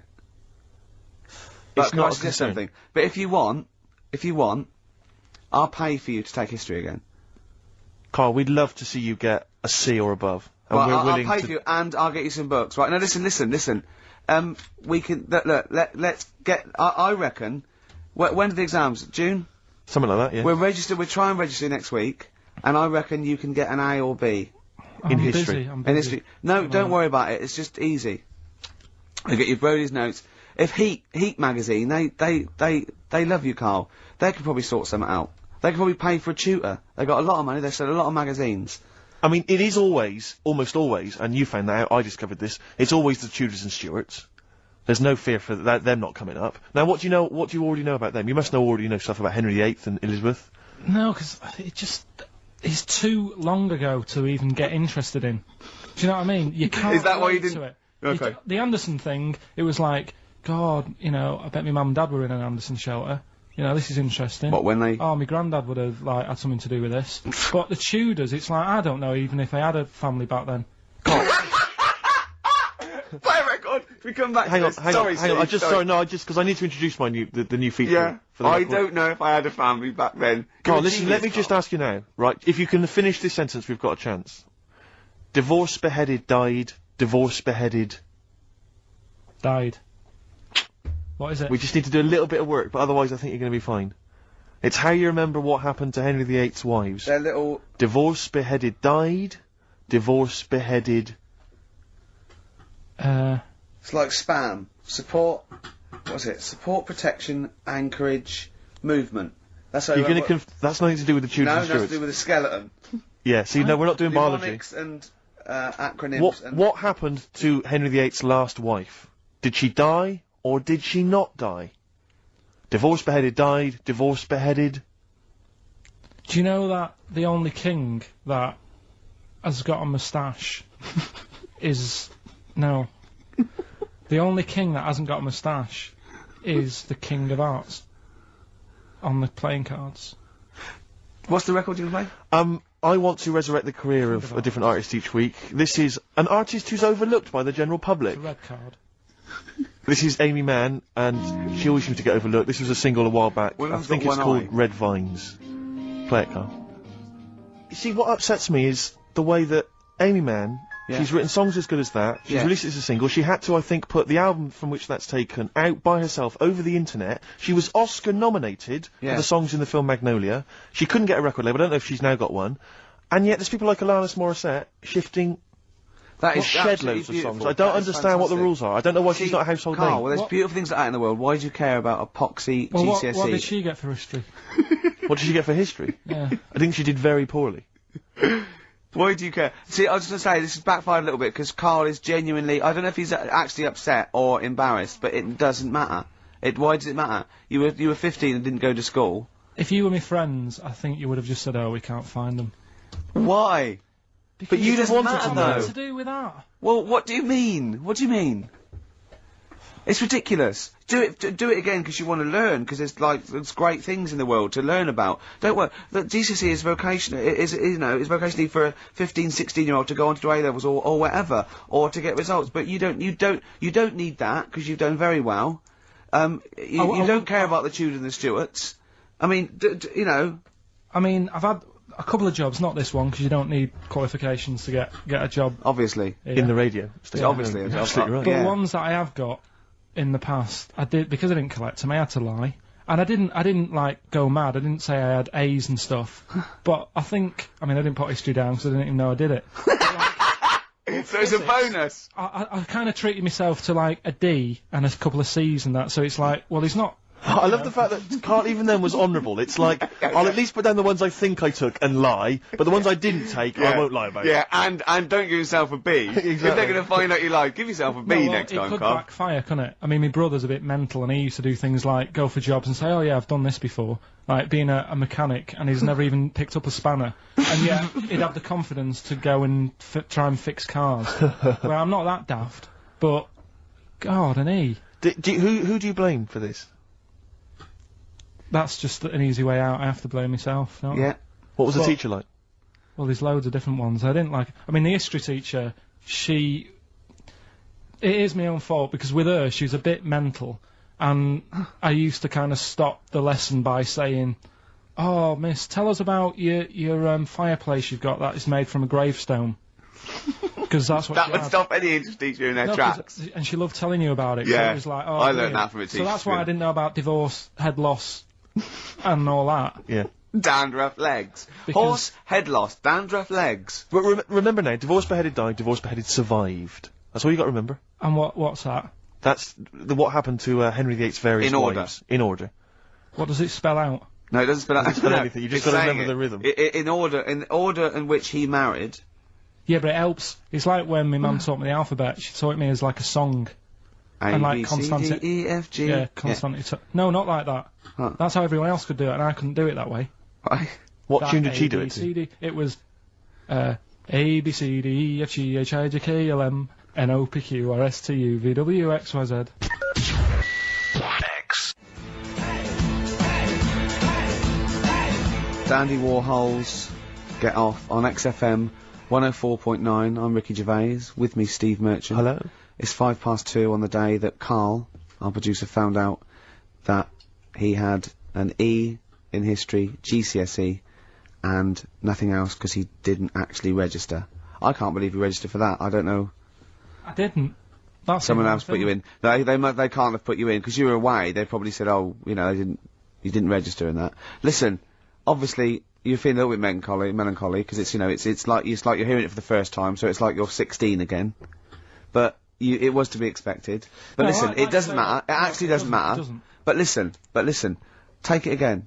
Take it again. For you, just. Is there a history teacher listening? What's the number? 08700 800 123. They can tell us the syllabus this year. 1, 2, 3, 4, is it? Yeah. Oh, sorry. What is it? 08700. I've got maths. 08700 800 1234. Mine's more laziness that I couldn't be able to say that last digit. Yeah. Really, I've done most of the work. Yeah, if we get onto your problems, then we're going to be. It's a whole other show. It doesn't matter really, because like you say, right, I've done all right for myself. Yeah. It's that whole thing of like, when you get older, if you find out that your dad's not your dad, it's like it doesn't matter. He was a dad to me. Absolutely. Do you know what I mean? Yeah. Absolutely. So. Are you saying Mr. Nuttall wasn't your real teacher? Give out the number again, Rick. What we after? 08700 800 1234. Is there a history teacher out there that may know how we can? Is he too late to register this time? What's the syllabus this year? What's the syllabus this year? Do we have to pay for it? And does he want to earn like 25 quid cash in hand to give Karl a couple of lessons? I'll stump that up. Take it, yeah? Be great. Be fantastic. They probably won't want to do it though. We'd film it. It'd be a documentary on choice. Heat magazine be right behind it. There'd be, you know, little clues. We could have a little question and answer, little quizzes. You know what I mean? Rick, before we play the next record, I've just been looking through the XFM gig guide, and I just wanted to let you know that at Spitz this evening, Commercial Street E1, doors at 8 o'clock, Gut Bucket are playing. So, no, just a lot of people, listeners will probably want to know that. So I don't want anyone to miss out on the Gut Bucket gig at Spitz tonight, coming to Street E1. Brilliant, that's a good plug for the Gut Bucket boys. Ladies and gentlemen, please welcome to the stage. Now, Steve just played one of the most beautiful records. I mean, so I've got to up the ante here, and I'm gonna play another Jimmy Webb track. I played it off 10 Easy Pieces last week, and I have played this track before, but a different version. You'll know it. Obviously better by Glenn Campbell. He wrote a lot of songs for Glenn Campbell, and this is Galveston, and this is absolutely beautiful. Jimmy Webb there, and Galveston. You see, and during that, Carl said, "What's this about?" Didn't you? See, things you're interested in. You see, if only you're that inquisitive when the Tudors and Stuarts came up, you'd have a C or a B. So we didn't even do Stuarts. Didn't you? It's just Tudors. Oh, they're the worst, aren't they? Stuarts, I've got a lot of time for. The Tudors can, you know what I mean? Listen, right. As you know, I lent Carl, part of his education is historical education, I lent Carl Gladiator, the movie, on DVD, which he watched on his PlayStation 2, and Rasputin. Do you know last week when you gave me this, did you know my result for history? No. That's weird, isn't it? Yep. Now, right, okay, it's the film review. Carl, you just tell it from the heart, tell us what you thought about the film, what you thought the... Can I just ask, is this the first time you'd seen Gladiator? You'd never seen it before? No. Okay. And what were your thoughts? Okay. The film review. Gladiator. It's alright. Nothing great. It's like an old, sort of an old version of Rocky done in the olden days, really. Right. A bloke fighting other people. Sure. How sort of well known is the story? Do you reckon people know the basics? Well, just very quickly, just do the plot. Quickly. There's a guy called Max. Maximus, yeah. Yeah. There's Caesar, and there's Caesar's kid, and Max goes to war, sort of wins it, comes back. Caesar says, "You're good at what you do. I wish my son was as good as you. So I want you to be in charge when I die." His kid finds out, bit annoyed about it, kills his dad, because he don't want anyone to hear that he said that he wants him to be in charge. Yeah. So his kid gets in charge and thinks, "I'll show you. You're not going to be king, I am. You're going to be a slave or something." And then, next thing you see is... Sorry, can I just stop there? My only thought is the film's 3 hours long, so maybe we shouldn't go through the whole plot. We've done the first 10 minutes, but Yeah. go on. So, yeah, he's a slave, and then... Yeah, but then, that was an interesting bit that I thought, right? I mean, I was watching this with a girlfriend, she was already annoyed because she wanted to watch Friends on E4. Okay.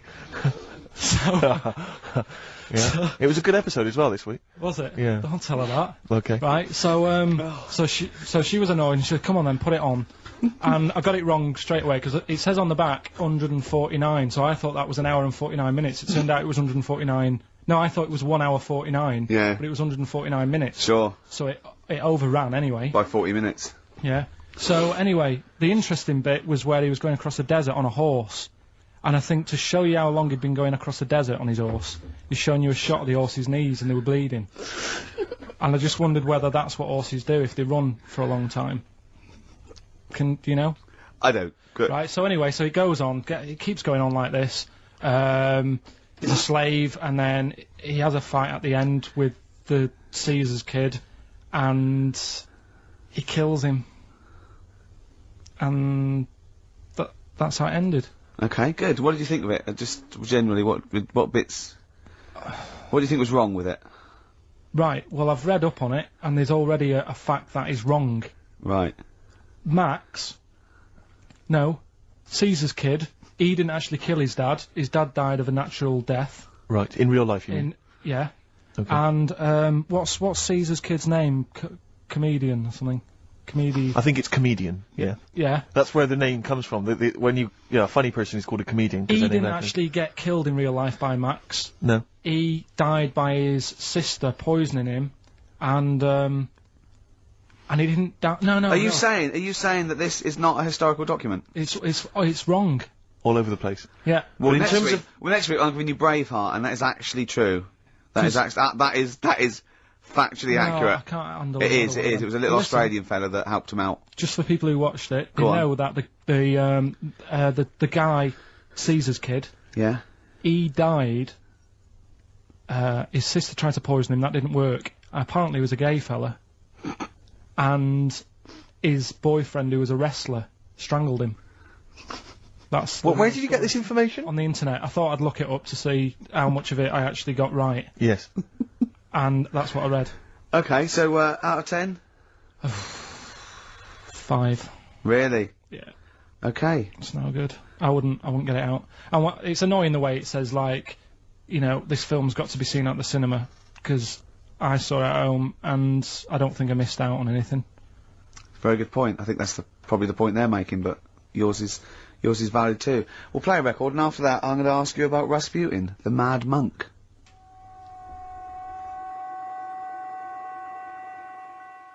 Sing, sing, sing. Travis and Sing. I like that. It's all right. It's a bit easy. It's not their best. I like their earlier stuff a little bit better, you know.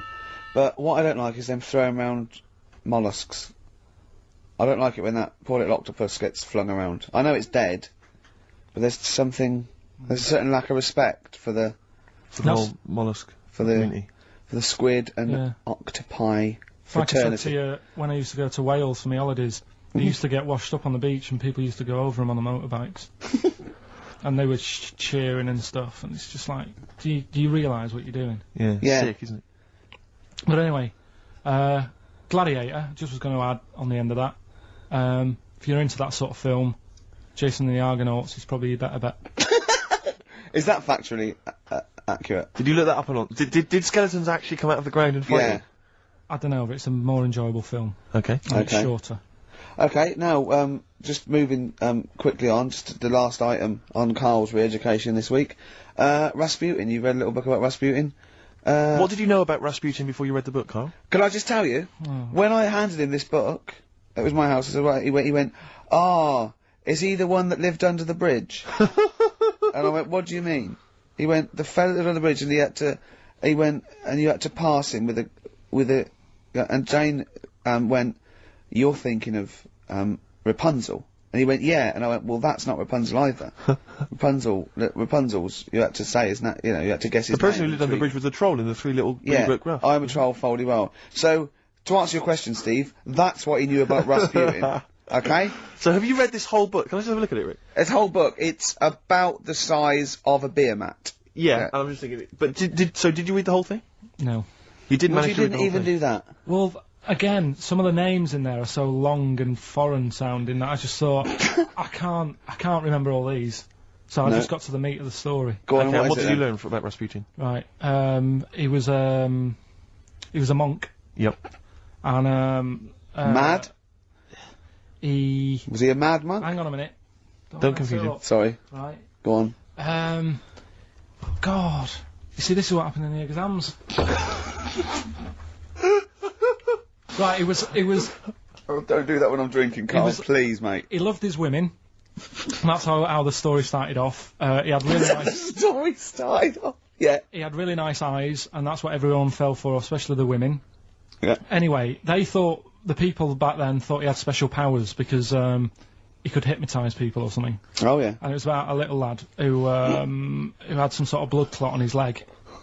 And he said, just calm down and you'll be alright. And people thought he had special powers, but what he was doing, he was saying calm down and he relaxed, and it stopped the blood flowing sort of as fast. And that's how he got better. But anyway, that's the only bit of special work that he did. And then he kept going on, and he was going in brothels and all that. And the people in the town thought, this isn't right, he shouldn't be going about doing this. And where did he live? Russia. Right. Is that right? Yep. What sort of era? I thought you'd might know, you know, about 1800. Okay. Oh, right. Okay. And then... Do you want to check that, Steve? You got the book? People well, got I know sick for a of fact him. that's not right. People got sick of him, and they said, oh, we'll have to get rid of him. So they tried to... He loved cakes as well as women. Okay. So they said, let's poison a cake. And they poisoned a load of Easier cakes. than poisoning a woman, wouldn't it? And he ate these cakes, and it just didn't kill him, and they were like, God, what's going on? And they kept giving him more and more cakes, and... He was suspicious. And that didn't work, so the fella said, that's it, I'm going to shoot him. So... Well, I imagine it was the end of his tether. So- I mean, he was back and forth to Mr. Kipling's. He go shot on. him once, and that didn't work, and the fella thought, oh my god. And he started running away, and Rasputin's running after him, and he shoots him like another, I think he took 4 Face bullets. full of Battenberg. Four bullets. Who's going to swear then? 4 bullets it took to kill him, and then this fella who was after him chucked him in an icy lake, and that was the end of him. But I don't understand, sort of... What don't you understand, Carl? Well, the fact that, you know, he's a bit of a name in history, and I don't understand why, because it just sounds a bit like my brother. Does he love women and cakes? And do you think that'll be his downfall? Right, I want you to study. Right, if you want to do, that's the first introduction. Right, if you want to do some extracurricular, What would that get stuff, me? there's a song by Boney M that lays it out. Suzanne told me about that, saying about Russia's greatest love machine. Yeah. But it didn't say anything about cakes. No. I think if you get the 12-inch mix, No, but they say say, according to Boney M, and I don't know who's correct, the bloke who wrote that or M, they put some poison into his wine. Now I don't know if M have done their research or whether they did shoot him until he was dead. According to them, he was the greatest love machine in Russia. I don't think it says that in the book, but M might know more than that fella. So what's your final verdict on Rasputin? Just a normal bloke who didn't have that much luck, really. That's what I don't understand. I was waiting for something special at the end, but just a normal fellow, really. Yeah, just an everyday. Happens all the time, doesn't it? Just an everyday mad monk. Yeah, just an everyday mad monk. You have to shoot and poison and throw in icy lakes to kill him, and who loves women and cakes. I mean, come on, do we need another one of them? Boring. So what would you say about him then? How would you sum him up? I think you've done it. I think you've done it. There you go. So next week, Che Guevara, you going to read the book? I don't know. Come on. Next week, Che Guevara. Take it home. There he is. Give it here then. Richard X. The Sugar Babes are freaks electric. Are they, Carl? Don't know. I feel like feels like Christmas Day. What, and you didn't get the gift you wanted? Yeah, do you know that like anticlimax? Yeah. When You've been looking forward to it for so long. yeah, you know. Well, I mean, I knew you were looking forward to it. That's why it took you 14 years to get the result, and then it was 2 other people that got them for you. Do you wish that we hadn't done it? No. It's alright. It's alright, isn't it? What's your girlfriend going to say? I don't think I'll see her again. She likes a man who knows about the Tudors and Stuarts, does she? Yeah, first Gladiator, then the... Yeah, you've been bluffing. Whenever she said, "Where's it go to Stuarts?" You go, "Good." Like, lots of things, but look, it's a bird. What happened to Henry VIII's last wife? Oh, I wouldn't. Sure. Oh, yeah. Oh, look, Friends is on telly. Friends is on. No, I just changed the subject by saying things like, you know, about the only king in a pack of cards. That threw off the scent. That threw us off the scent. That wouldn't fool an invigilator, would it? That's the thing. You can't use that one with an exam board. Carl, have you ever logged on to Friends Reunited? It was the site that everyone was talking about last year. No. Are you aware of the concept? I've heard about it, but there's no one from school who I'd want to see Hook up with. again, really. So basically, for those that don't know, you have to log on to his website, and then you can it helps you track down your old schoolmates if they've also logged on and stuff. And we took the liberty, really, of looking on the Friends Reunited site and typing in your school and trying to track down any of your old mates. We didn't get in touch with any of them, don't worry. We didn't do that. We're not going to surprise you with them now. No. But I was just interested to know, like, some of your thoughts on some of the names that I could run past you. I mean, these are people from your year. Just tell me if you recognise the names. Alison Birch? Think I remember her. What's your thoughts on her? Don't be libelous. Don't be like no. No. Posh probably did pretty well in history and that. Sarah Morris? God, yeah. Remember her? Go on. You're grinning. What's the thought? Go on. No, just she was all right. She was a popular one.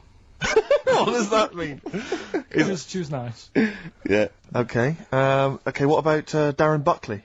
He was one of my best mates. Was he really? Yeah. Seriously? Yeah. What do you reckon he's doing now? Do you still keep in touch? When my mum and dad were still in Manchester and they had a butty shop, he used to go in because the bookies was next door. I love the way you paint a picture. If you did this in your history exam, Carl, you will walk it. Go on. So your parents had a butty shop. There was a bookies next door. Yeah, and he liked having a bit of a gamble, so he used to I think he works for some insurance company. Do you think that his fiancée Beth knows he's got a gambling problem? Or that his 2-year-old son Lewis? No. Yeah, they live in Cheadle Home. Hume. Cheadle Hume. He must be doing well. He's still supporting the Blue Army and frequents the shrine on a fortnightly basis. Funny thing with him is, right, when I used to stay over at his house, and his dad was a copper, and I remember his dad came down and said, right, I want to see you two. I was like, oh God, what's happened? And got us round the table.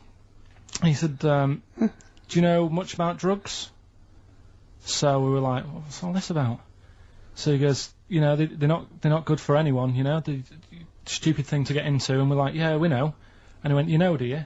We said, yeah. He said, what's this then? And he'd found something in his bedroom, and it was a Skittle. What, the sweet? Do you know little sweets with the S on it? And Oh, really? Drugs. Yeah. So he said, well, yeah, it's a Skittle. Yeah, I know what it is. Oh, he was bluffing like that as a slang word. Yeah, he thought because he was a copper, he probably had to be down with all the terms and that. So we said, oh, it's a Skittle. And he said, yeah, I know what it is, but what's it doing in your bedroom? Oh. And it was like, no, it's a toffee. So, Darren, yeah, I know, it's a toffee, it's a squib, it's a, yeah. Carl, more people from your past. Debbie Carr? Yeah, she was another nice one. What does that mean? Is that a euphemism? No, she was one of them that you'd sort of go, she's nice, but she'd never be your girlfriend. Do you know what I mean? She was, Not really. Even though she was in the same year, she seemed a lot older. Right. And like, wasn't a teacher, was it? There was 3 of them who all hung together, and they seemed to hang around like the older kids, the ones who looked like men. Do you know what I mean? They had What did you look like then? Well, it's just that I had youthful sort of looks, Sure. whereas like the older ones had like beards and stuff. It's the gang of boys in the 5th form with beards. Were they smoking pipes? Go, come over here, me filly. Oi, Debbie Carr, come over here, you little beauty. No, but she was like... I love that. Hanging around with beards. There's the big boys. Oh, fishing. Lovely beards. What do you mean? I just see a whole row of George Bernard Shaws. Brilliant. How do you do in history, boy? Think got an E. You're an idiot. Oh. They were like, you know, I'd be there sort of playing punching people in the arm. That's a great game. Oh, I love that, punch people in the arm. Is that part of the Olympics now? it's I think it was exhibition this year. Right. But it's going to be a pro next year. It's going to be the Winter Olympics because you've got to do it in just a cap sleeve shirt in winter. Yeah. So you're also playing that? She, but whilst I was she didn't appreciate that. She used to go, ow! No, I always think whilst I was doing that, they were like the Charlie's Angels and they'd be sorting out a mission somewhere. Because they were really like, there was something about them that you thought, you know, they're special. They were private detectives. What do they work for a man they never see? Okay, here's a name I'm interested in, because, well, let me just tell you the name first. Adam Clifton. Oh. Go on, what are your thoughts on Clifton? He was one of them kids, he was alright, but he had that thing when, if you didn't have enough milk, he had, like, wrinkly hands, and like white bits in his nails. Oh, because he didn't have enough milk. Yeah. So therefore, you didn't like him because you didn't get enough milk. This is not to be confused with the 2 people with the big heads and the webbed feet, is it? Webbed hands. Well, this was interesting. I know that they weren't related. They must have been somewhere along the evolutionary sort of trail. Do you know what I mean? They must have come from the same sort of stock. But no, you wouldn't have liked him. It's just one of them people. He was all right, but before you say any more, on Friends United, you can leave a little message which explains what you've been doing and what your life's like now. And most people leave maybe 2 paragraphs. Right. Adam, I've printed it off. He seems to have printed. I think there's about 6 pages here of stuff. He keeps updating it, and he just basically lists his memories about everyone. Okay, at the school and what he thinks of everyone. And he says, I often see Simon. He's doing all right for himself. Self-employed illustrator. Mark Cooper. Karl Pilkington. Right. And your name comes up. Now, I don't know if you've told us this story. I think you may have done, but I can't remember the facts about it. It just says Karl Pilkington, with his pet bird. Was it a magpie? I can't remember. He brought it to school to show everyone, and it flew away. Oh, God! Oh, no, they do that, don't they? You True. show them the What was the story there, You Carl? give them seed and they just leave. What do you mean? Well, this sounds like Kez. Well, that's it. I was a big fan of Kez. And it was the time our dog had just died. Yeah. So I didn't have any pets, and the cats were always getting run over. Yeah. And so we didn't want any more pets. Yeah. But there was a magpie that used to fly about on the estate, and I managed to sort of tame it. And in the end, with a chair and a whip. What do you mean you tamed it? Well, just used to sort of hang around it and talk. But how did you get hold of it? Did you catch it? Well, eventually, yeah, it used to just come to me, and the annoying thing was, it got to a point when I wish I hadn't bothered, because it used to pop me bike tyres. It used to sit on like, if I was talking to my mates and I was on my grifter. I love the way he just throws things in. It's like an Alan Bennett play. It landed on my tyre, and it used to peck at the tyre and pop it, and then it used to then never go away, so it was always like around the house, and my dad said never bring it in.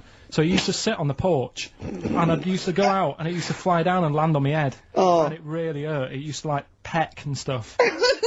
He thought it was a tyre. So it wasn't so much tamed as a stalker.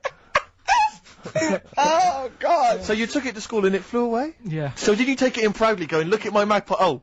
Yeah. Oh, Well, no. I think it got a bit confused in the area that it was in, because I used to just keep it sort of around our estate, but the school was a bit of a distance away. How did you get it there? Carrying it on my finger. Did you walk? Yeah. Wow. So it was happy there, and then it got... But it used to be one of those things that people would stop me in the street and sort of go, oh, what's that? And I don't suppose called it Maggie. You didn't get Charlie's Angels to go and find out what happened to it? Investigate? Were they impressed? No, not really. No. But Listen, go on, any... Carl, let's come back to it, mate. Let's come back to it. Let's have a hip-hop hooray track. It's the big hip-hop selection from Big Steve Merchant. I don't know what I'm talking about there. Just trying to sound hip. This is Spearhead from many years back. A track, again, I think got largely overlooked at the time, but worth hearing again. People in the Middle.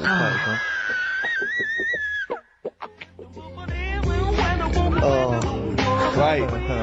Spearhead, People in the Middle. Michael Franti, surely one of the greatest rappers, I think. He just, if you've ever heard him bust it live, Rick, he's almost as good as me. I'm just going to tell the listeners there, Carl, this is quite a little insecure sort of chap, and he was just worried about that last bit. He was going, who would ever find that interesting? He was worried about people finding him boring. And Steve said, as I said, you know, it's like an Alan Bennett thing. He went, yeah, but... You know, no one would care about Alan Bennett if he wasn't such a hit maker. They wouldn't care what he had to say. And we just looked at him for a while, and he went, thinking of Tony Bennett. Bless him. Listen, it's almost the end of the show, Carl. Oh, yeah. And it's really been a Carl special. This is a Carl special, yeah. Well, next week, we won't we'll be getting lay this off much next week. We have to We're know. not going to... He wants to retire a little bit, just... Well, those old lottery numbers might come up tonight anyway. Exactly. You might... What are they again? What's the 4 you've come up with? Fuck my way now. What? Come on, well, give us all 6. No. Why? Carl, while you're rummaging for that... 5, 9, 12 and 26. A few more names that you may recall from Friends Reunited. Go on. Lisa Shufflebotham? Do you remember her? Yeah, she... Was she one of Charlie's Angels? No, she wasn't that nice, but she wanted me. her and a mate Rachel, I remember, I don't know why, but it was some sort of PE lesson where it had to be a bloke and 2 girls, and they were fighting over me. Could you hear what they were saying? They were just like, I want him, and I was loving it.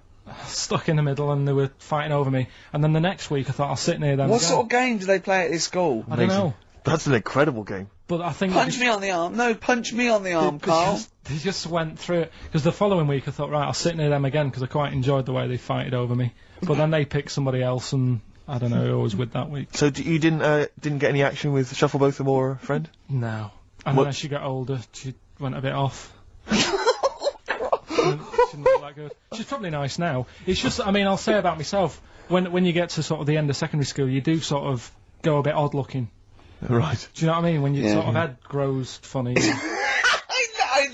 I would just love to go back to his school of that era. I mean, just what happened to people, whether, you know, all people sprouting limbs. No, do you know and what I mean? things. When you're like 12 and that, you quite... No, not 12. When you're 10, when you're 7 to 10, you sort of look healthy, and you look at your pictures when you go, yeah, I was a good-looking lad. But then when you get to late secondary school, something happens, and you just look a bit odd. Okay, well, what about Alison Thorpe? Not sure about her. I sort of know the name, can't put a face to it. Damien Comer? Again, know the name. Yeah. Can't remember anything. No. Yeah. It's a shame. Well, those are pretty much all the names I could find. We've had some interesting thoughts, though, and interesting anecdotes. Yeah. Anyone in particular that you'd like to say hello to that maybe listening now that No, you... I think I would have mentioned Darren Buckley if you hadn't have brought him up. Oh, right. He was like my buddy. Yeah. Did you ever see the Magpie game when you took it to the school and confused it? No. You're joking. That was the end of it, was it? Yeah. So where did it go? Probably to some other kid. Because I mean, actually, it probably got killed. Because if it was being that friendly with other people, some people might have took advantage of it. In what way? Well, there was a programme on the other week about... What, in the way that Shuffle both of them were trying to take advantage of you? There was a programme on the other week about bear whisperers. Yeah. And some blokes got really friendly with a bear, and then when they were leaving that area where the bear was, they said, "Oh, we've caused a problem here, because there's some bear hunters coming in and moving into this area, and it's going to get a bullet if it acts like this." So they had to scare it away, and that's what I should have done with Maggie. I should have terrified it a little bit, so it wouldn't trust humans. Just introduced it to some of your schoolmates, I'm sure would have freaked it right out. Well, the ones with maybe the that was big why heads. it fled. It didn't see. Oh no! It didn't see those two fellas with big heads and webbed hands coming towards it, did it? That would have terrified anything. It's like a scarecrow, like two walking scarecrows. Listen, have we got time for a song for the ladies? What's happening? We've not really thought. Quick then, quick, just do it, just do it. Thanks very much. Well, hang on, no, we haven't lined anything up, have we? I was going to play Mary Lawson and that for you. And then Is this going to be the final track? It has to be. Yeah, it would be, yeah. We've blown it. We've blown it on the Carl special. We have indeed. I'll play it next week. So Carl there's got an E at history in GCSE.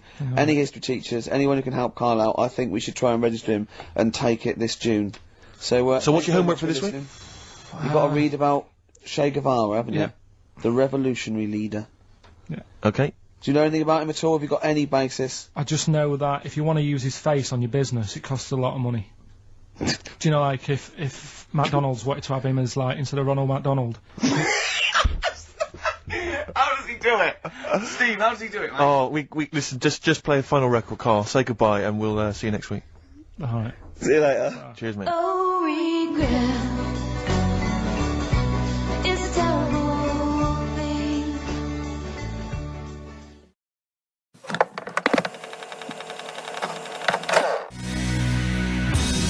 XFM 104.9, Dandy Warhol's Bohemian-like. It was the Ricky Gervais Show. With Steve Merchant. Yeah, exactly. And Carl, who's Carl's turned here. our microphones on. Can't believe it. Good to see you, Carl. Good to see you, Ricky. Cheers.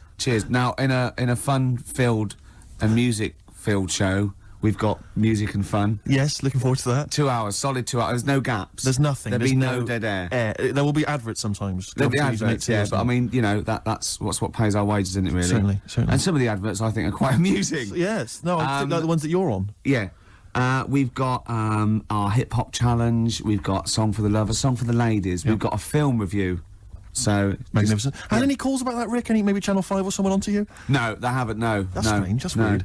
No, but I think it's a bit ahead of its time because it's very unique. Sure, because it's not like other film, individualistic, is it? It's sort of like it's a bit out there. Yeah, Anything well. caught your eye this week, Steve? Rick, I know that both you and I are kind of obsessed with these people who believe in people who can predict the future or have got contact with the dead or whatever. Yeah. And I know Mystic Meg's a bit of a nonsense, but people do take her seriously. And on the cover of the Sun today, Mystic Meg won me 15 million quid. Wow. Right, you're thinking that's a pretty amazing claim. I know that Carl believes in Mystic Meg and all that sort of rubbish, you know. You're thinking, wow, here at last is proof that she has got powers. And you wonder to yourself, well, maybe she predicted the numbers specifically, you know, that would be a hell of a... just to him. Yeah, which is incredible, which is absolutely incredible. And so there's this guy, lottery mad Tom Naylor, he's a lorry driver, right, he won 15 million quid. Yeah. He says, I always read my horoscope in the Sun and follow the advice. Basically, what Meg said was, keep a lottery ticket in a yellow mug to add luck. So you're thinking, well, okay, so he's kept his ticket in a yellow mug. That's still pretty extraordinary. Yeah. I didn't have a yellow mug, says Tom, so I put the pages of my map book. So I put the ticket in the pages of my map book, which is yellow. Right.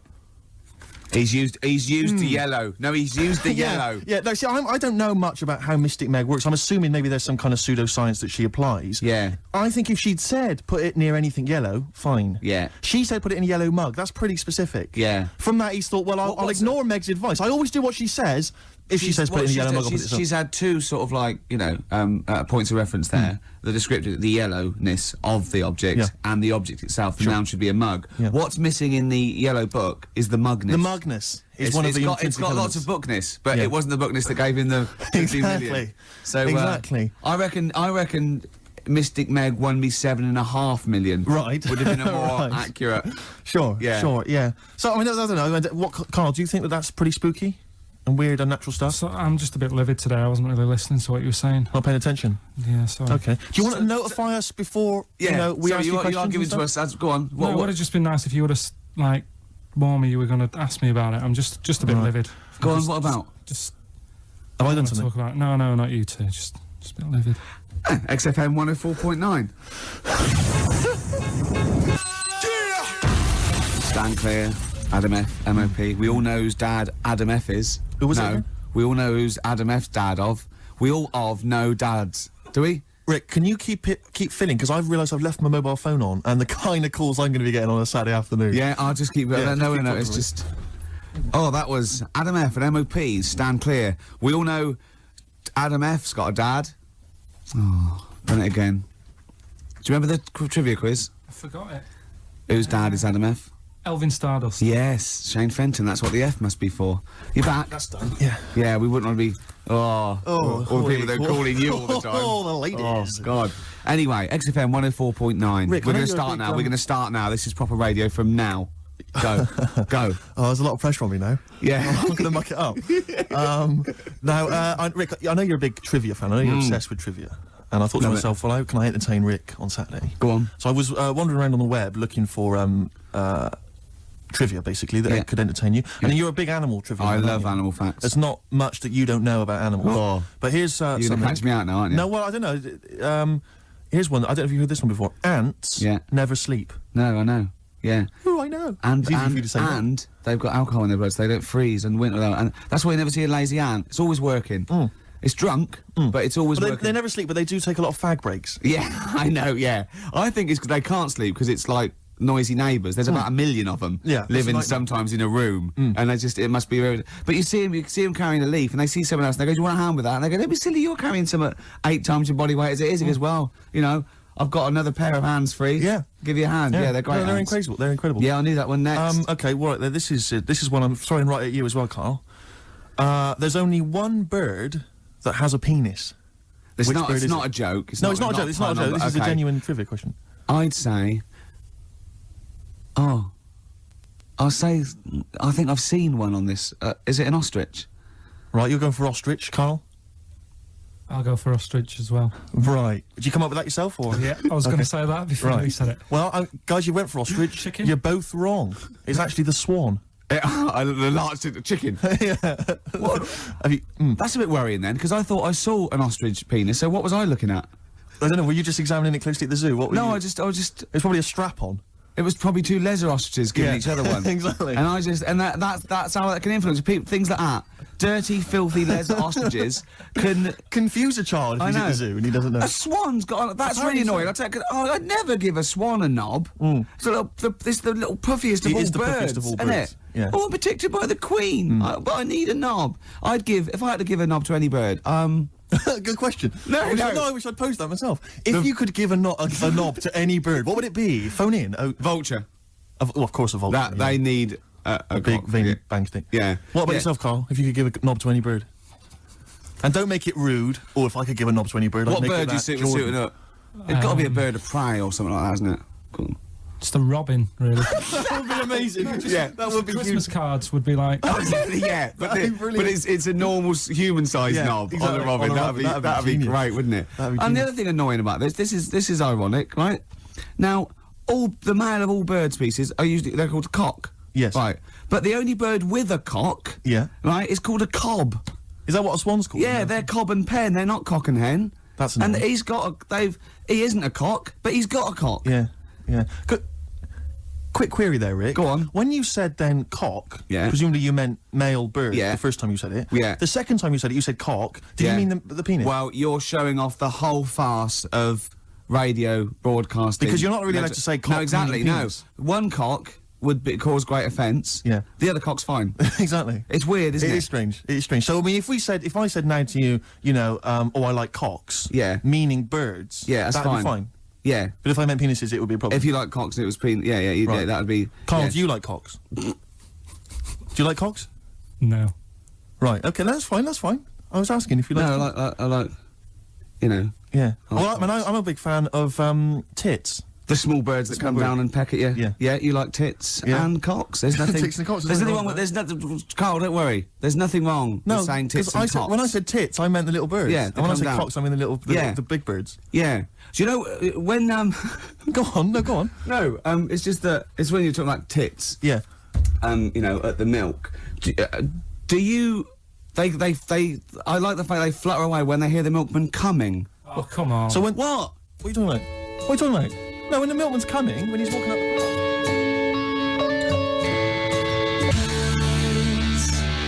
Ash, and sometimes lovely song. Got to apologise to our producer there because he was worried about it was a bit. There was nothing wrong with it. It's just like saying you like watching birds in the garden. It's just that I think you're better than that. I know it's cheap, isn't it, to say like we like I like tits. Yeah, I like cocks. So are we a bit more literary now? One of my favourite things is Fanny by Gaslight. Really? That's interesting. That's interesting. I'm a big fan of Moby Dick. Oh yeah, the book Moby Dick. Yeah, not the medical condition. There's nothing in your no. It's the big horrible thing that used to swallow semen. Yeah. Now in the winter. Yeah. Steve, go on. There's nothing I like more than to keep my hands warm in a muff. No, sure. You mean those kind of furry things that sort of classy-looking ladies? Yeah, posh ladies often put their hands in. Yeah, you know when you have a nice, like, a party and they're all leaving. Yeah, winter party. And you might take the wrong hat or something. There's nothing I like more than to see two posh women with their hands in each other's muffs. Oh, that's always a And fun they're bit. going, oh, this must be yours. Yeah, that is always funny. Yeah. That's always funny. Yeah. But, seriously, no, I'll stop this, you're right, I've got a degree of... I just remembered that my favourite Beatles song is Come Together. Yeah. Now, we're going to stop this now, Carl, because it's childish. You're right, I've got a philosophy degree, for Christ's sake, and it's about time. Who's your favourite philosopher? Do you mind me asking? Well, I would tell you, except when I have a talk about it, I go into a Cockney accent. Really? So it can be like, my favourite philosopher, I like a bit of Kant. Right. Is that Immanuel Kant, Yeah. the philosopher? Yeah. That's strange. Yeah. That's strange. What's his name again? Kant. Oh, yeah. That can be weird. Can be strange. Look at Carl's Look at his face. Look at his face. Join in, Carl. Undo your trousers. Just We'd let be it like hang Stan out. Let your Boardman cock hang when he out. told the Fokker joke. Yeah. We won't do local radio again for 10 years. Ian Brown, Dolphins were monkeys. Yep. Before that, don't know what that was. I'm still pissed off that swans have got cocks. Yeah. It's a waste. It's a waste of a knob with a I know what you swan. mean, I know what you They don't know what they're doing with it half the time. Now we've got some great. Do you remember? We're stopped all the silly innuendos now. But do you remember? I think it's because they've got a long neck, and to balance them properly in the water. Counterbalance. What are those things that boats have underneath? A rudder. No. No. Yeah. You know what I mean? The Like keel yachts. thing. Yeah. The big. Maybe. Yeah. Do you know what I mean? It might be. You might be right.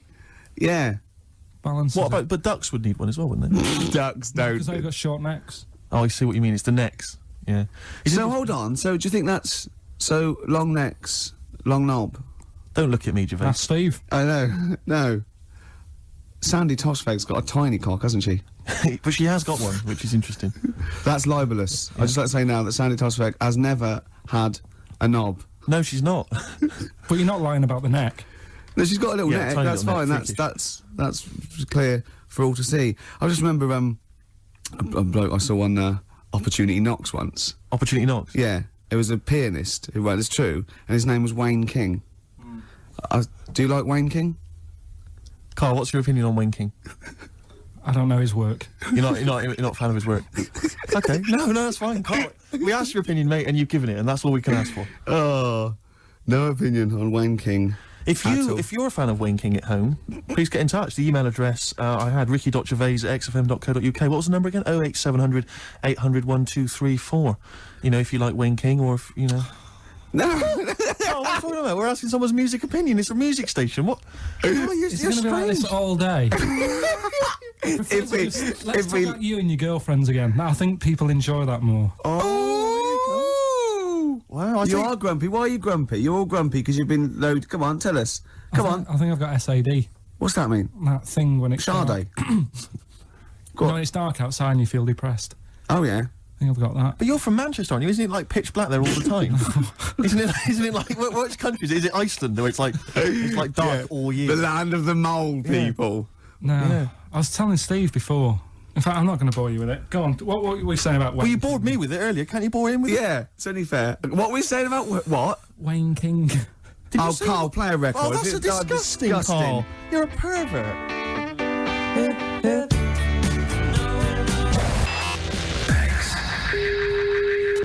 Right, that's what we're doing, Steve. We are indeed. Before that, Weezer, Island in the Sun. Can I just ask Carl a quick question? Yeah, why does he swear so much on radio? No. Carl, did you see that film last night? Gaylord Say No.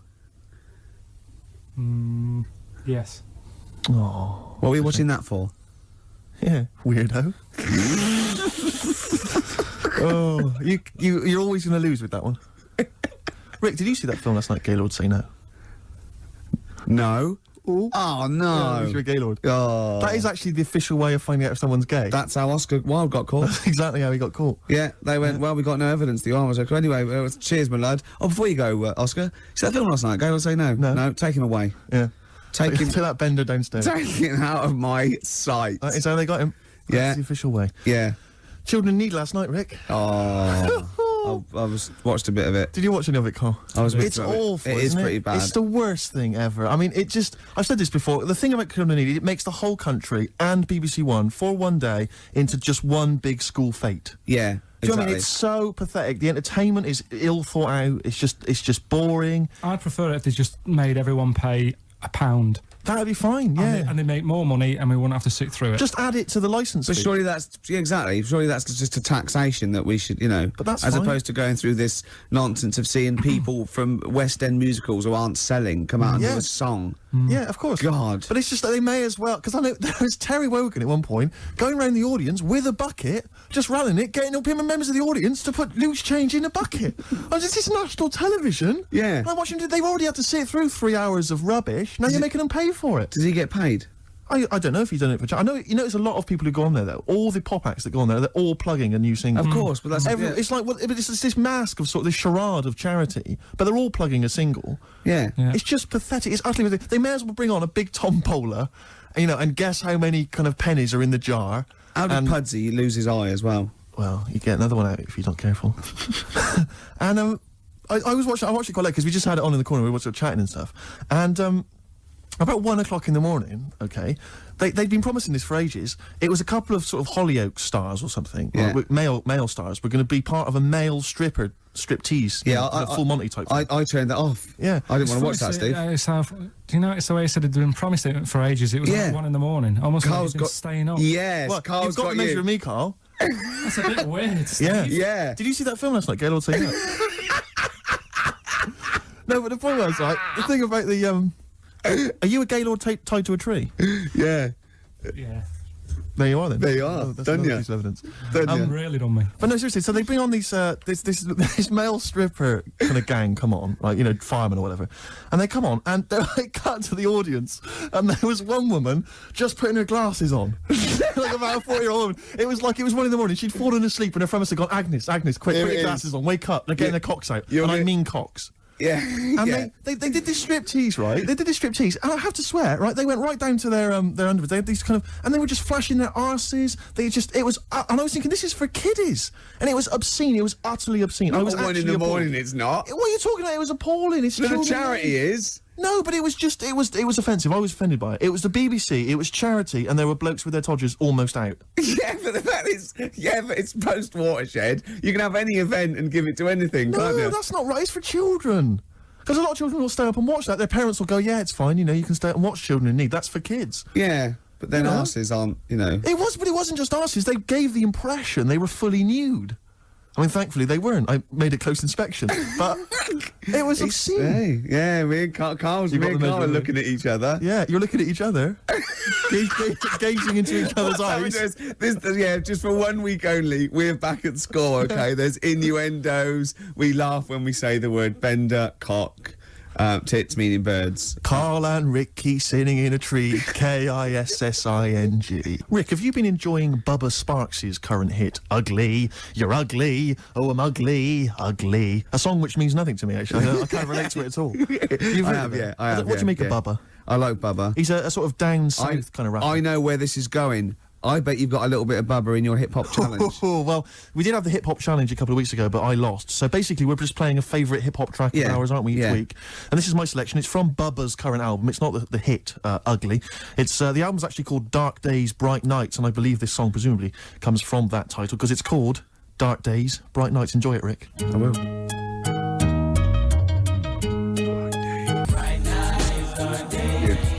Bubba Sparks, Dark Days, Bright Nights, title track of his current album. Rick, what do you make of it? I love it. Do you enjoy it's it? great. It's hypnotic. It's the chorus. Is that a song? Sounds like Stevie Wonder? It does sound like Steve. I don't know. I haven't got the inlay sleeve to hand. I can't tell you. Does anyone know? Maybe they could call in. Rick, I'd love to give out the number. In fact, I will.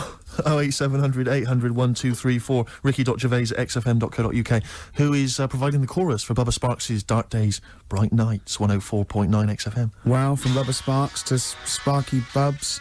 Those Sparky Bub boys swayed. Hey, slick. Strokes, last night on XFM, 104.9 before that, Swayed. Absolutely. Beautiful ones. Fella just phoned up and said you were talking about waterfowl before. The only bird with a penis is the swan. And he said that it was worried him about the ugly duckling. They'll go about, he turned into a swan, but ducklings, they're not called ducklings, they're called cygnets. I pointed out that the swan in question didn't understand, because he thought he was a duckling. Yeah. And that all the other ducks sort of laughed at him because he was all gangly and everything. But they turned into a swan, and he realised, I was a swan all along. Yeah, the ugly duckling story got me through so many bleak nights as a child. You couldn't wait to one day turn into a swan. Still waiting for it. So you can have a knob, presumably. Yeah, cool. Yeah, because look, Carl, look, don't worry. It's a nice little. No one's going to complain about this. This is lovely, childish, lovely little innuendo. There's nothing nasty or vicious. There's no. And anyway, off air, you're a different kettle of fish. You were trying to get us with the Gaylords joke. Yes, he was, and he tried to do this. This is we'd done the Gaylords. Do you see that film last night, Gaylords? Now, Carl trying to get his own back. Did you watch Gaylords last night? Brilliant. It's got to be. Did you see that film last night? Gaylords Say No, and then you say no, and we all point and laugh. Oh, I was going to ask you. Is it true he's leaving Friday? Robinson Crusoe. Nice one. High five, Rick. Oh, he got you right. He got you the right one there. I don't know what that means, but he did. Anyway, we're talking about children in need, Rick. Oh yeah. And Carl, what's wrong? He's just got it. He's just got it. Go on. Yeah. We're talking about children in need earlier, and as I say, I'm not a fan of it. And this is a couple of years ago. I was working, and I had to drive up to Blackpool. Oh yeah. And so it was Comic Relief night. It was a Friday night, and we were listening to all the different kind of BBC radio stations, because they all cover Comic Relief. They all sort of link up as one big thing. And I think this was maybe like sort of, I don't know, BBC Solihull or something. And they've always got they've got this one guy in the studio doing all the DJing, and there's some bloke who's sort of outside the BBC with some kids and whatever else, kind of doing a live link up. And the guy outside was Steve Baxter. I forget the name of the DJ inside. I love the fact you remember this man's name. Well, it's important because we're listening, and the guy in the studio, he's there and he's chatting away, and he's going, got a signed picture here of the Spice Girls. All the girls have signed that, so the highest bidder gets to win that, and you have that. And I seem to have run out of words. He just said, I seem to have run out of words, and we were like listening, like, okay, and he just went, I seem to have run out of words. I wonder if Steve Baxter's got any for me. And Steve Baxter was just outside, like, obviously not ready, just going... Didn't have any words either? Yeah, no words. Well, who's got all the words, then? It was wordless. I don't believe it. He's probably used up too many words in the first hour. Exactly. He just used all the words up. And he didn't want to repeat himself. Exactly. So he just thought, that's it. It was a hideous blunder. So we were enjoying that and the work of Steve Baxter, and we were driving along, and then we were driving, and we got stuck in this jam on the way up to Blackpool, and I saw this kind of white Mercedes, like a couple of them. I thought, it looks quite swank, you know, and I'm swank. And I drove up, we were driving up behind it, and the number plate was something like, I can't remember exactly, but I think it was something like Orv 1. I'm thinking, interesting, Orv 1, you know. So we're driving alongside, who is driving? No, actually, it wasn't a driver, there was a guy driving it, in the front seat, asleep. Green Dog. Keith Harris. Really? Keith Harris was there. Orville, as I recall, on the back seat. Oh, no. I couldn't believe it, yeah. Was asleep or?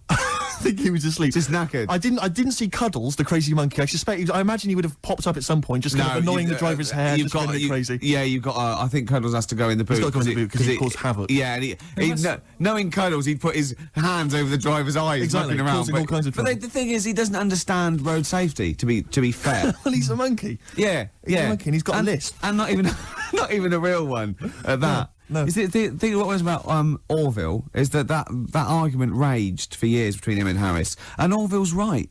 He can't fly. He can't fly. Yeah. So I'm worried that Harris will lull him to full sense of security. But you can fly. Yeah, and then when Harris is out, Orville will climb onto a chair, onto a windowsill, basically think he can fly, and just plummet. Yeah. To his death. I think just a quick point about Orville. I'm surprised he's still not potty trained. Because he's been wearing that nappy of his for years. I know. He can talk. He's mastered the power of speech. Yeah. Still crapping everywhere, I assume. I assume so. Flying around. Yeah. Mess. And as we definitely know, he's a duck, so he hasn't got a cock. He has not got a penis.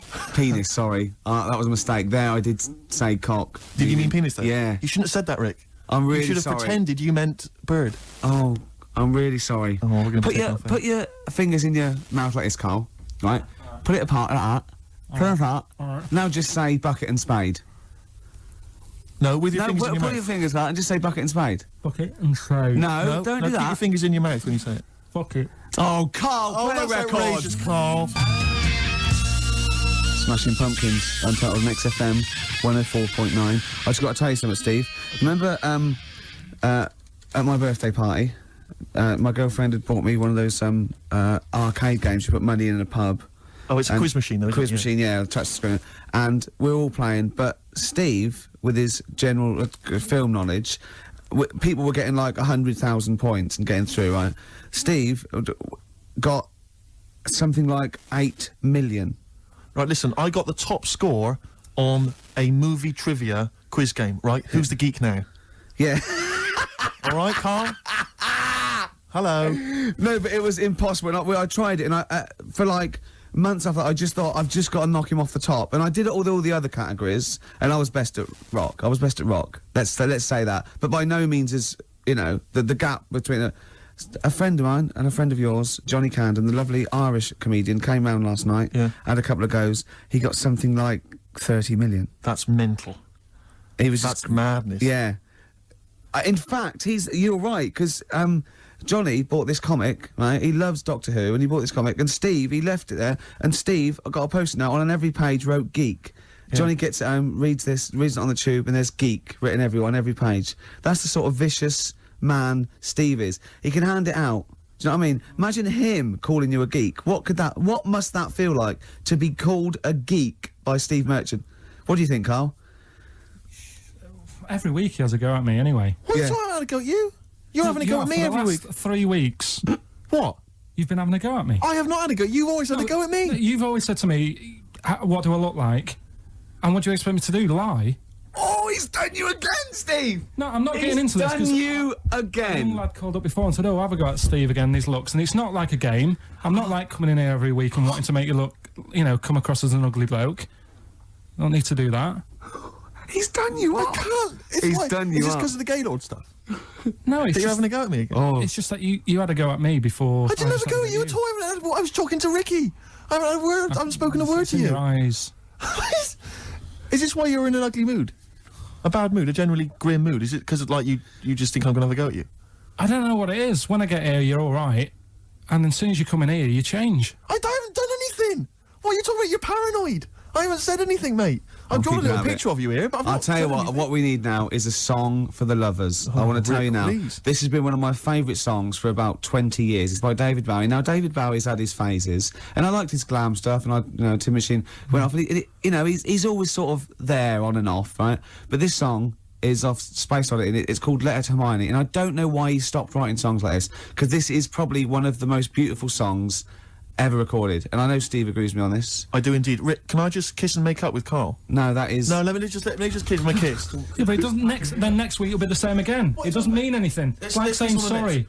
Kiss on the lips. Go on, he's... Carl! Yeah. I've never.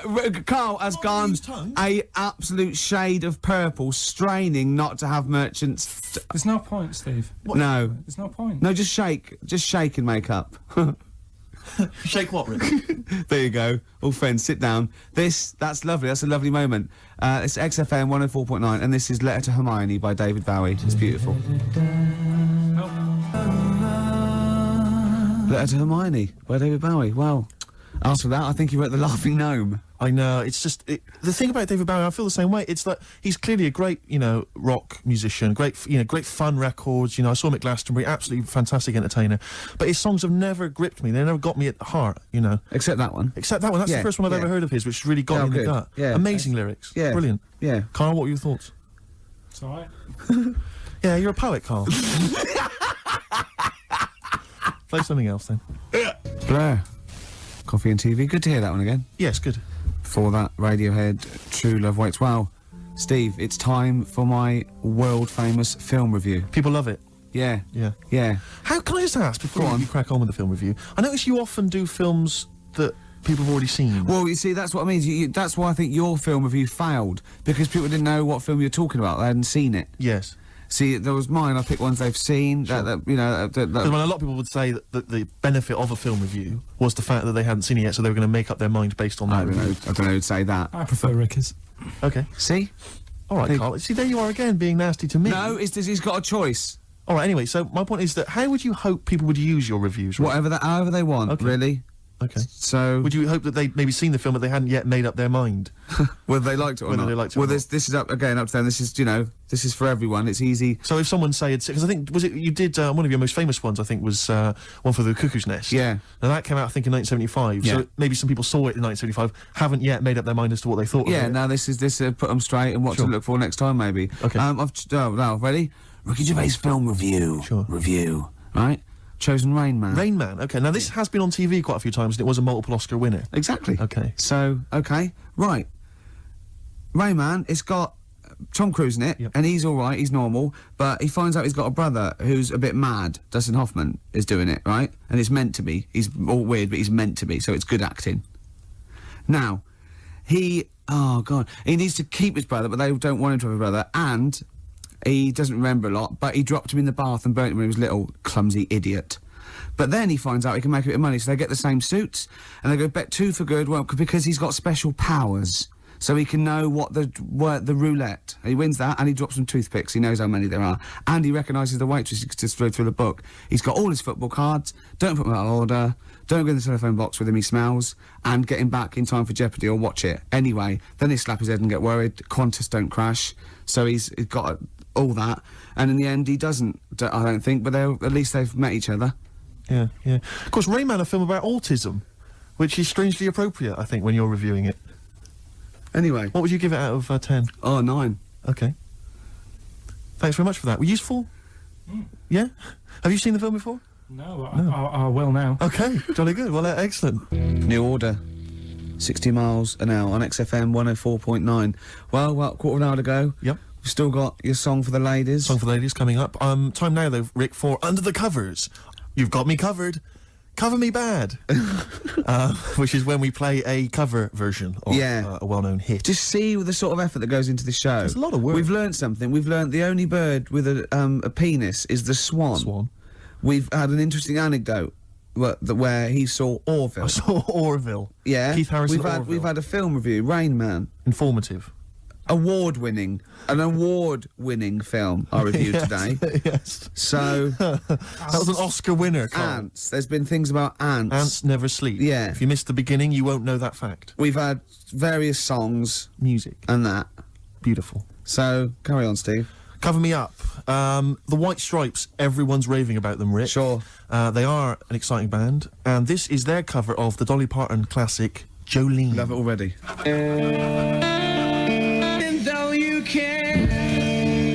White Stripes and their version of Jolene. What did you make of it, Rick? I loved it. Loved it. Good. I want to ask Carl a question though, because Carl sometimes in awe of this newfangled world that we live in. What do you think of the scenario? What do you think is going on there? Because it's a bloke singing to a woman, begging her not to take his man. What do you think's going on there? Say again.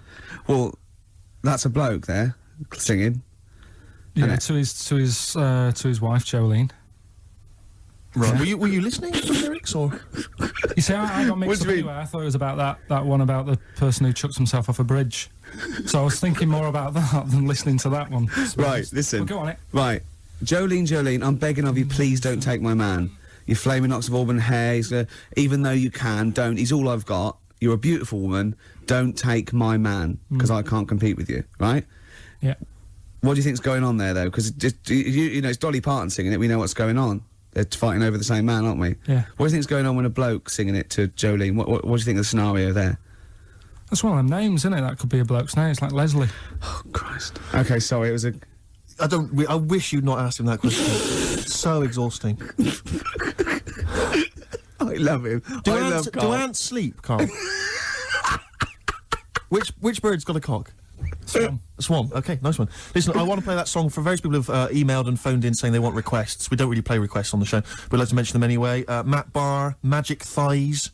That's not Matt Barr's Magic Thighs, No. that's Matt Barr and Magic Thighs. Yeah. Kieran in Dublin, Stuart in Hackney, Lisa and Alison in Crouch End, and Glenn in Crystal Palace, who was phoning up with a nice message earlier.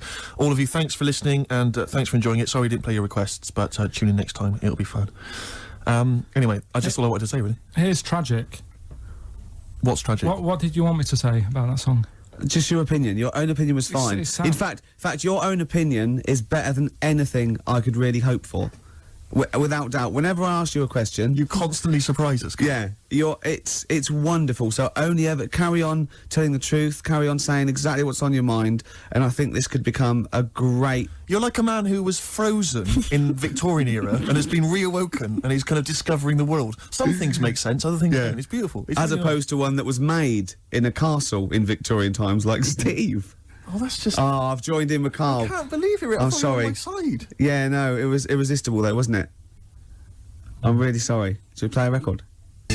Right, I'm afraid that is about it from us. Absolutely. I always leave the ladies with the song, Rick, as you know. And the song for the ladies this week, again, it comes from the free giveaway CD that comes with this excellent little magazine called Comes With a Smile. And there's always something interesting. How are you spelling that? I've played the Mull Historical Society before. This is a track. It says it's just a demo, which is, I don't know why. If they've been picked up, it's outrageous. They're called Sloan, and this is called Pretty Together. See you next time. Goodbye.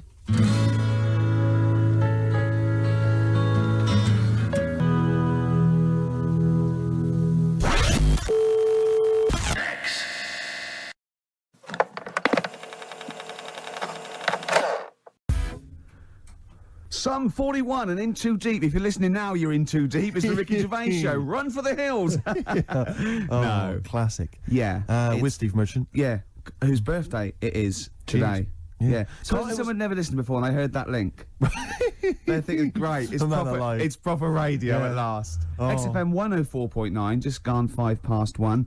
Steve, do you want some great music I'd today? love to hear some great music. music. I've brought in some good stuff. I've brought in Oasis, we've got Radiohead, Sure, I've got some sure. Dre, I've got some Alba, I've got some Jimmy Webb. I'm looking forward to that. Yeah, You know, yeah, we're keeping yeah. it real. Oh, absolutely, yeah. I've got Charlatans, I've got Nirvana. Any Sade? There's no Sade. No, that's a shame. No, but I've been looking through the library and I have found 4 non-blondes. Brilliant. Looking from yesteryear. Looking forward to that later, Rick. Yeah. It was Carl. It was you that worked out the maths and worked out I was 28 because they just worked out I'm 27. You are 27. No way. Yeah, I asked you, didn't I? And I said because, no, but what I sort of questioned was, I said, well, if you're 27 today, that means last week you were 26. well done. Yeah, that's irrelevant. So therefore you assumed that I must be 28 then. Yeah. Whereas I assumed you were using, your knowledge of maths, such as it is. I wouldn't do that. No, sure. Wow. I actually got lost in that conversation because I genuinely didn't know what he meant would mean last week you were 26. I don't know what that meant. I don't know what it meant. Wow. Well, it is Steve's birthday. But he would have been 26 last week. Sometimes you genuinely frighten me because it's those staring eyes. There's nothing behind him. It's this little bald head. Looks like Davros looking at me. Genuine fear on his face when he enters into a conversation with another human being. What bit don't you understand? If he's 27 today, he would have been 26 last week, and he doesn't look 26. He didn't look 26 last week. He looks older than 28 today. You've started on his birthday. You're still having a go at him. Carl, I don't look like the kind of hot stud that I actually am, but face facts, that's the truth, mate. Yeah, live with it. Get with the programme, jeez. Well, let's have a little bit of cake. Okay. Oh, that's appropriate. As See a what I did? birthday. But you mean the band, don't Yeah. you? Not the cake. You haven't actually bought a cake, have you? Got anything at all? Cake, short skirt, long jacket, sort of fashion sort of Sure. single. Yes. Isn't it? Yes. Yeah. Oh, I got. Just remembered something. Go on. Right.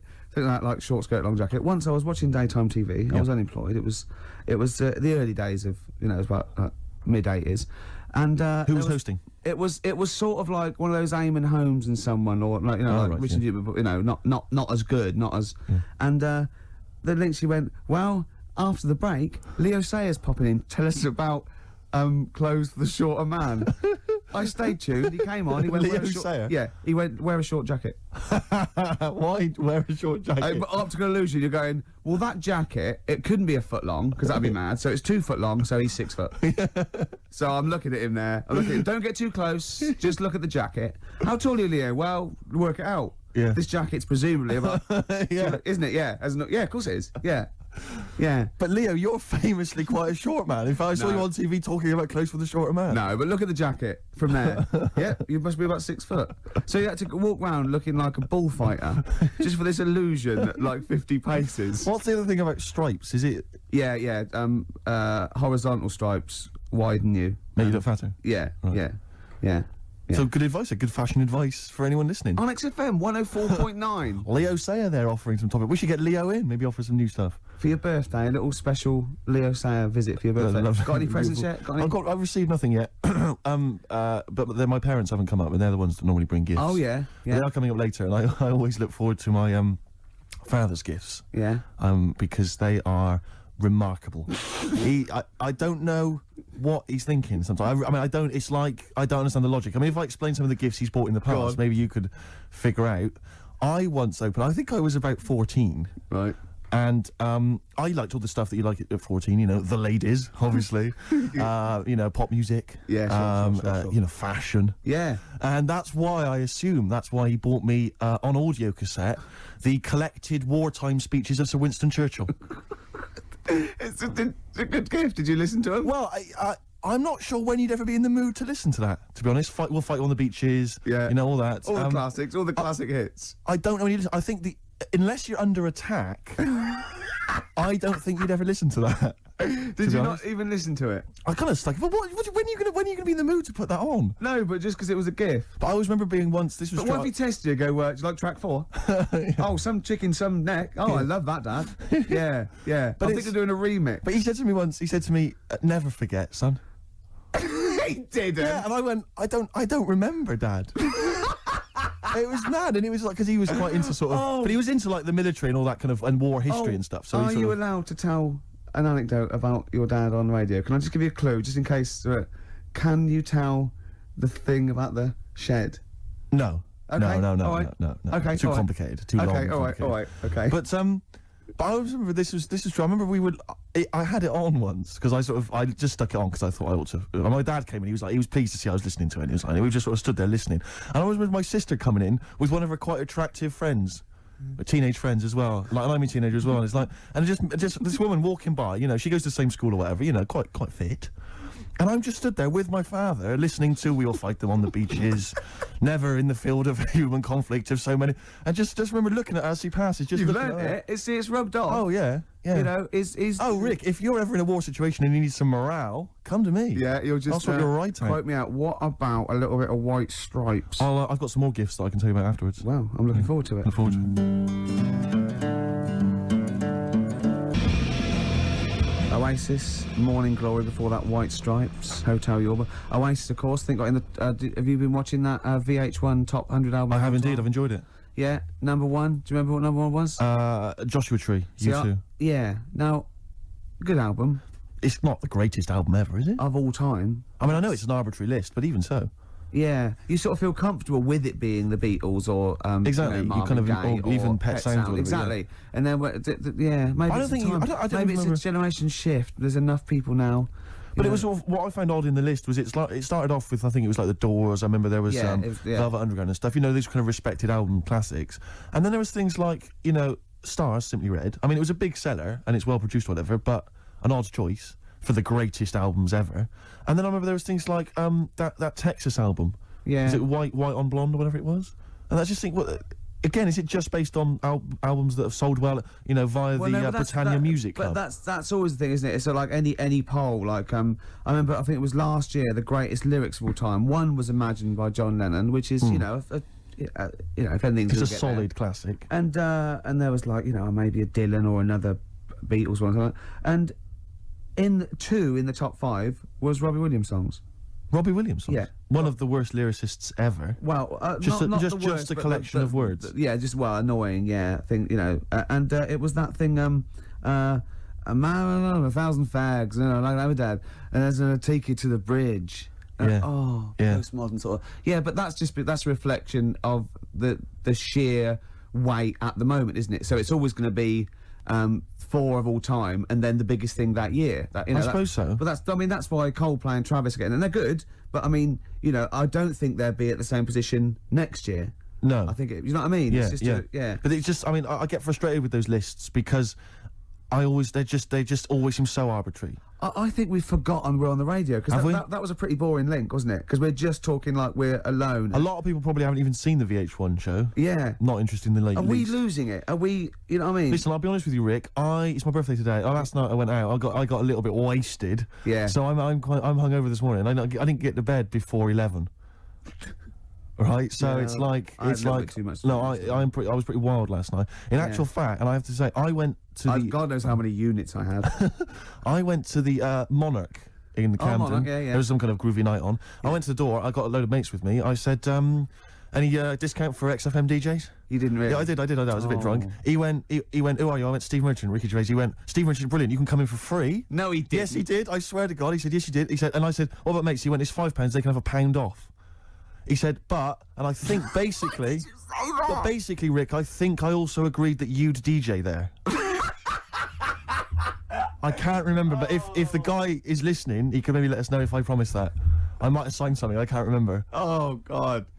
Oh, but anyway, no. it was a good night. It's like one of those 50s sitcoms when, you sold my soul to an angel. Exactly. Oh, how am I going to get out of this? Yeah, exactly. Oh, no. So, anyway, if you go down to the Monarch maybe next week, Ricky Gervais playing. That'll be fun.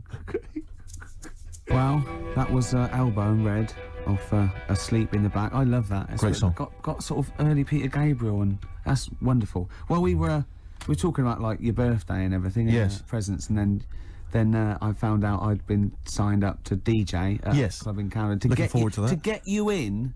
I got in for free. My friends got in at £1 off. I was just when the record was playing there, I said, why did you do that? Why did you try and get in free? Right? He goes, impressing my mates. Now, how impressive is it that Steve Merchant can get you in a place for £1 off? Oh. Yeah, you want to save money? Go with Steve. If they recognise him or have heard the show, you get £1 off. That is great. I'm a quality discount. I don't know what you like more though, because I know you, and I think it wasn't just the acclaim and the fact it was the £1 off you liked. The money off was exciting to me. That was great. Any discount would have been fine. I imagine you made them all buy you a drink for the several to the value of £1. It ended up costing them a lot more. Yeah, exactly. Well, have I ever?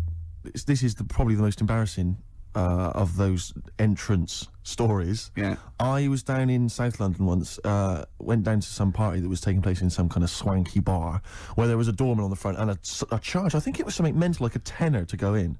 It was crazy. It was ludicrous. I don't know what I was doing down there.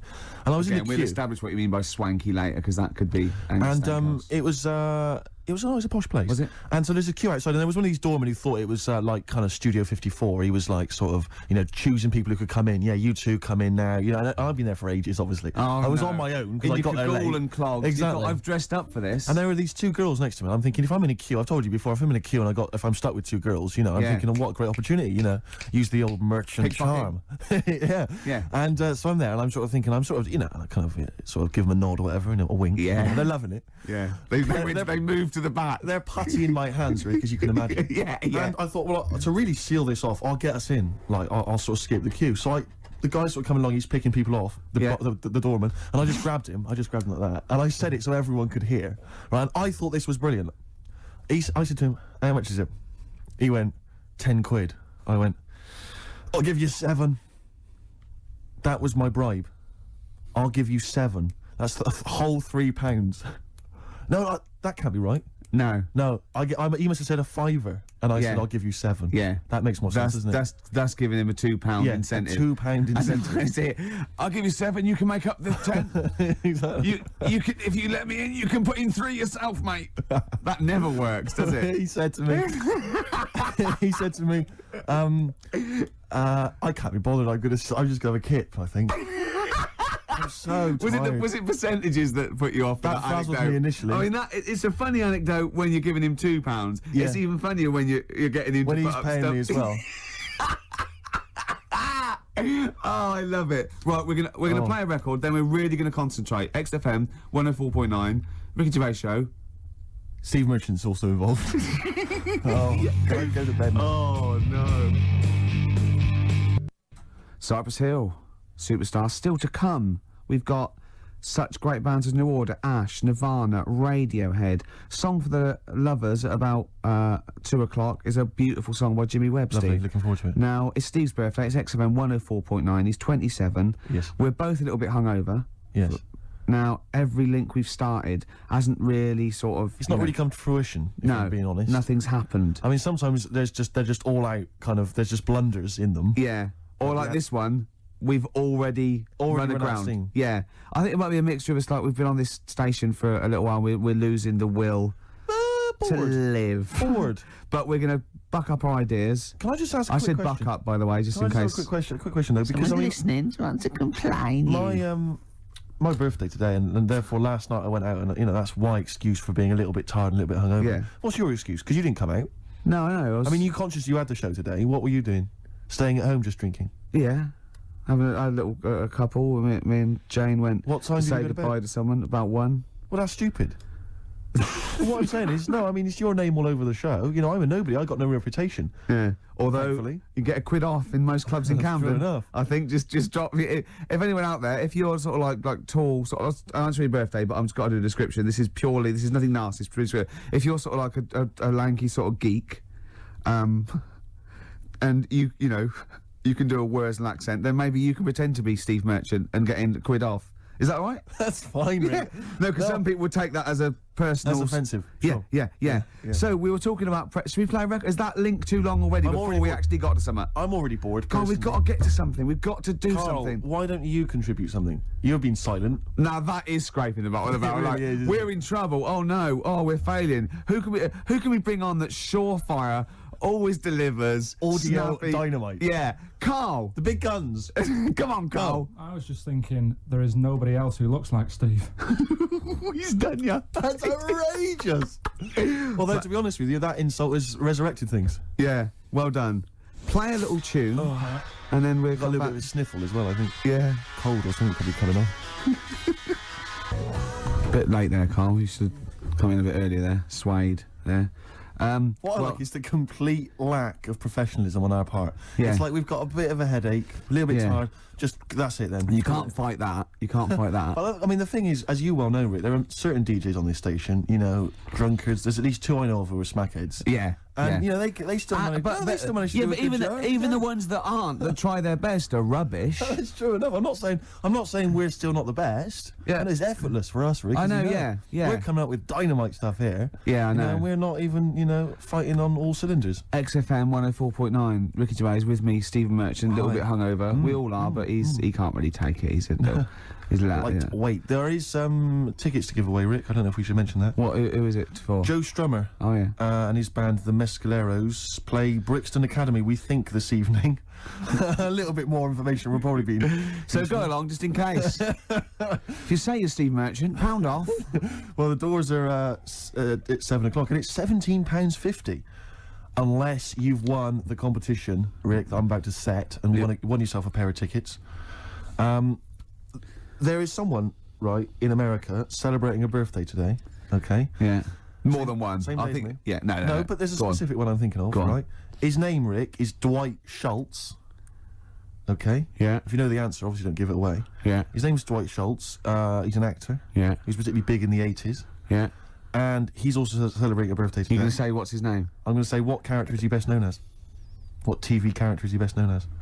And you can win yourself some tickets for Joe Strum and the Mescaleros at the Brixton Academy. Dwight Schultz. American actor, TV character of the 80s, very famous. Oh, yeah.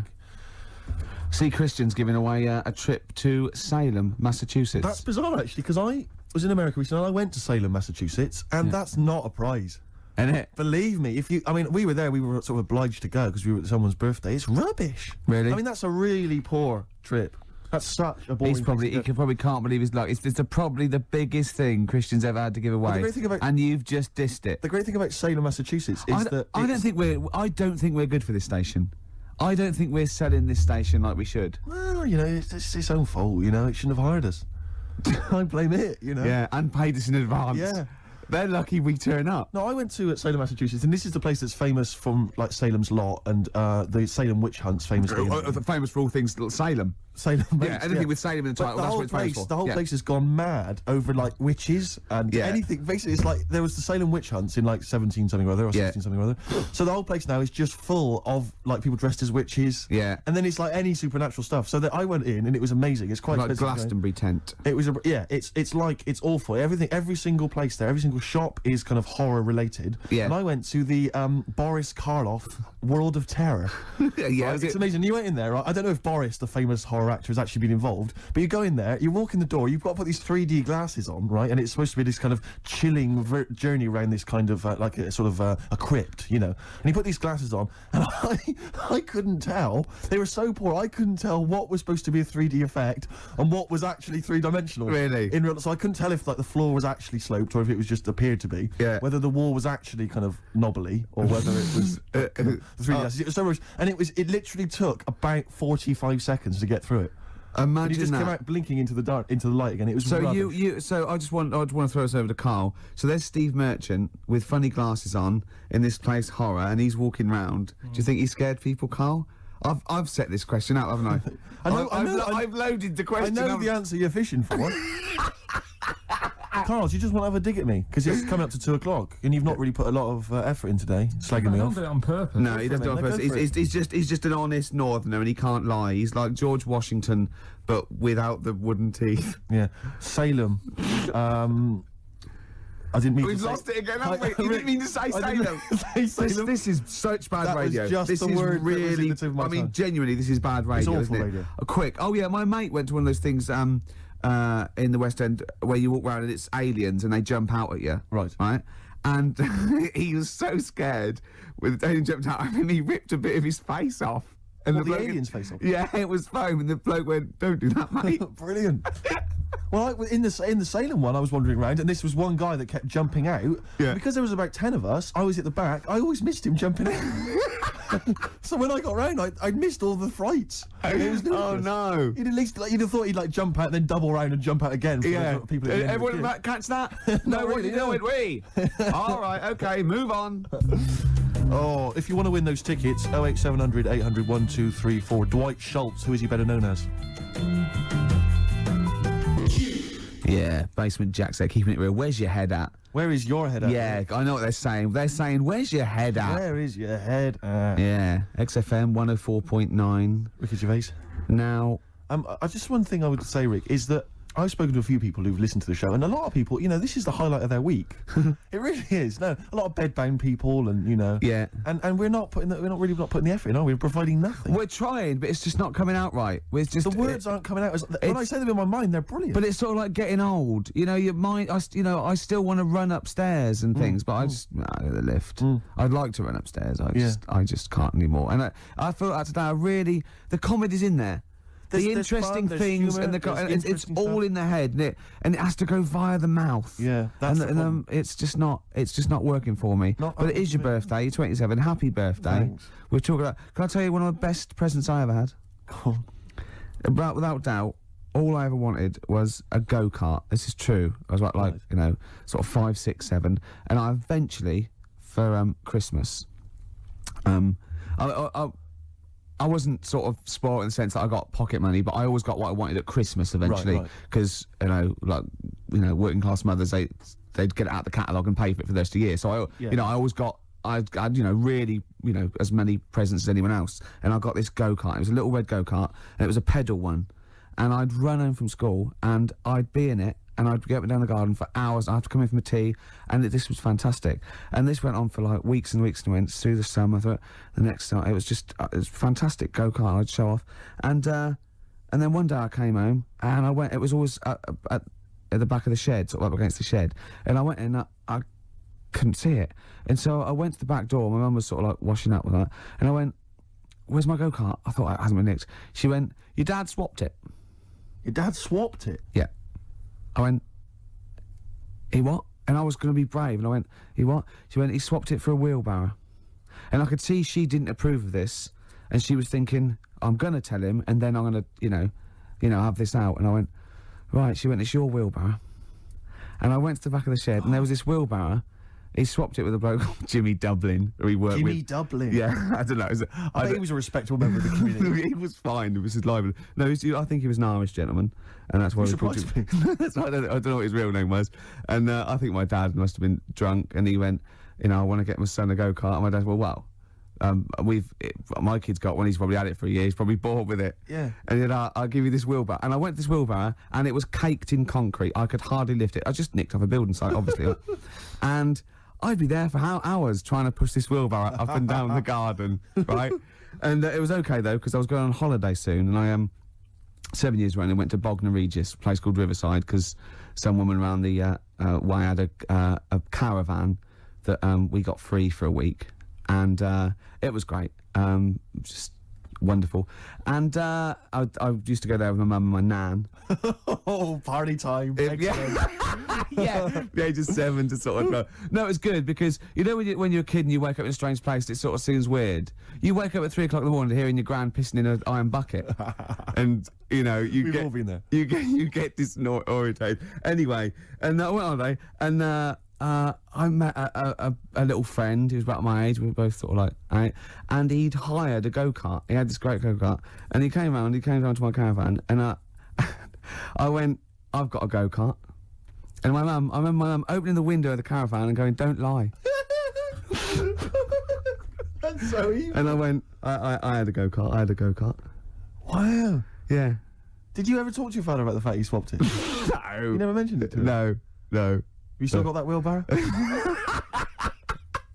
I think so. I've grown into it. Yeah. Yeah, I can nearly lift it now. Yeah. And now I'm just too old to run up and down the garden with it. Now you get one of your several gardeners and use it all the time.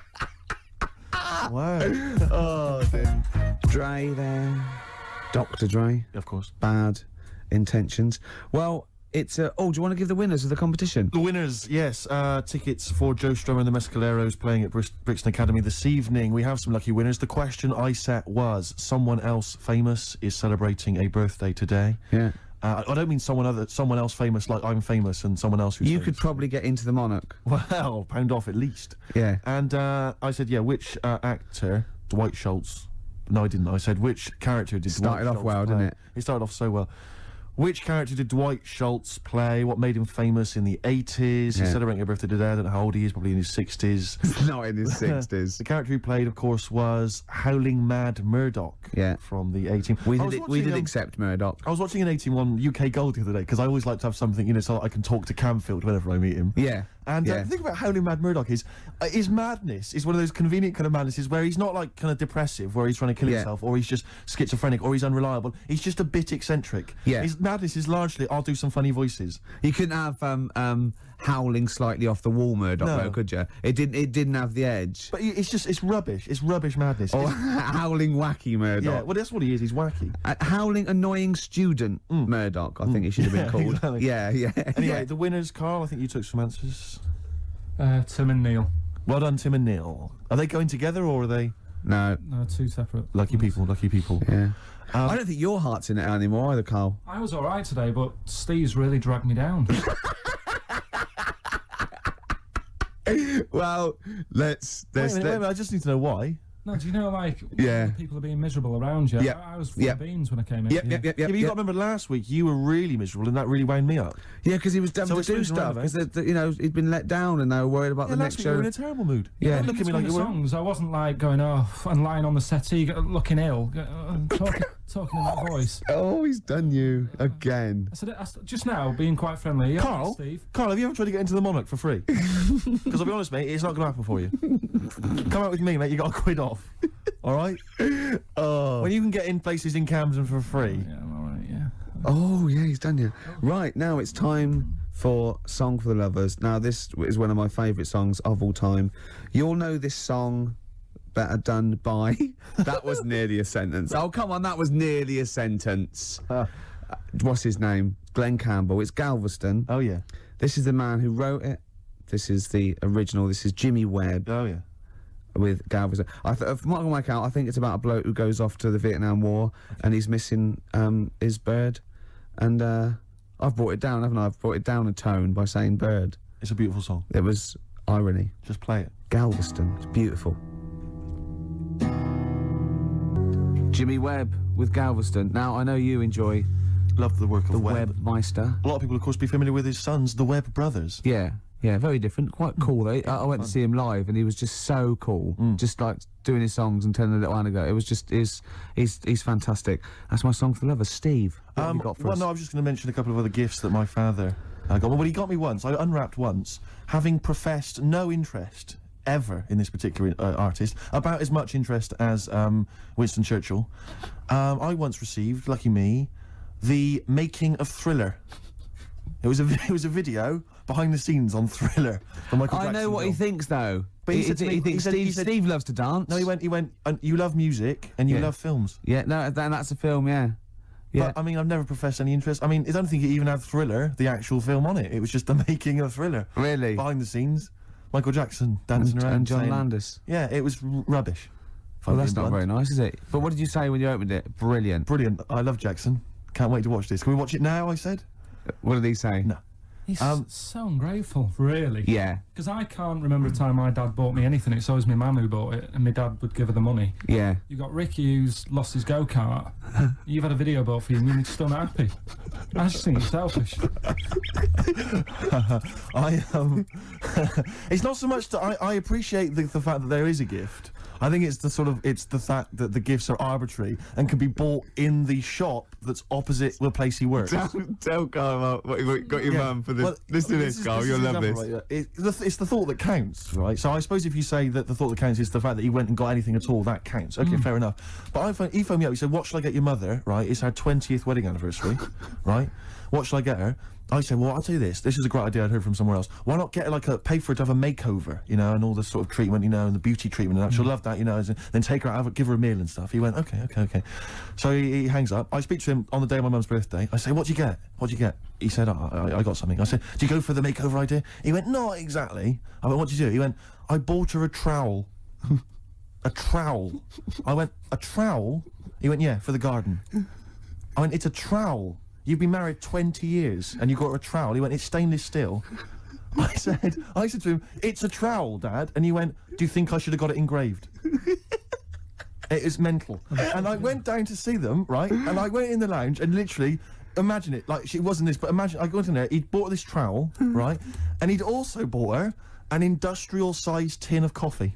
You know those big size ones you have in like hotels. Did he say she loves coffee, Steve? She loves coffee, Steve. He said. I love the fact that that's meant to be like the whole family use it. Like she keeps that by her bed. Yeah. Like she's in Stalag 13 or something. This is my coffee. But imagine walking into the lounge, right? She's there. She's got the presents that my sister's bought and that. A trowel, just holding a trowel and a tin of coffee. And me walking in wondering, I wonder if there's anything sort of that she regrets in her life. Mental. Oh, that's lovely. She loves coffee, Steve. She loves coffee, Steve. Oh. She loves the garden. Carl, what's the worst present you've ever had? You see, we don't really celebrate birthdays in our house, so... Where are you from? What planet are you? What do you mean you don't celebrate birthdays? Are you here from another world observing? Like, trying to blend in, but not quite managing to pull it off? Not that fussed about it. Right. You know what I mean? It's... Yeah. My mum and dad's are on the same day. And I think that just was like... That's a bit weird, isn't it? And their anniversary. And... Well, they got married on their mutual birthday. But Carl, can I just... and Christmas. But Carl, there's a difference between you saying... What do you mean their anniversary's on the same day? Of course it's on the same day. Yeah, and the birthday. But, Carl, what I mean is that I mean, you say that you don't really celebrate your birthday, but presumably you have received some presents at some point in your life from your parents or anyone. Yeah. Okay, well, we'll come back to you later. Yeah. Thanks. Let's play a record. Carl, have a think about that and we'll come back to you later. Thanks very much. Ash and Sometimes they've won me over. They have indeed, yeah. They've just got they got to be the band they always wanted to be. I I'd think. have written them off in the early days, but no. Me too, Steve. Just goes to show. Go Carl, any thoughts on what gift you've perhaps once received that you can joke about now, but was tragic at the time? No? No. Not really Like put I the say, thought in then? Didn't have that many presents, so... Always thankful for the what ones you I did got. I was grateful for. Yeah. Rick, would you love to hear from the listeners if maybe they've received some amusing gifts? No. No, I wouldn't. So, what are you doing tonight? You're going out for a little meal with your parents? Yeah. I thought you were coming. Yeah. Right. Yeah. Good to know. Yeah. Any no. suggestions as to where we could go? I mean, maybe people would like to phone in, because I've got no idea. It's got to be largely meat-based. A fella will only really eat meat. Do you know the steakhouse near me? It's closed down. Brilliant. That's one. There's lots more to go. Let's not stop there, people. Come on. I used to look across and think, is that a bingo hall? I know. It's or bright. somewhere to eat? Yeah, neon. There's at the back. Right at the back had cocktails, and you know, just imagine. Who's in there with a cocktail? You know, imagine you going in there with a DJ sitting there. Hi, be fantastic. Go on, Carl's got something to say. I can tell. What? Is there a chance that your dad's like on the way into London now and has heard you saying, "Oh, Yeah. he got me this and he got me that," and he could be like nipping to a shop now to buy you a rake and thought, yeah, just think of that. Oh, that'd be terrible, wouldn't it? Or the making of the Bends. Yeah, he'll probably turn up and say, I was going to get you a gift, Steve, but then I got high. And we'll all laugh. Cultural reference. Yeah. Right, this link has run out of steam again. Yes, but don't worry, because I can salvage it. Go on. Because it's time for Under the Covers. Cover me up. Oh, you got me Between the covered. covers. Between the covers. I like covers. Cover songs. Yeah. And This was done by someone else. And it was this week I'd like to play I mean, we're all fans of Destiny's Child, Rick, and we're all fans of the song Say My Name. Yeah. But have any of us heard the Scottish band Spare Snare doing their version of it? I suspect not. Let's hear it now.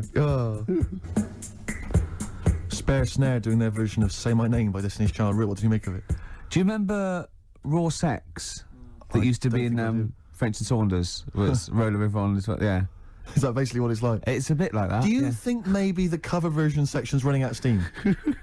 If that's what we're playing. I think we should only ever do sort of 6 weeks a year on radio. Right. And then, you know... and people will kind of remember that. It'll be beautifully preserved in their memories. Yeah. You know, like Benny Hill used to do one show a year. Right. You know what I mean? Imagine how awful it would have been if he'd like do it every week for 2 hours. I don't think he'd have been so successful, to be honest, Steve. I think he'd run out of ideas. Rick, I know that you are tired of coming in every Saturday and doing the show. I know I am, and I suspect many of the listeners are. But maybe we should leave it to the listeners. You know, if they want us off the air, maybe they should just email, fax, phone in. That'd be... I think everything should be like that, though. Vote whether you want to, you know, like a binary sort, like, you know, up against someone knocks... Like Winner Stays On in pool. Yeah. I hate that, Winner Stays On in pool, in pubs. It's just horrible, fascist, isn't it? You want to play with your mates. You don't want to have to beat a bloke with one tooth who just plays pool all day. Yeah. Costs him nothing, and he has 93 games. Of course you're not going to beat him. He's a professional by the end of the evening. Okay. XFM 104.9. Oh, Merry Christmas. For Hero by Les Fleur. Great bloke, Les. Yeah. Worked with him in Blackpool. Weird. Had very high voice. Can't grow a beard. Yes. But, yeah. I'm joshing. Probably pronounced Les Fleur, innit? Le Fleur. Yeah. We know all that. Oh, we know that. We know that. We know You that. noticed all those huge posters advertising Christine O'Connell's breakfast show? They're all over the place now. They're mainly on the tube. You wouldn't know, Gervais. No. What with your driver and everything. Imagine if they'd spent the kind of money they must have spent on those advertising our show. I know. And those people were tuning in, and today's show is what they heard. I was actually thinking, right, because we do care in a way. Yeah. We couldn't get over it today, you know. Just to word to the kids, this is what alcohol can do to you. Yeah, it's a sobering lesson. Yeah, it is. Yeah. But I thought, what if this was our first ever attempt at radio? Think how gutted we'd be. We'd go, we're not What right. worries me is it's like, I don't know, it's like in my sort of hangover state, it's like I've kind of woken from a dream, and I've sort of thought to myself, all the stuff we're saying today is what we normally say week in, week out, and we think is brilliant. And it's today we've done it, and it's rubbish, and it's like we've seen the truth. Oh, yeah, it might be. See, yeah. So an alcohol can It's make... just not as interesting or entertaining as we thought. See, yours could be BSE as well, though, because I know There's you're a lot worried of that about that. kicking in, I think. Yeah, because you just ate beef, didn't you, for the first 15 years? Largely just beef, yeah. Beef and milk. Yeah. Mainly uncooked. It was just, you know, they just wheel a cow Often in. from the cow. Yeah, just suckle it from the cow. Now we get complaints about that. We will indeed. I always wondered if Bruno Brooks ever got complaints, actually. When he once played Rage Against the Machine, Killing in the Name of, yeah, and he must have dozed off or something because he didn't realise all the swearing, you know, F you, I won't do what you tell me, and he just left it playing. He probably wasn't. And listening. it was the UK Top 40, and it was just, you know. He probably, yeah, of course, he probably did get complaints. Where is he now? Good point. Doing internet radio, which is of course where we'll be next week. Yeah, if we buck our ideas up. Quick question. Go on. I just realised who Carl looks like. Moby. He does. Not the first person to say Yeah, that. suddenly just dawned on me then. Yeah. So if people are Moby's one of those listening- people that I think's fantastic. Every time I see him, everything he says I agree with. He's lovely, and I just can't get into his music. It's bad. It's like I feel that it's like a mate. You can't say, oh, I give it up, because I think he's fantastic, and I want to go. Why don't you do something else? For more I bored myself then. If you've got a pop star that you'd like Ricky Gervais to pass comment on, why not get in touch? Yeah, Rick, what are your views on Rick Witter from Shed 7? Rick Witter, I like their effort. Okay. I think he's quite got a nice hair. What about Chakademus and Pliers? What was their hit? Tease me, tease me, tease me. Anyway, more of that next time, I'm sure. Oh, that's it. Are we straight to the song for the ladies now? Yeah, song for the ladies. Yeah, Should we just get it over with? Yeah, let's knock this on the head. Song for the ladies this week, one of the best tracks on Hour of the Bewilderbeast by Badly Drawn Boy. It's of course Magic in the Air for all the ladies. Bye. Sorry about that. We're gonna really be good next week. Happy birthday or? Happy birthday to you. But no, we're gonna start work on next week's show. Really, from then on, it'll be year zero. Yeah.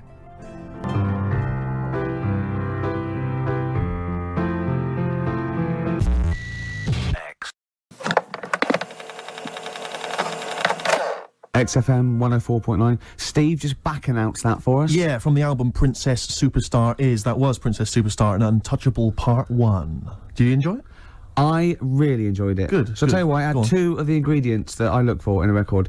It was both fly and dope. High five, man. Yeah, Okay. you're sweet, man. Coming up, Yeah. I've got my film review. Looking forward It's to a it. great one. It's a great Lovely. film. I've got a song for the lovers any minute now. Sure.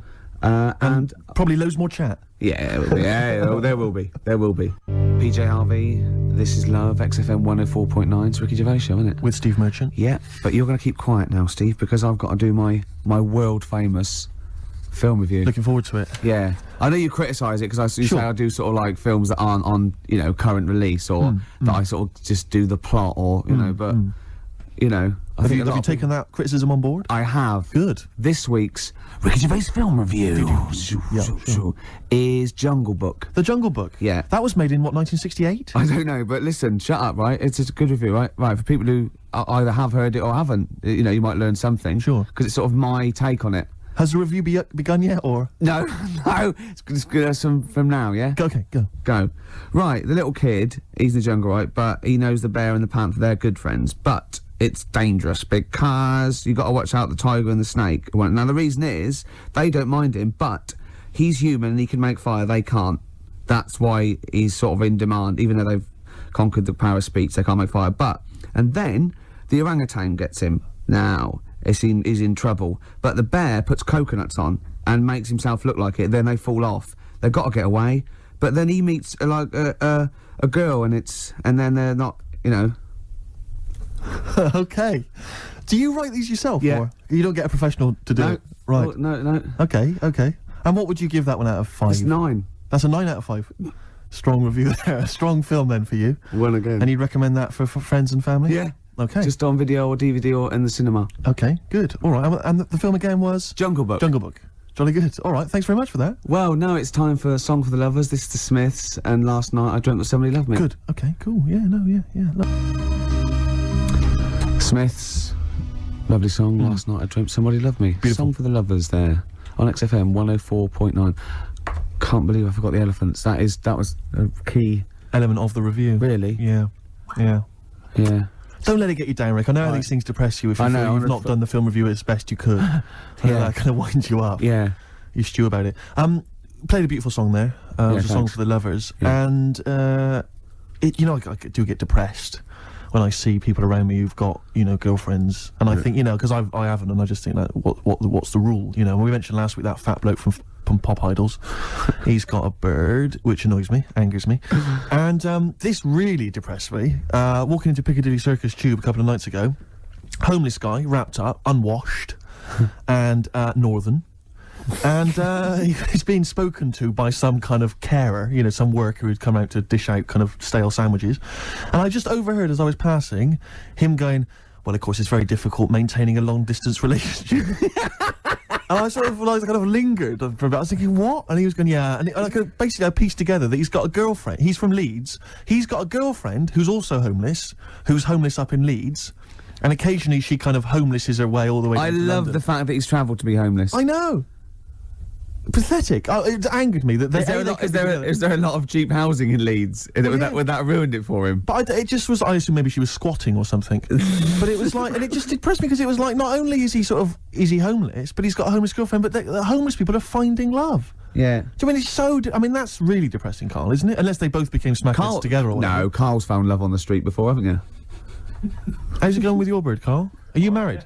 No. How long have you been out with her? Going out with her? 7 years. Because I mean, you're quite a simple man. Yeah, you're sort of a simple. In a nice way. I mean, you're like Helen from Big Brother. Yeah, you're sort of nice enough, but I look normal. Well, yeah, you sort of do. But you could be one of those that just suddenly go mental with a pen. Yeah, do you know just what I mean? Stab people through the eyes. Yeah, you sort of look normal. But if I wouldn't really want to wind you up to a point of frenzy. How did you meet your girlfriend? Through work. What, through her work? What, you phoned up and said you worked at the same place. Oh, you're right. Yeah. You're quite an enigma, aren't you? Could you give us more on that? At work, you met her at work. What, she came in selling sandwiches? She was going through the bins outside. What do you mean you met her at Why work? are you having an attack on me? You're the one who's sad and lonely. No, he's done you again. Yeah, but what I thought was interesting was I just scratched at him and he just went mental. Yeah, no, it's like a bear caught in a trap. It's funny, isn't it? You'll never learn. Carl. No, I was just interested to find out what the story was because it might be a really romantic story. Well, it's not. All right, jeez. I mean, the fact he doesn't want to talk about his love affair. I was thinking about you in the week, and like, does it worry you? I mean, you sort of joke about it now, and we're talking about it in the office. You know, like, oh, is Steve really touchy about the way he looks? And, oh, what's this? Where's that come from? He's done it again. He's done you again. I was walking home the other night, and I was thinking about it. And do you worry that when you're old, you will be on your own? You did start it though, didn't you? Well, Carl, I'm glad you brought this up. because I mean, for me, you know, a lightweight, frothy entertainment show on XFM on a Saturday afternoon is exactly the place where I want to discuss the desperate, lonely future that's inevitably coming my way. Oh, God. I'll tell you what will cheer you up and forget all that. A bit of Embrace. Oh, one of the most hated bands. Hives, Main Offender. Before that, Embrace, Make It Last. I know you don't like Embrace much, but that's a nice tune. Yeah. They do cut a nice little chorus. Sure. And I think their heart's in the right place. Okay. Yeah, very nice. What could you do better? I was mucking around. That's always fair. No, I was thinking there's not enough avant-garde stuff. I just did this, right? There's a little spring on the mic. What does that sound like? Does that sound good? I haven't got my headphones on. Does that sound good? It sounds brilliant. I was thinking of doing that and just send it to John Peel. It's good. Maybe with some samples of like politicians going, "We will not." I feel it's more a B-side at the moment, but I mean it's strong. I think it could work that up. But that's without strings or anything. Without sure, that's without I mean that's just kind of a basic demo. When you've worked that up with a decent producer. Yeah. Man alive. Still coming. We got Radiohead. We've got what are these fellas doing? There's a couple it's quite noisy. It's just distracting. Yeah. There's a couple of fellas behind us taking pictures. I don't know why it takes two of them. I think one of them just got a couple of hours out of the office. Yeah. They're from the what are you from? X-Mag. X-Ray. X-Ray. What's X-Ray? It's the XFM magazine, Steve. The XFM what? Magazine. Where's that go then? Is this available in shops? Is it just a giveaway thing to? It's kind of giveaway, bit of information on bands. Right. Gigs are coming up. How is it available? Who gets it? It's in top magazines. You're really selling it, Carl. You're obviously a fan of the magazine. It's all right. Yeah. I don't want to make it. This seems now like you've said, let's pretend we don't know what it is. You sell it on air, make it sound. I don't know what it is. Well, I'll show you later. Okay, cool. And if people want a copy of it, they can go to the website and subscribe, and you get it for free. That's all right. Yeah. Cool. And you're going to be in it. And we're going to be in it. Centre pages. I don't look my best. I don't dress for radio. And, you know... Well, it's okay, because I'm photogenic, so I'll make up for whatever you I'll push lack. you forward. Rick, I don't know if you were aware of this, but we have some tickets to give away. Is your favourite band Marquis Smith's The Fall? It is, yeah. I thought it was. And is your favourite venue the Kentish Town Forum? Oh, I'd see anything there. I'd see The Fall anywhere, and I'd see anything there. So if you're telling me The Fall are there, we're not giving away, Steve. I'd like those for myself. Rick, I'm just trying to remember if your favourite support act of late is Schindler. Oh, no, I hate them. I'm not going. Give them away. Okay, so the doors are at 7:30. Doesn't say when it is. Tonight. I'm only Is it tonight, joking, is it? Schindler. I'm only joking, by the way. To Schindler, the lads in Schindler, if they think I'm being a little bit nasty. It's tonight. It's 7:30. The tickets are £11.50 in advance. I'm assuming there's probably some still left, but we have some to give away. How many we got to give away? Just 3 pairs. 3 pairs, is it?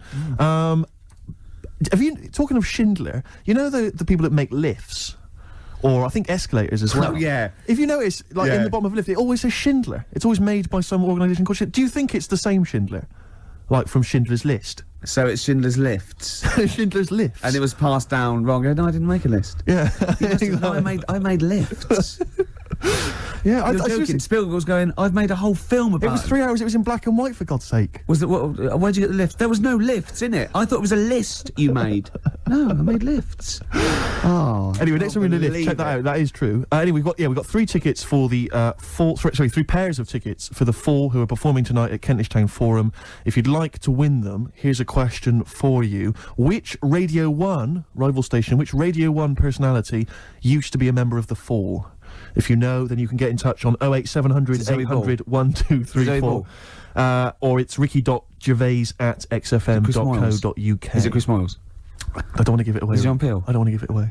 Okay. I don't want to give it away. Okay. But 2 words for you. Emma B. It is indeed. We're just looking at the Polaroids, the test the photographers do, and I'm not at all happy. No, do you know what I mean? Though it's like I kid myself. I must walk around. It does take mirrors and photographs. And I go, oh no, yeah, I forgot I look like that. Yeah. Do you know what I mean? Sort of like you look at that. Look at a tree Look trunk. at me, Rick. There. That's always with me. Oh. There was a bloke downstairs thought I was Johnny Vegas. He was going, I love those adverts with a monkey. I didn't have the nerve to say I'm not him. At one point, he actually said, I like that one when he hits you. And I went, yeah. He went, you do any more adverts? And I went, yeah, I'm doing a couple more. I just thought, God, it's gone too far now. I can't say I'm not Johnny Vegas. So I'm not really listening, Rick, because I want to say to you, can you get me more square on? Yeah. Square on, I'm not so bad. It's from the side. Yeah, the side looks bad. All right, calm down, Rick. Yeah. Carl, what do you make of that? Pretty face. Yeah, this isn't great radio. No, it's not. I know we never do great radio, Yeah. but this is certainly really isn't. This is some of the slippery worst slope. we've done. Yeah, we were talking before about Schindler's Lifts. Yes. Like those people just make one thing, and they're famous for that. Now, do you think the Monopoly commissions should investigate Armitage Shanks? Yes. Because I've never seen another sink or toilet made by anyone else. No. When did they take over this? Can you hear that clicking? Yeah. Would you just stop just for a second while we're just doing this? Because he can't talk, because he's trying to make himself look so handsome. Well, exactly. I've got to keep striking poses to sort of look normal. I've just changed my mind. I want to. You remember that George Michael video where he doesn't appear, he just gets supermodels to play him, or kind of replace him. Can we do that maybe instead? Just get a leggy blonde in. In our place, like 5 people. Exactly. Instead of this is Steve. Exactly. But he looks like 5 women. Yeah, no, that is Steve. And so you were talking about Shanks. Yeah, Shanks, Armitage. They've got it sewn up. They have, haven't they? Yeah. When did they sort of like get I don't know big? who the Shanks people are. I don't think they make anything else though. I've never seen them making anything else other than lavatories and sinks. They seem to have got that. So who went? We're going to make so many urinals that there's going to be too many urinals. No one's going to have a look in. When anyone's out having a slash, they're just going to be thinking, Armitage but Shanks. presumably there's someone called Armitage Shanks who's got his name all over that. You know, whenever you meet him, you're just thinking, I've had a waz. On Armitage on Armitage Shanks. Is waz a word? We can say waz, can't we? Yeah, or piss or slash. Yeah, either of them's fine. Oh. U2, Walk On. See, I like U2 again now. I liked them sort of, in the very early days, and I hated them for about 15 years. And then the last album, this and Beautiful Day, I think really good. Thanks for that. They've lost all their pomposity, don't you think? I saw one of them saying that he felt this was the best album they've ever made. I tell you what, I'm not going to argue with him, whoever it was, Steve. Could well have been The Edge, not sure. Could have been Larry Mullen. Real name David Evans. Really? Yeah. Interesting. Yeah. Rick, you may recall that some time ago we gave people the opportunity to win some tickets for The Fall performing live at the Kentish Town Forum this evening. Supported by Schindler. Schindler. I know you're a big fan of them. And we have some winners. I could have made more lifts. The question I set was, which Radio 1 personality used to be a member of The Fall? We did have some wrong answers. Wrong answers included Gary Davis. No, I imagine him in The Fall. Oh, that is brilliant. Noel Edmonds. And of course, Ed Stewpot Stewart. Oh, what's happened to Noel Edmonds? What's happened to lovely Nolly? Noel's just utterly doomed, isn't he? No one will employ him now, it seems. Well, we don't know that. That's probably libelous. How is that libelous? Well, he might be turning down stuff and therefore might be sort of waiting for a big comeback with Noel's House Party 2002 for all you know. No, you're right, it is libelous. Thanks for pointing that out, Rick. If there are any lawyers thinking that's not libelous. No, actually, good point. Yeah. So the winners are Minna, who's from Finland, apparently, according to these notes here. Minna. Why is that funny? Well, how would she have called him from Finland? Well, no, when someone says, where are you from, she might have been here for, like, a year. I go, well, Finland. Well, I've embarrassed myself. Sorry about that, Rick.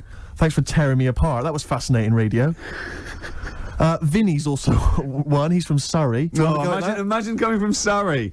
And Tom Prince from Camden. What a great name. Tom Prince. They're all the lucky winners. I think we've lost it. No, I was really good the first few weeks, thought, yeah, and even the first hour. But this last 20 minutes, I feel that I've bored myself. Yeah.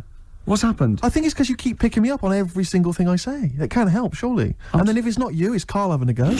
Yeah, but he's more going for your looks. I'm more working on your personality. Right, sure. But together... So it's my fault now that the show's going No, but downhill. it's like, you know, we're sort of like your mentors. You've got to be harsh. It's like, you're like Eliza Doolittle. And we've got lots of little stylists in, like they do with, like, you know, makeovers and that, all that, faking it. They get in, like, me and Carl's working on your looks, I'm doing your personality, we're going to get, like, stylists in and, you know, coaches, and then you have to do a date, and the woman has to, and there's 3 other blokes, and she has to work out what the freak amongst them is, and you've got to go, no one voted for you as the freak. Yeah, Rick, I've known you for 3 years. I don't think you're cut out for that job. Groove Armada, Superstar on XFM 104.9. It's nearly the end of the show, Steve. It is. I'm going to try harder next week. Yeah.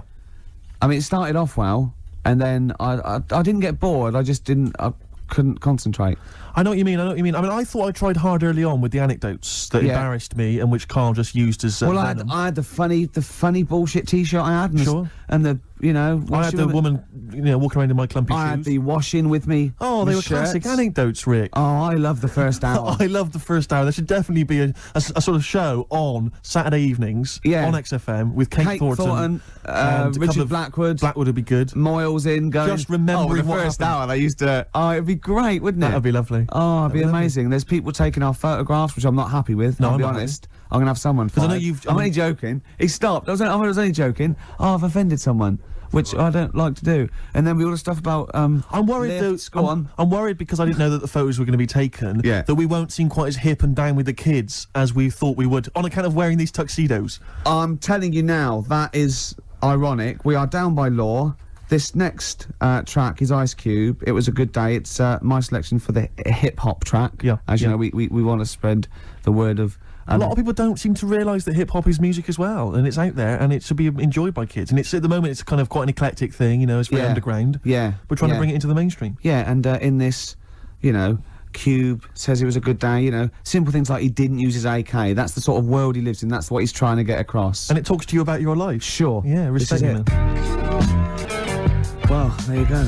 Ice Cube, it was a good day. Great song. Yeah, yeah. Well, you've got a great song coming up as well. I have indeed. It's the song for the ladies, Rick. We'll leave people with that. Have you seen the film Magnolia? I have. It's one of the most underrated movies. It didn't get a single Oscar nomination. It's absolutely fantastic. Breathtaking cinema. Yeah, it's made by the guy that made Boogie Nights. Absolutely fantastic. Tom Cruise is in it, loads of people. And the soundtrack is entirely written by Amy Mann. Now, I don't know if she's normally the sort of person they play on XFM, but she's a singer-songwriter of great skill, I think. Yeah. And this is a song that features in one of the most breathtaking moments in the film. It's amazing when the incredible sing, sequence. yeah, it all brings it together. It is, you know, we won't come across obviously. No, here, but it nevertheless is a good song. It's called Wise Up. We'll be playing that in a second, but otherwise, Rick, that's it, isn't it? That is it. What will you be doing tonight, Steve? What are we doing tonight, Rick? Probably gonna be staying in. Yeah. Oh, yeah. Yeah. What, and doing what? Watching some telly. Oh, yeah. That's not all if I know you. Did I see a couple of cans of weak lager in your carrier bag? I did sneak them in, yeah. You're not going to drink them both tonight, are you? What are you, my mother? Okay, chill out, do what you want. Will you be sleeping alone again? If I play my cards right. Will you be having a little tug just to get yourself up to sleep? I'll probably have a couple of tugs. If there's something saucy on Channel 5, I will. XFM 104.9. Here's Wise Up. Amy Mann, enjoy it.